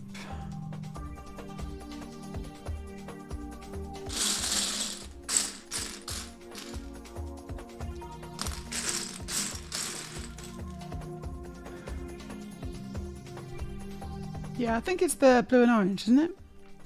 Let's just check I'm right. It is. It's the blue and orange. With black as well. It's beautiful though. It's a beautiful car.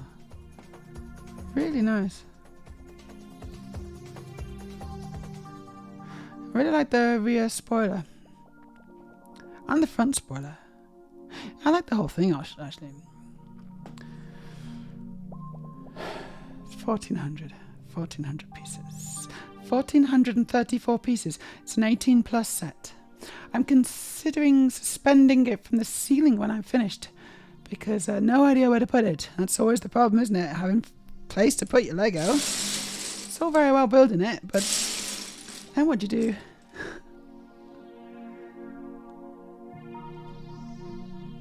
It's the eternal question. Oh, I've just finished bag 2. Oh, I wasn't expecting that.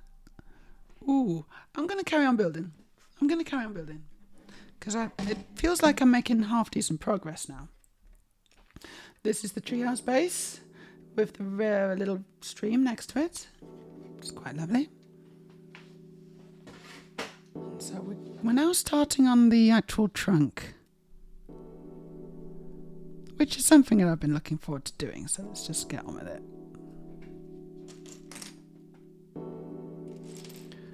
Try and clear some pieces, because there's still a lot of pieces on this desk.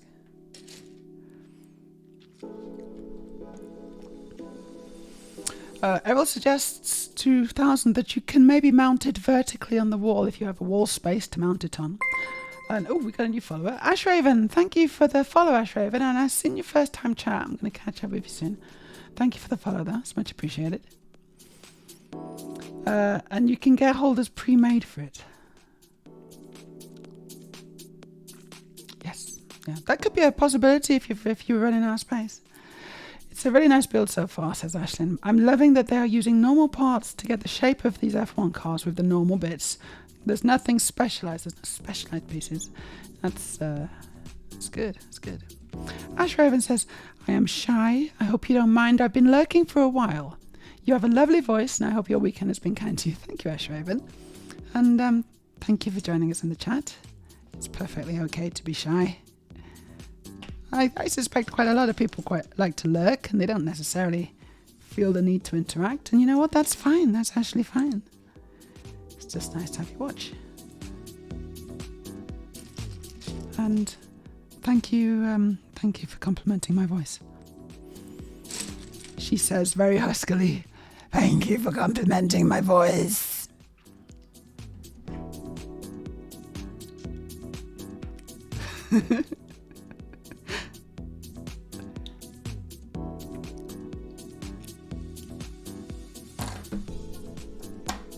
No, it is nice because often people don't compliment it. They do the opposite, which is lovely.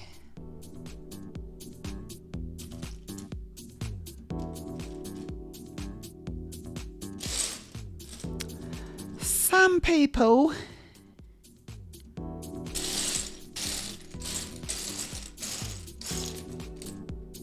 okay, I gotta make 4 of these. 4 of these little things. So that's what I'm gonna do.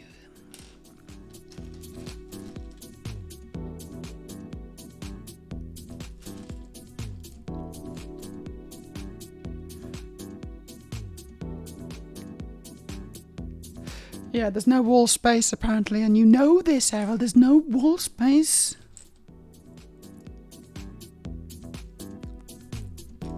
Question is there something you would, put into storage. So that you can have space to display your new one.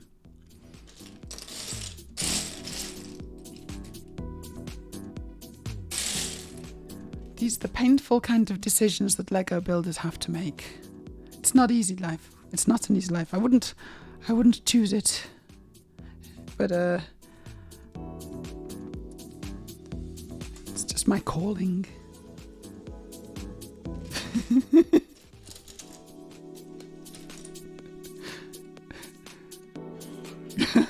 Loki could help. Yeah, exactly. 1000 says, you have a beautiful voice. It's soothing. One of the many reasons I have you on.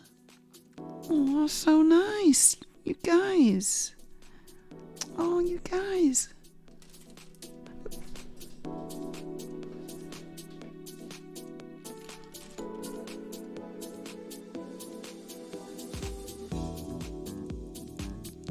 Okay, yeah.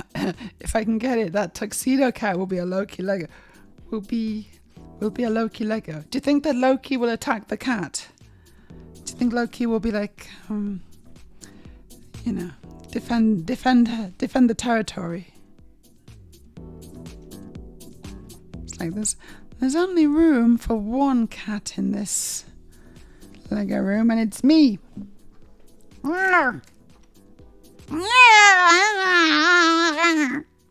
That's what cats do. That was my expression. That was my impression of an angry cat. Hope you enjoyed that.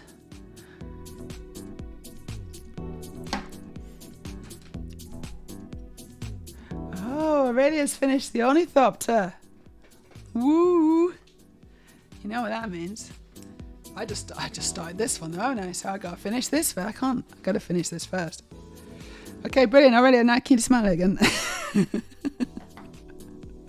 No, you can. You probably want to play with it, don't you? Aurelia's gonna go swooshing around the living room now. Aurelia's been trying to use the voice on me recently. It's not worked.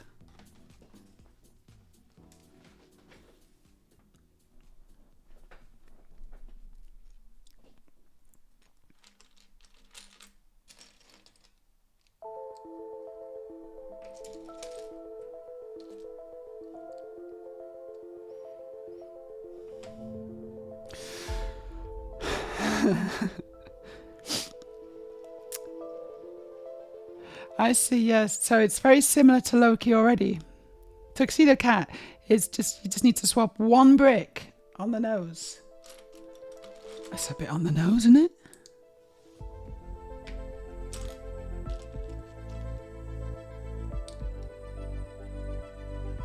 Yeah. You should sit there and admire it. Is the mechanism everything that you hoped and dreamed it would be? Or the mechanisms, I should say. Because you've got the landing gear, which I think is amazing actually. The landing gear I think is what I'm going to be most impressed with, I'm not sure. But then of course you've also got the wing action. The flappy wing action.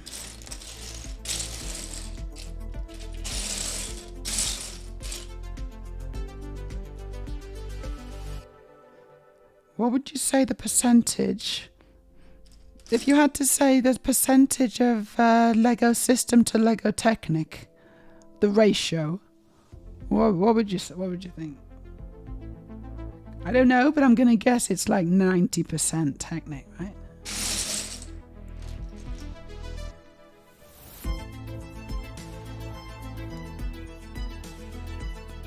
René says, I would never, the voice. Like, I wouldn't want that ability if my life depended on it. Oh, really? I'd love that ability. I'd love it. Get people to do all sorts. Aurelia, make my dinner. No, she does that anyway, so there's no point. Aurelia, I need a drink. Oh, no, hold on. She does that anyway. There's no point. Okay, actually, I can't think of anything. So maybe for not for Aurelia, because Aurelia kind of, sees to my every need and whim anyway. So, but for other people, I think it could be really useful. Honestly, really useful.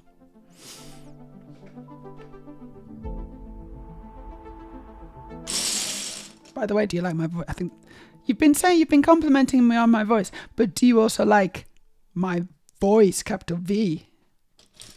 The voice.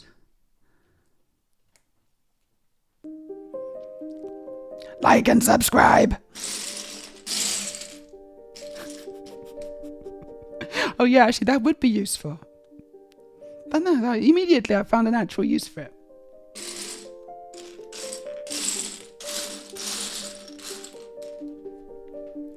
Doesn't seem to have worked, so I still need to hone my skills in that regard, I think.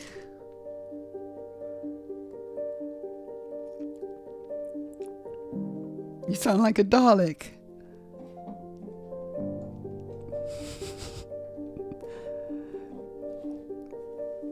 That's not what I was going for. Damn it.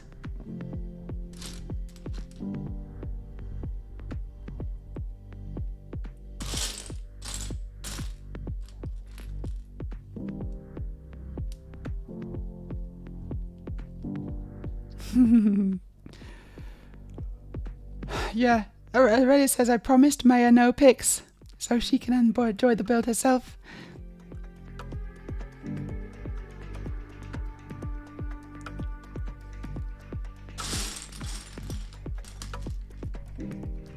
So Errol, when are you going to come visit?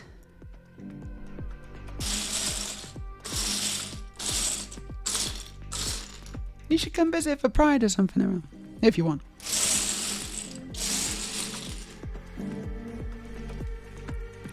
Like, don't feel you have to, obviously, but yeah, just throwing it out there. It's an option.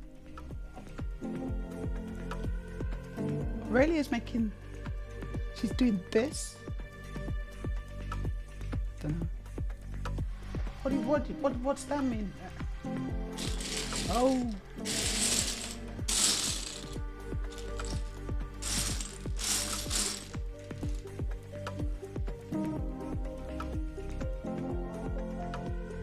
So it's 85, maybe 90% technic, which is pretty much what I kind of suspected.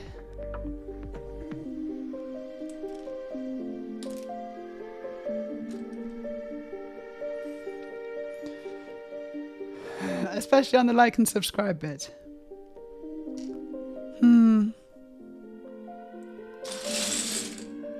What I should do is I should install some plugins. So I should install some audio filters. That'd be good. I should install some filters and then have the voice scene. Use the power of technology to fake having the voice. Unlike the actors who actually practiced it for real.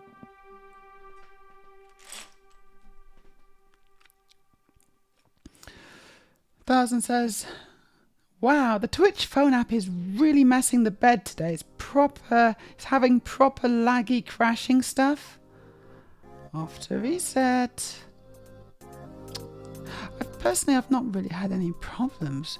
Everyone else seems to have all these problems, but I don't really have had any. Don't think so. On the apps. I tend not to use the phone app. I have used the phone app, but I tend not to. I tend to watch it on my Mac in Chrome. And yeah, I've never really had any problems.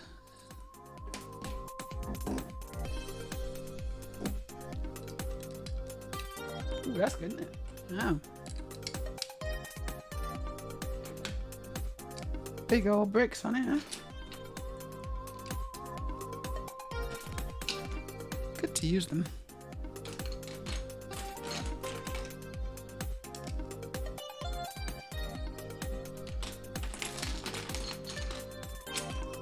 Red ones. Well, look at that.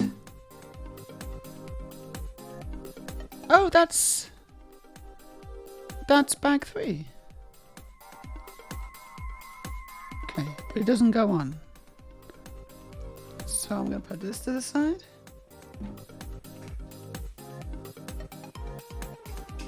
Yeah, I'm going to carry on building for a bit. I quite enjoyed that. And after building the base, which I wasn't that bothered about, honestly, it was kind of tiring and boring. Doing this, it's actually a bit of fun. To have a bit of fun.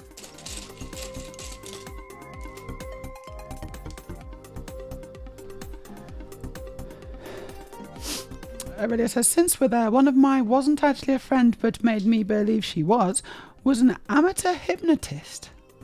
Oh right, maybe she hypnotized you into thinking she was a friend. It's a bit cruel, isn't it? That's not on, really. I don't think that's on.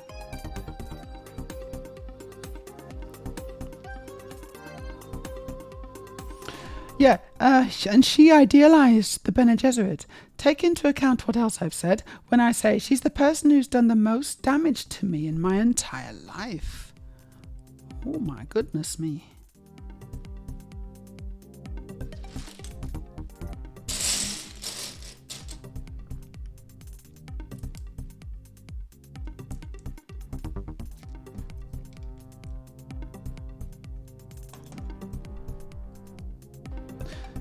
Is up here? No, where is 76? Oh, it's down. It's down here. Okay, here we go.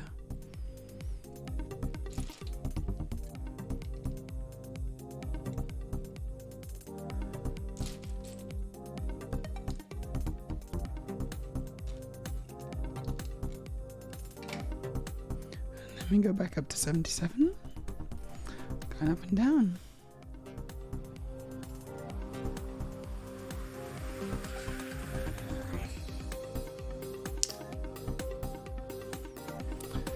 Errol says, that would be fun, but I probably won't be able to afford it this summer. Way too many expenses right now. Not to mention I have to battle the tax office because they're messing up again. Tax office, not for me, but the tax office messed up for Aurelia as well, but that's the Danish office.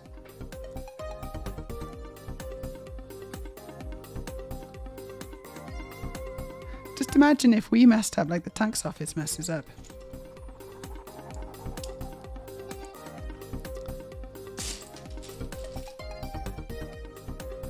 And then they'd be all like, yes, because you messed up, you owe us lots of money. It's like, okay, well, tax office, because you messed up, you owe me lot. No, it doesn't work like that, does it? Oh, yeah, I forgot.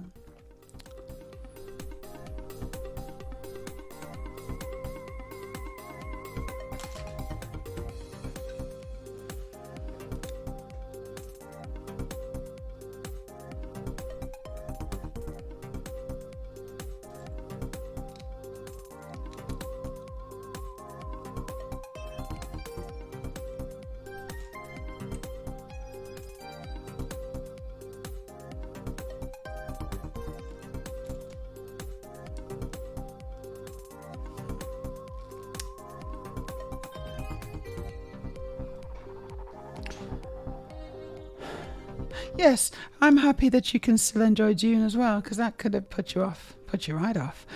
But no, it's good June, isn't it? We'll see. I will let you know if I can make it. Would be fun to see people in Oslo. It would, wouldn't it? Well, only issue I've had with the Android Twitch app is that sometimes it refuses to close, so it is basically covering the screen. And I can't get to other apps or similar. Only solution usually is to restart the phone. Restart the whole phone. That's terrible. But it's Android, isn't it? What do you expect? Aurelia, in my experience, the tax office always messes up. And when they mess up in ways that means you have to pay, it's immediate or heavy fines. When they, however, mess up in the other direction, it takes months to get what they owe. Should I start dinner now? Yeah. Because like Yeah, that sounds good. I'm getting hungry. I've been to court with them once. Oh my gosh, I won. But they don't seem to take that to heart. Or they have a thorn in my state. They have a thorn in your side. Usually that's not how thorns work, I think. You are a thorn in their side. Is that? I don't know. Like, that doesn't sound quite right. I think you may be using that expression wrong. Errol, good effort, because obviously it's a very English expression, and you're not English, but I think that there's some kind of confusion with who has what thorns in whose side.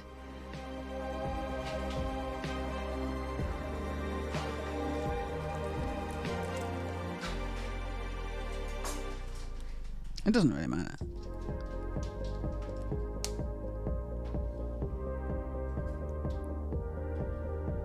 Okay, this goes on here now.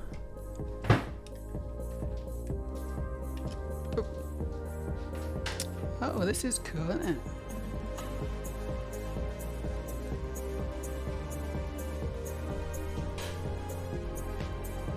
And we're building the other side of the trance. This is going to be nice. Once I've finished this, it's going to be a nice finishing off point, I think.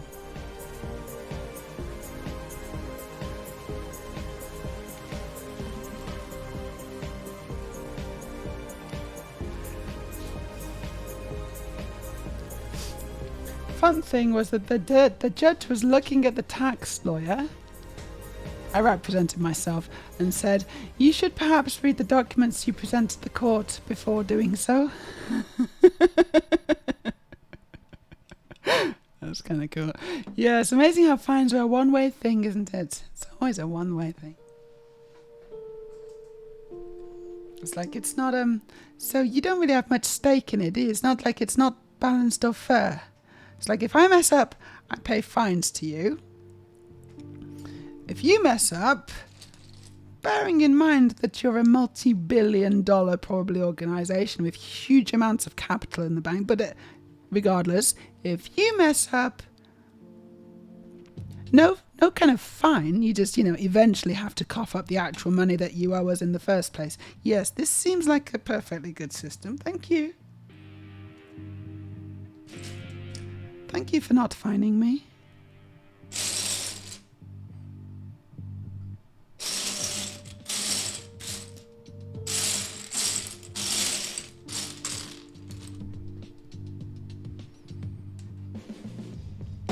It's all rigged, isn't it? The system is rigged. And it's not rigged in our favour, that's for sure.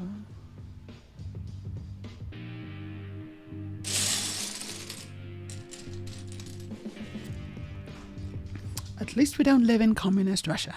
Hey, me and Aurelia watched Tetris, the film, last night on Apple TV. Aurelia really liked it. I thought it was pretty good.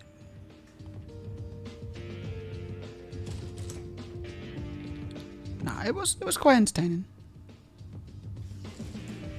Anyone seen that? You know, it says it's based on a true story. And some of the stuff that happens in it, I'm like, I don't think this is the bit that is true. I think this bit was not based on the true story, this part. I'm not sure exactly which bits are and which bits aren't, but I'm pretty sure this bit isn't. But it was fun. Like, you know, that bit where they go to the moon, I don't think that happened.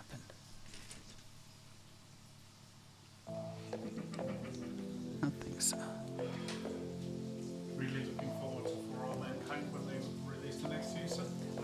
I haven't seen this one yet. I still gotta watch that. I should just watch that while I dilate. You know, I should be watching an episode while I dilate. I keep forgetting. I mean, I'd happily watch it with you, but at the same time, it's stuff you can watch while dilating. Well, exactly.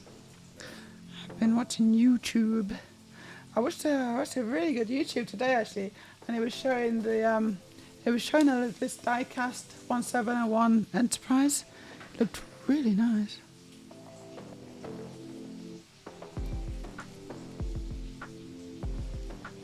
It had lights and everything.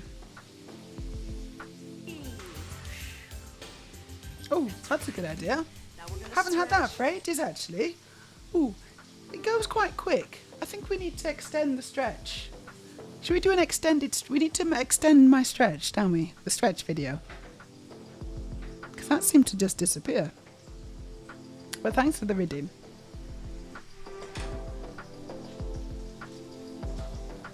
Yeah, the expression came out wrong. It doesn't matter. They are a thorn in my side. That's correct, yes. If there's an explosion in a rose factory, that saying gets even more complicated.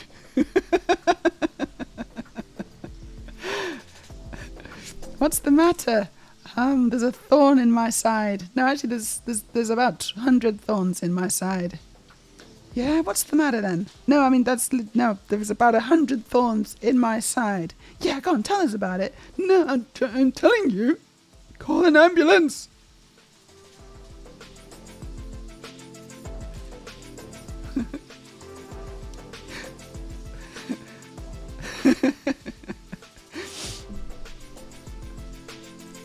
Okay, what should I tell them? Tell them there's a thorn in my side. Oh, classic. Right, this goes here. That's weird. Oh. I've done it. I've put it on and I've realised that I've not finished it. That's classic. That's classic me. There we go. Wow, it's smelling really good already.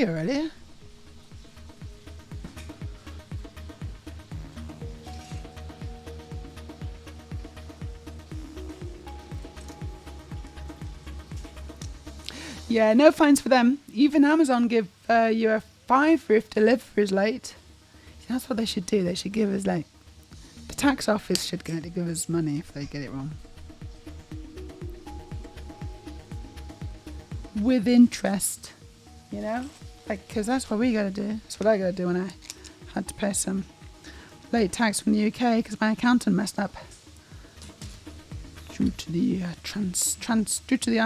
crossover of me being here and not being in England. So I had to pay a fine and I had to pay interest on it, and I didn't enjoy doing that. And it's bloody my accountant's fault.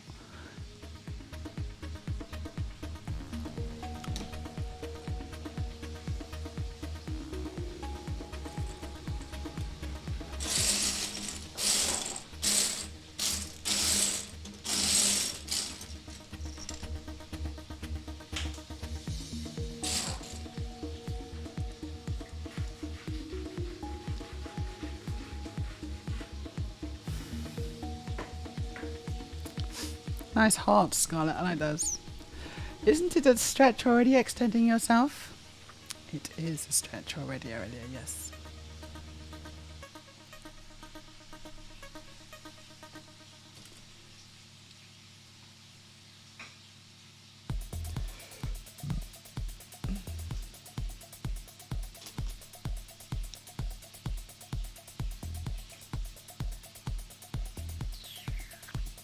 Lego. Building Lego, that's what I'm doing. I'm not going to go into any more details than that. No, it's one of the sides of the trunk.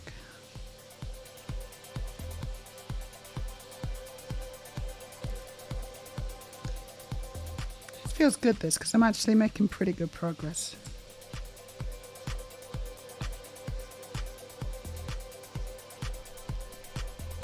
Because most of these pieces are just brown, reddish brown, you know, some dark brown. And that's basically what my table's covered in. So it's not that difficult to find the pieces, generally speaking. Hopefully I haven't just jinxed it.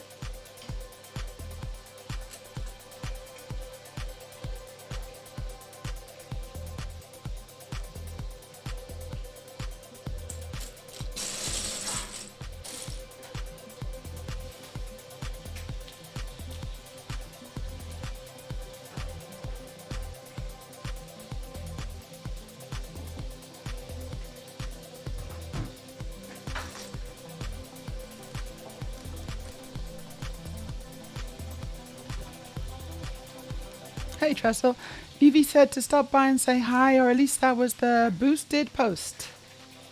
She boosted one of my posts. That's nice of her. Say thank you, and hello, hi. It's nice to see you in my chat. Always nice to see you.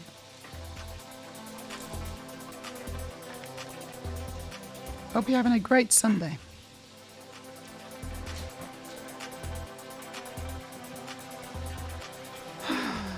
I'm having a pretty good Sunday.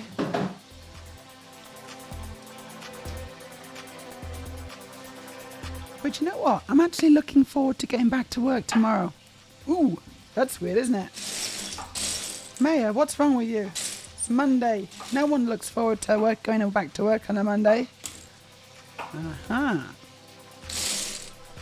I'm not... No one else is working on what you're working on, though. Exactly. No one... Aurelia just said it. No one else is working on what I'm working on. Not a single person in the whole world is working on the same thing as me. The thing that I'm working on tomorrow morning on Monday. And the day after that, and the day after that, and the day after that.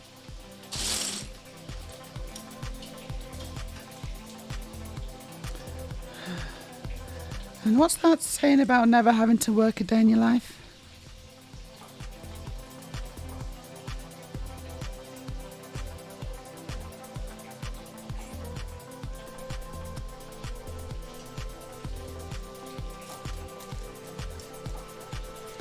Enjoy your job, isn't it? Is it just enjoy your job? Enjoy your job, and you'll never have to work a day in your life. Is it something like that? I don't know. Oh, what am I doing? I've done that bit. Shut up.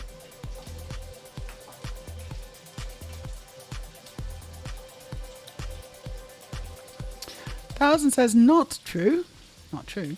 I am sneaking down the zoo to steal penguins' ice skates as well. How did you know that that's my actual job? I thought I'd kept that a secret.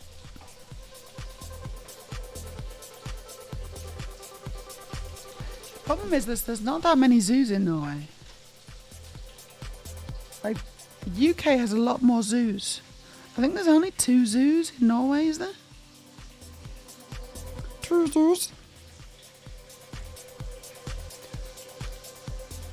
There's one in Kristiansand, And then there's another one. Hernifos, maybe? I'm not sure.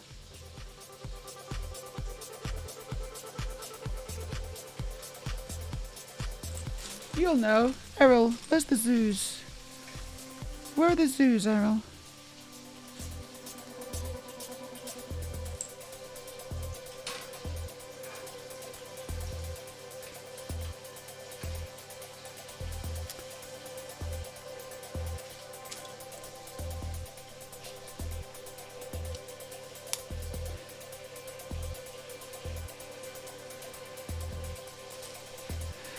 But also, Ashlyn, do penguins... I mean, I hate to say this, but do penguins actually have ice skates? Or do they just have, like, feet?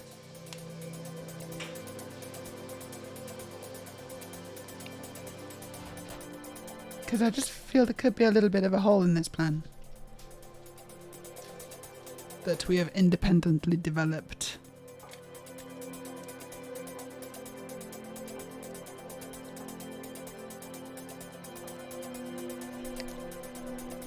Okay, last side.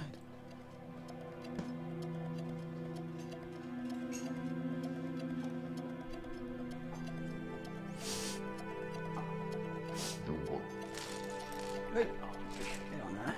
Paradise.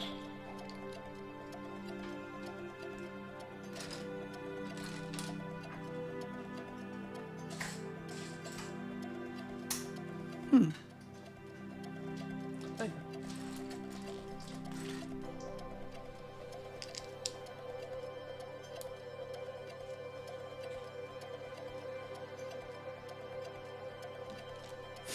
The wolf. An artificial paradise. Paradise.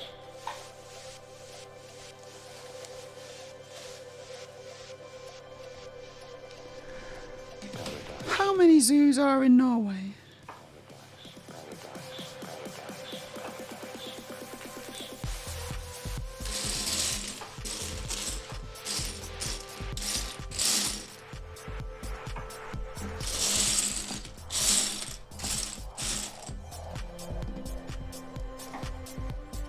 How many zoos are in Norway?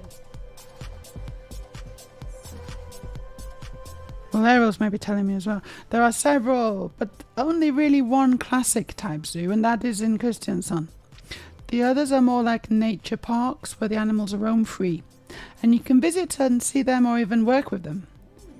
There are some smaller reptile parks and aquariums. Yeah, okay, one classic zoo, and then the rest are kind of more, I don't know, better ones, I know. Is the one at Hönnefoss? Or am I misremembering? Like, I'm just trying to think what the closest one is to me, because I'd quite like to take my kids. I guess it could be Kristiansand though, couldn't it? I don't know. No. But that's the classic.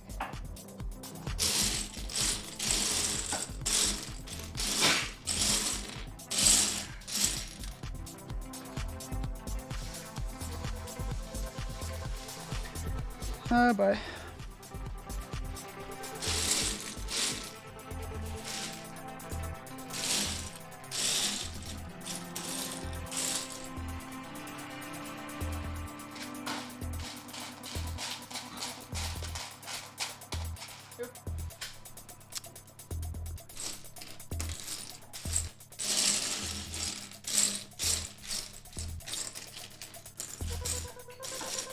Which would you recommend? Have you been to any?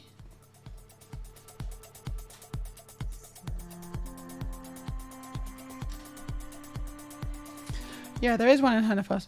And Björneparken? Bear Park. Oh no, hold on. Is it Björneparken is in Hönnefoss? That might be kind of a mix between the classic and free roam, but you've never been there. Yeah, okay, so that's probably that might be the closest one.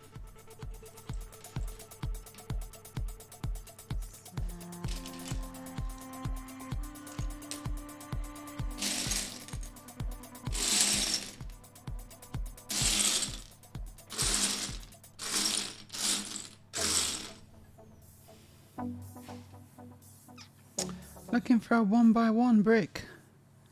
Reddish brown. Just a standard Lego brick, please. That's what I'm looking for.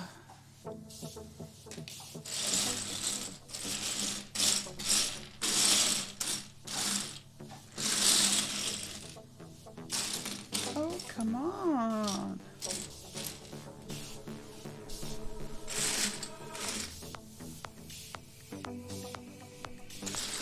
There you go.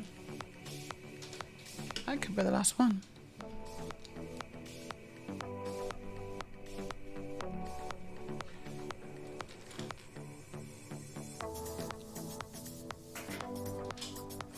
Well, oh no, there's another one. I really like zoos. I really like looking at animals. Like, not necessarily zoos, but, you know, I really like looking at animals. So, I would like to go.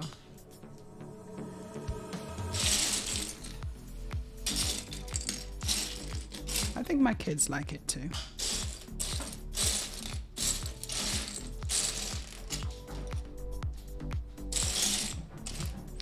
I just think animals are so amazing.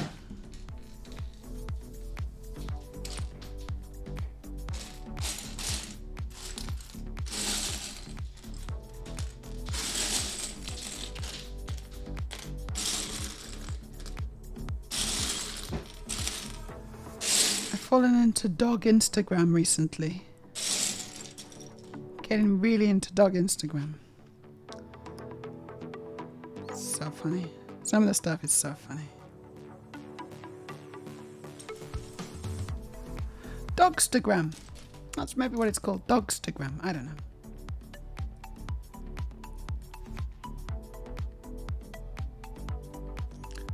What am I doing? Oh, okay.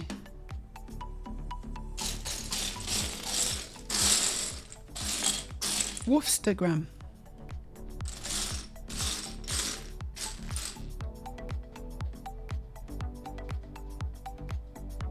Anyway, it's brilliant.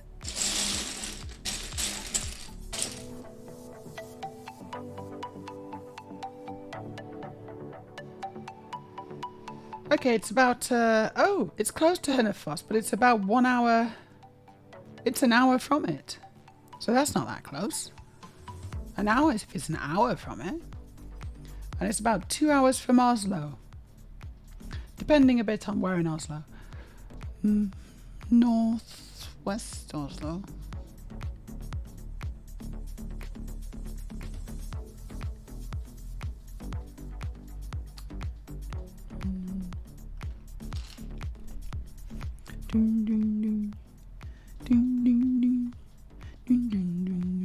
Okie dokie, I can't find the piece.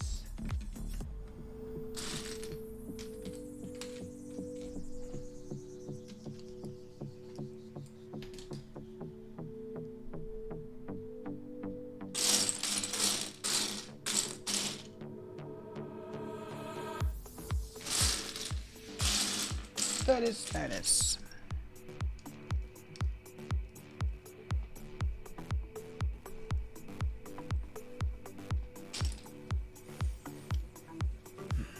Here I thought you gotten into donut Instagram. No. Big fan of donuts, obviously. But not ventured down that particular rabbit hole just yet.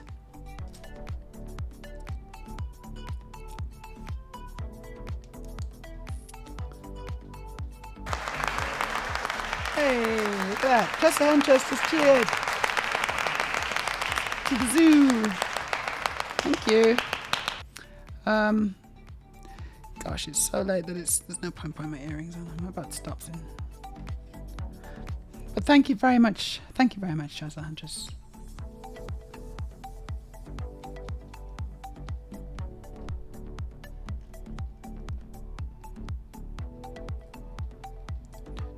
Here we go.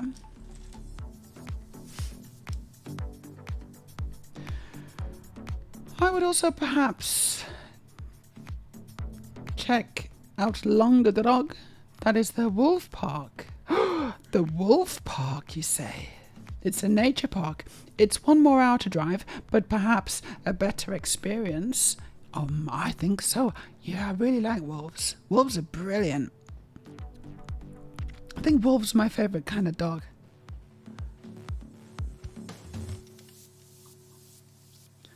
Favourite breed of dog? Wolves. That's what I like. Okay, we put the tree on.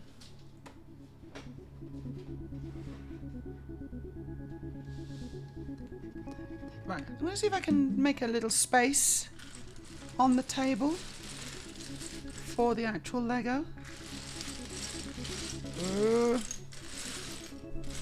It's like one of those 2p machines, you know, you get on the seafront. I'm not careful, the Legos are going to come out. So then we put this like this.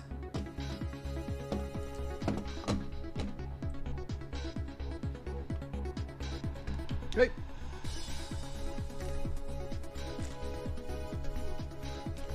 Is that on?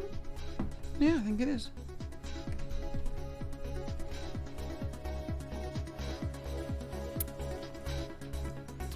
But we're not finished yet. I need to secure it with an axle. Oh, this axle. Fantastic. And these little yellow pins. I should be able to do this.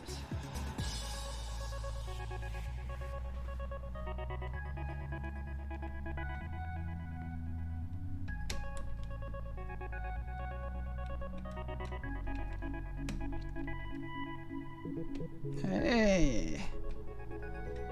Very strong, that. Quite a strong solution. Continuing to build. Got to build. Oh yeah, I see. That's why I had to leave that off, because I had to get the axle in. I get it.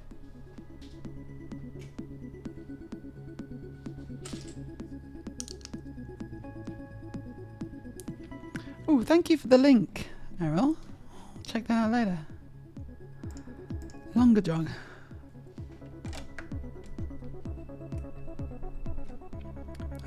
That sounds right up my street, honestly. I'm just looking at it now. Ooh, they've got like they've got elks as well. Oh, I want to go. There's a wolf. Can you ride the wolves? I hope so.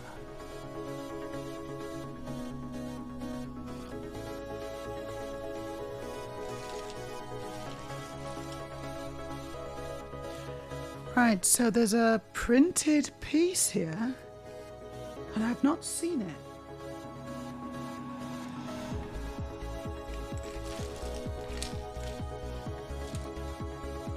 Nope.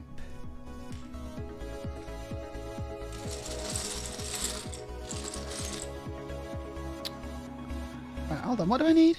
So I need one green slope.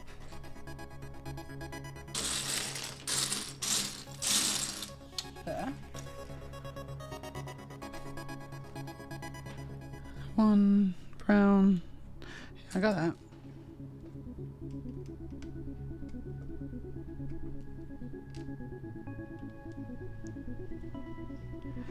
No, you cannot ride the wolves. They're not dire wolves. Rubbish. I don't know if I will go to that then.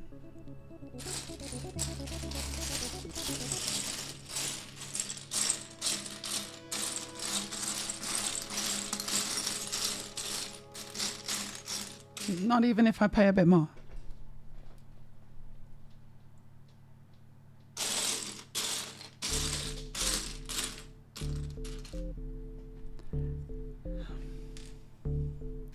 Gotta try and find a 2x2 reddish brown curved slope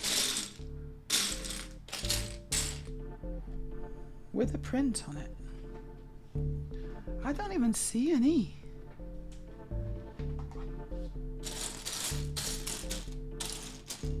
Okay, this treehouse is right in the way. Nope. Nope. Nope. Nope.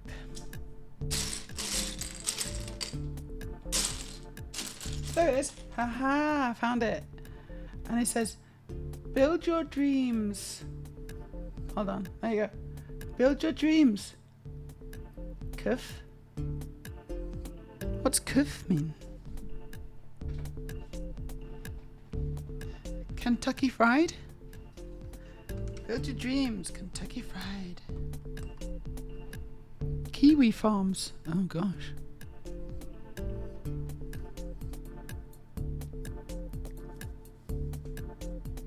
Yeah, I've obviously been putting a load of curved slopes by my mouse, trying to figure out the one with the print.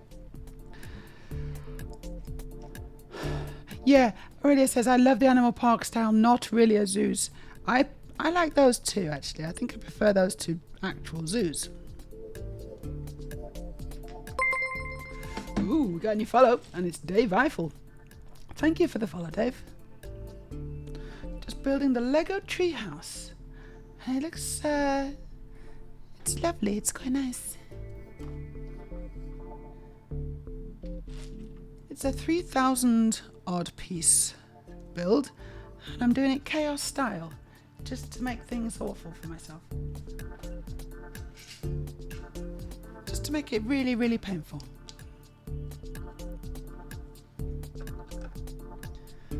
Because apparently I like pain, but I didn't know I liked. I don't think I like pain, but I guess I must do because I keep doing this.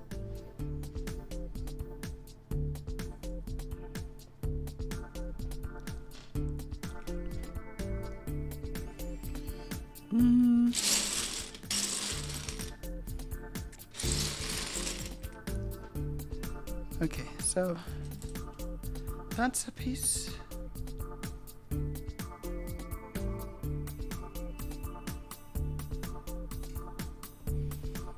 Okay, now I need some dark brown slopes.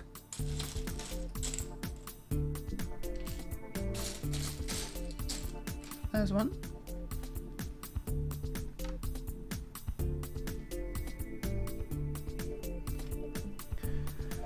Yeah, what colour is that? What colour is that little... See that one? Yeah, I bet it is actually.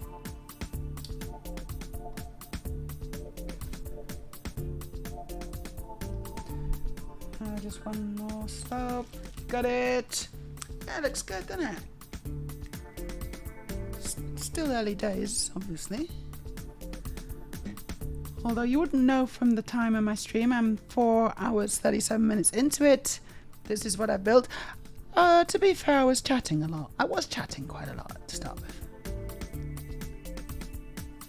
I had a guest. I had a special guest. Okay, and now we're building some more things. I don't know what. Hold on. Filling out one of the sides. Let's do it. Let's just move this out of the way.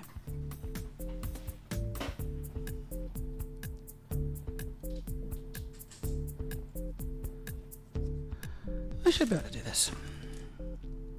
116. But I'm still at the point in the build where there's a lot of Lego. You know, I haven't really cleared the table so it's comfortable. There's too much Lego here.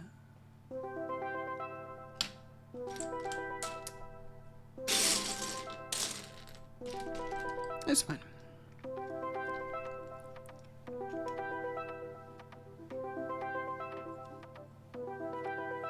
Okay, Aurelia says she's going to be shredding some chicken in a few minutes. Or cutting it.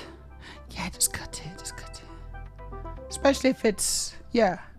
But you were just going to use a fork, right? You're going to use a special chicken shredding machine.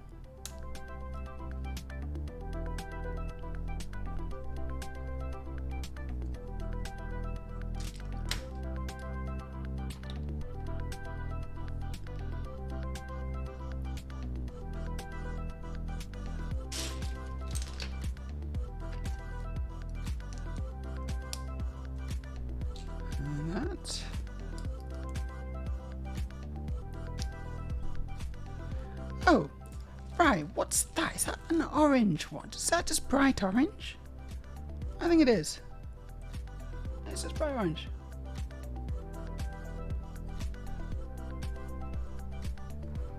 Huh. I've seen these. I'm not even going to bother building it. It's just already built.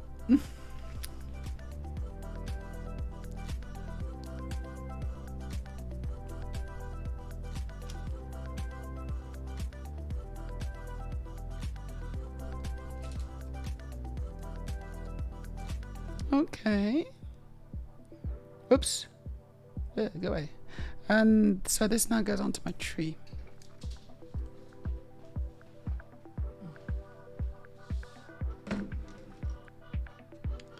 Oh, wrong way.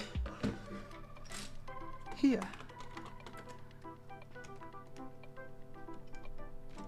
Yeah, that looks good.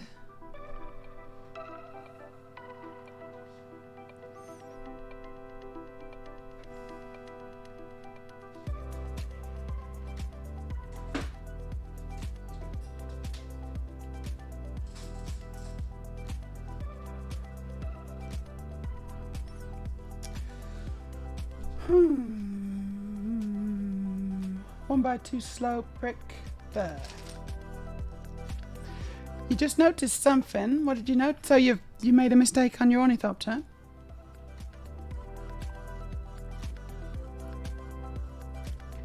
Oh wow, I'm just watching this and there's like a wolf right there. There's wolves walking around. Seems a bit dangerous. I guess they're like semi-tame. I just don't want them to run off with one of my kids, you know. Oh, cool. Thank you, Aurelia. Yeah, I'd forgotten to change categories. That's what it was. That's why it's been a bit quiet. I was still on the silly category of Roots of Pasha, wasn't I? You were. Oops. That's why it was quiet. I thought this is a quiet Sunday. I'm on the wrong category.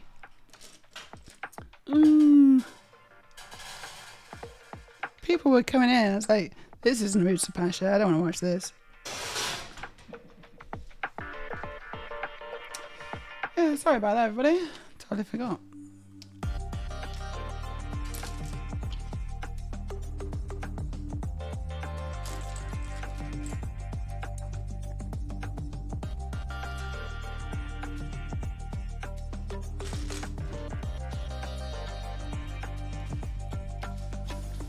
Studio says just figure out which kid you like the least to make sure that kid is closest to the wolves. Oh, I know exactly which one that's gonna be. I don't need to figure it out. It's obvious.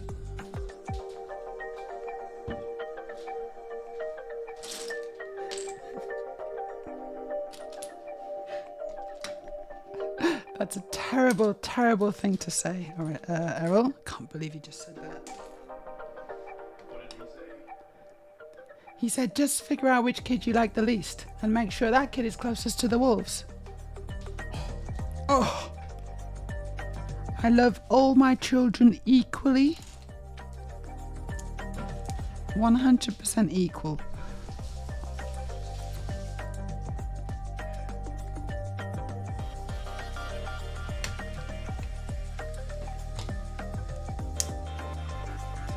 All my many, many children. Even the ones I don't know about.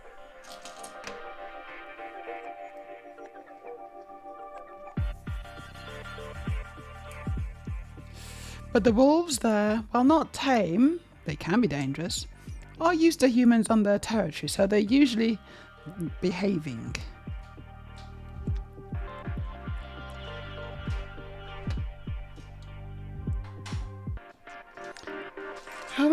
How many children get carried off by the wolves on average in a year?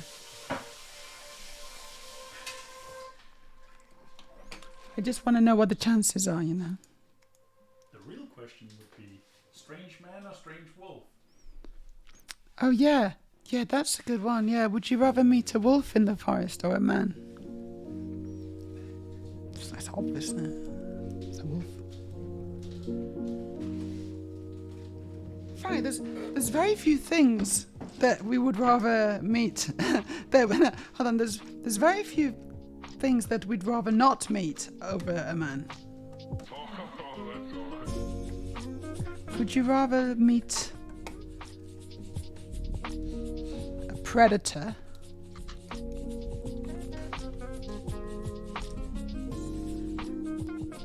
or a man? And predator, definitely predator.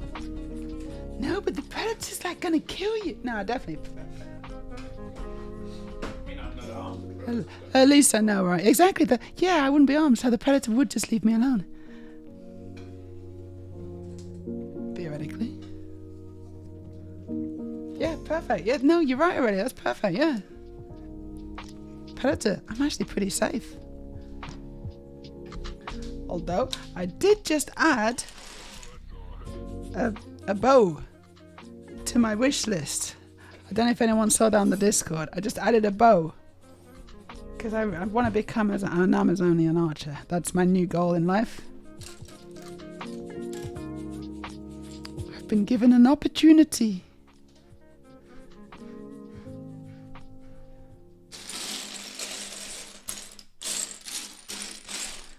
Whereas some people would lose a breast and be sitting around moping around all day.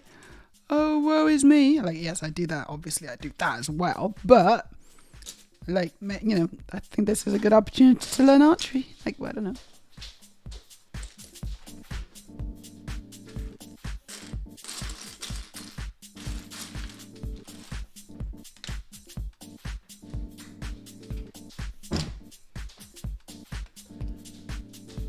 When life gives you lemons,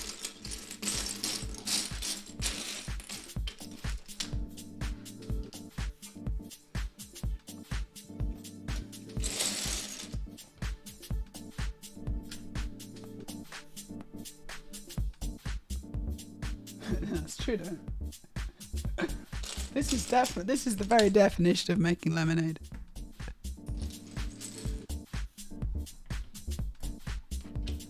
Can't find this fish.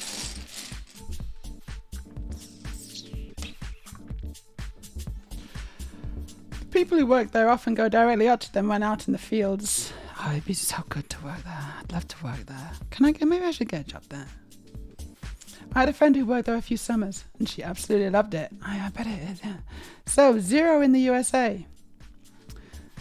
0 in the USA. 0? 0. No, I'm coming out blank. What's 0 in the USA? What do you... Anyway, hello. It's good to see you. War. There it is. If I recall correctly, there hasn't been any incidents with visitors at Longers Rock since they opened. And there are 0 wolf deaths or attacks. Right, 0 in the whole of the USA. That's pretty good. I would have, because the USA is quite a big place, I heard, and I would have expected it to be at least a couple of thousand.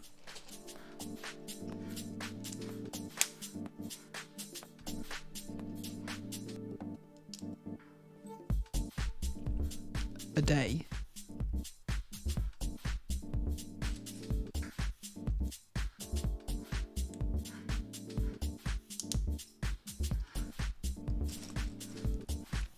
But clearly, no, wolves are not an issue.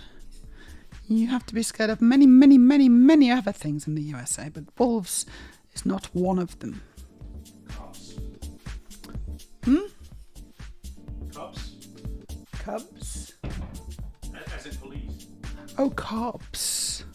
I thought you meant wolf cubs. Baby wolves? No, not even those. The most dangerous form of wolf.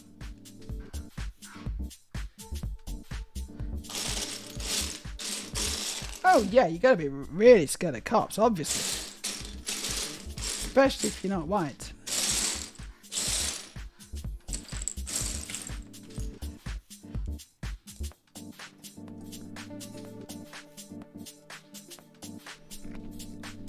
It must be tiring living there, honestly. I think it's been maybe 8 deaths over the last 30 to 40 years from wolves in the USA. Don't quote that, but it's something like that. Amazing. And this goes here.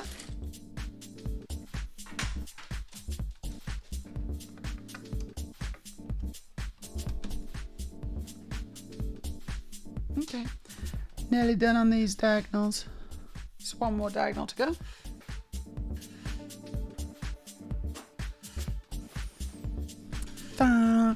Yeah, okay, 8 deaths. That's pretty good. That's pretty good going. I'm guessing they didn't, but they should have let you keep the boob. No, there was an option. So he asked if I wanted to keep the implant. But in my extremely delirious and drugged up state, I said, no. But also, you know, I don't know. Why would I have kept the implant? Because you could have made it a mascot and had it on stream. Then technically you have your boob out on stream, but they can't do anything about it because we put googly eyes on it. That would have been a good idea. I wonder if I can go back and ask for my boob. Hey, you know that boob that you took out 2-3 weeks ago? Whatever it was. Changed my mind. Actually would like to keep it.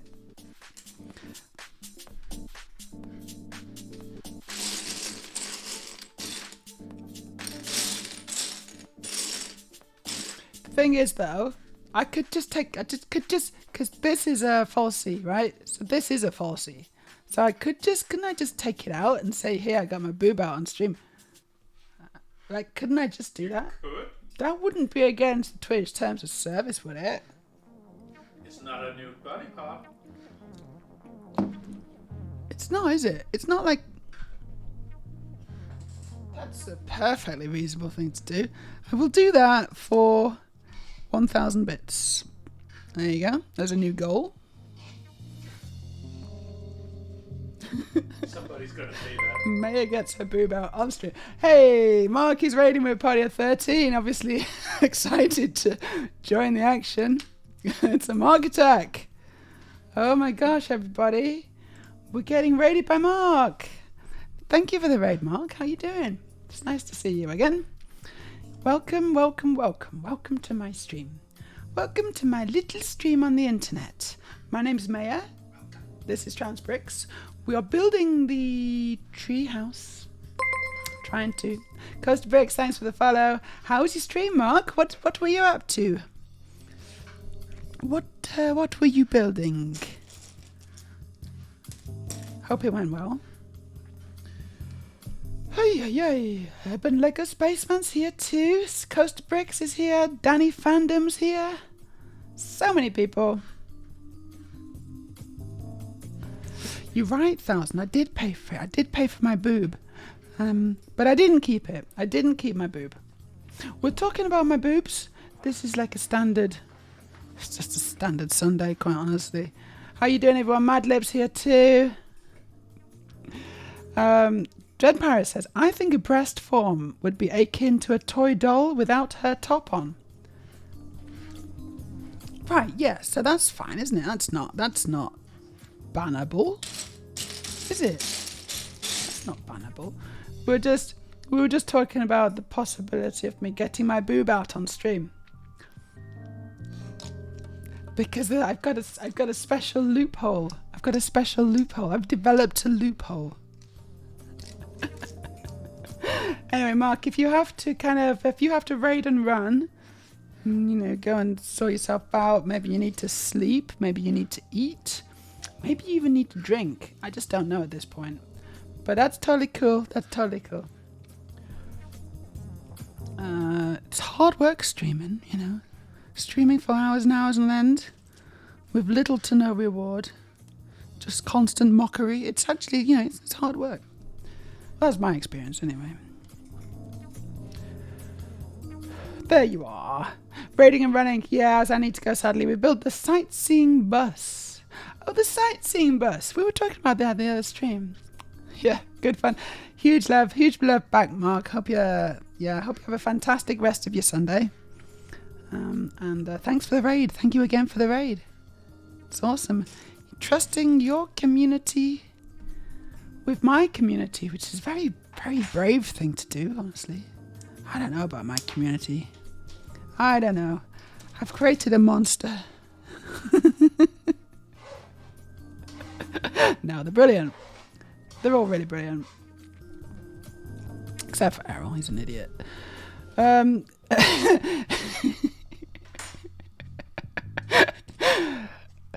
It's the nip. It's the nip. It seems billionaires are terrified of nips, from what I can tell. Nips are like the work of the devil. Satan's nipples. So, which is perfectly reasonable, isn't it? Let's face it. And so it doesn't have a nip. So I could technically get my left boob out on stream. Can't get my right boob out on stream. But technically I can get my left boob out on stream.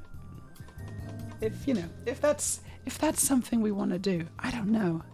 Like, is that to our taste?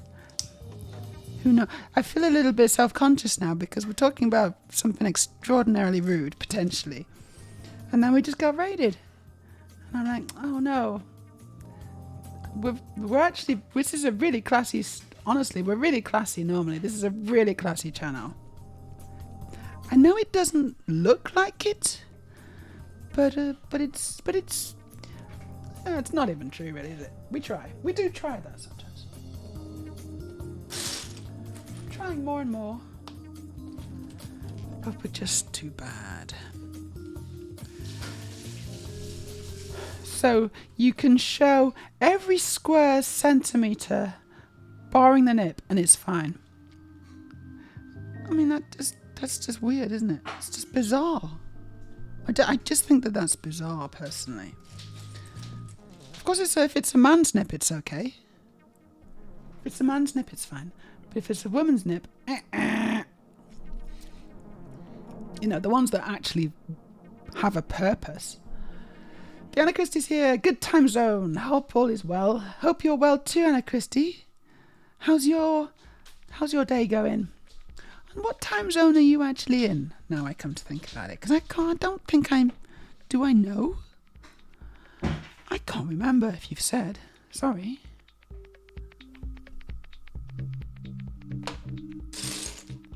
But I hope you're having a great day. So, I'm just going to go back to the build cam. This is the Lego situation that we have. It's not pretty. It's not a pretty situation. But it's a lot better than it was at the start of the stream, that's for sure.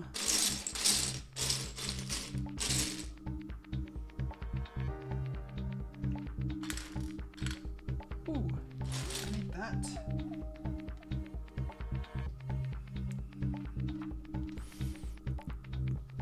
$1,000 says, yeah, I can't get my chicken fillets out as they have a nip. I was looking at new ones on Temu and it's hilarious because they put a rose petal over that one part to advertise it, yeah, in order to sell it, so it's child friendly. But then presumably you don't get the rose petals when you actually open the box. Some people maybe send them back because they're like, what's this? I wanted rose petals.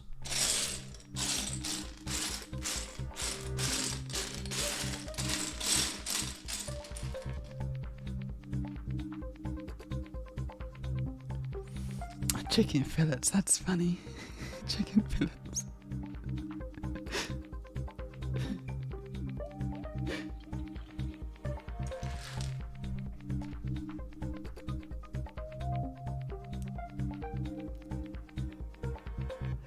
Also, apologies, I think I used the stream quota of nip for the rest of the Pride Month.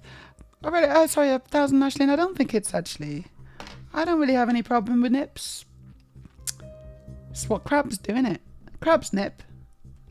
That's what we're talking about, right? We're talking about crabs that nip. Nips. Surely that's the only interpretation here.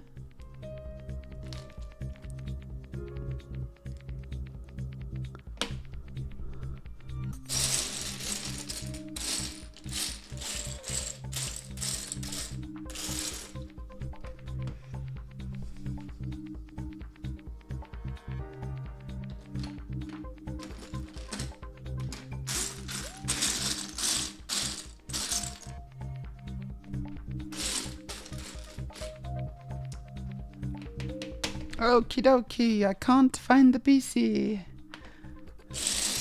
Oh, here it is. Brilliant. And it's already built. So that saved me a job. And then we connect it up. Let's just push this onto the table. Ooh. Somehow.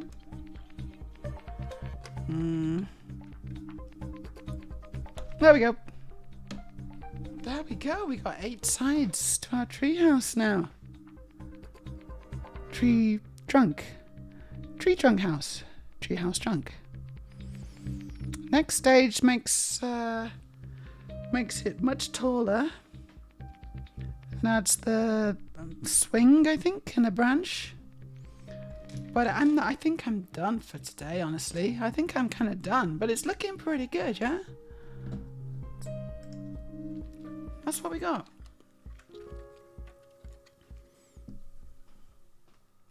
The treehouse. I do like that little stream, actually. It's nice. The trunk is fine. It's fine. Personally, I would have preferred the trunk if it was sort of more embedded into the ground, you know?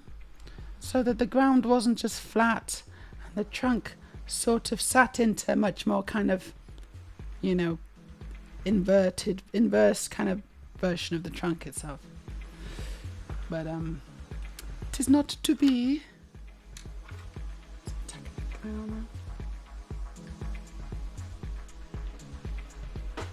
Anyway, we've made a good start on the treehouse. There's still a lot of pieces to go, as you can see. A lot of pieces, and you can't even see them. There's a bunch in this area as well. Look at all the pieces. Oh my gosh. Pieces everywhere. It's a lot of pieces that. This is over 3,000 pieces.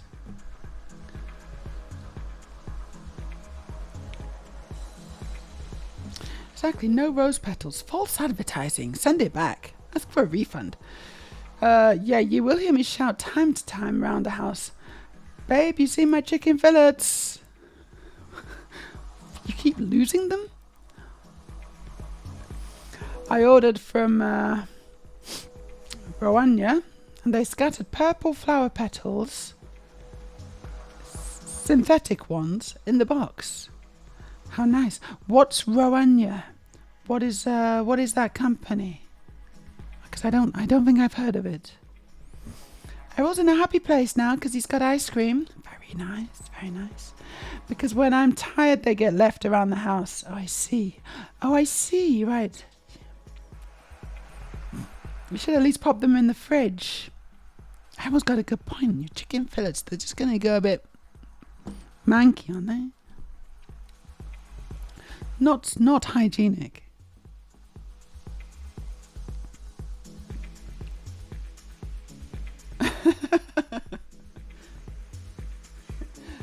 I guess I could, but I'm going to continue. I think I'm going to carry on building. 3,000. What is the treehouse from? It's not really from anything. It's just a treehouse. It's just a Lego treehouse.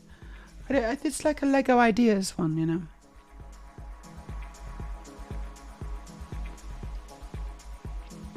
It's just a pleasant treehouse. The kind of treehouse that we all wish we had when we were kids, I think, you know? Because when you're a kid, you want a treehouse, don't you? I mean, I don't know. Was that just me? Who else wanted a treehouse?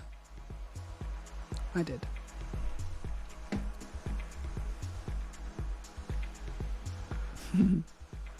Well, it's a good job. God, it's a good job your head is screwed on.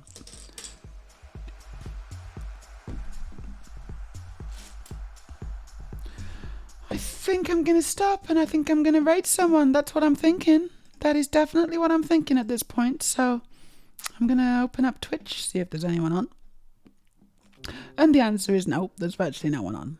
Wow, there's really hardly anyone on. Okay, we got a Missy Pristine. And she's got some Lego in the background. She's actually Norwegian. I'm going to unmute that. There we go. Can you read this loud? Yes, Newton. Det var nästan så. Yeah, I think we're gonna read Missy Pristine. She's Norwegian. She's playing Call of Duty. Call of Duty. Gosh, it's been a while since I played Call of Duty.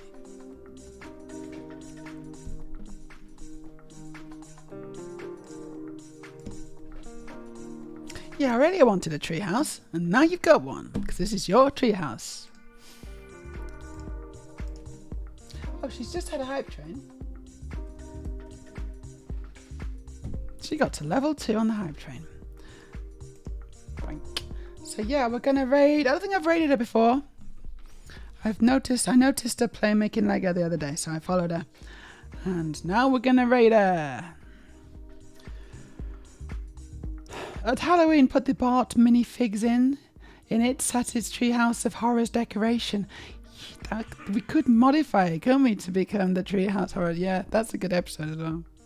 Is that the one where Homer's eating the donuts? The one where Satan's feeding him all the donuts on the conveyor belt, and it's like, it's not working. That's one of my favourite episodes, honestly. Okay, thousands is going live in 10 minutes, so anyone who might want to pop over to see 1000 in about 10 minutes. But in the meantime, I'm going to leave you with Missy Pristine, who is having a Sunday chill time, and she's playing Call of Duty Warzone. She speaks a lot of Norwegian, but she also speaks English, and she enjoys making Lego, but she's not making Lego today. You can admire her cars on the shelves in the background. Errol, you actually built a treehouse. Okay, nice. Right, bye-bye, bye-bye, everybody. I hope you've had a great time. I'll see you again soon. Oh, I'm on an ad break now. That's stupid. Well, never mind. We're going to start the raid. Bye. Mwah, take care.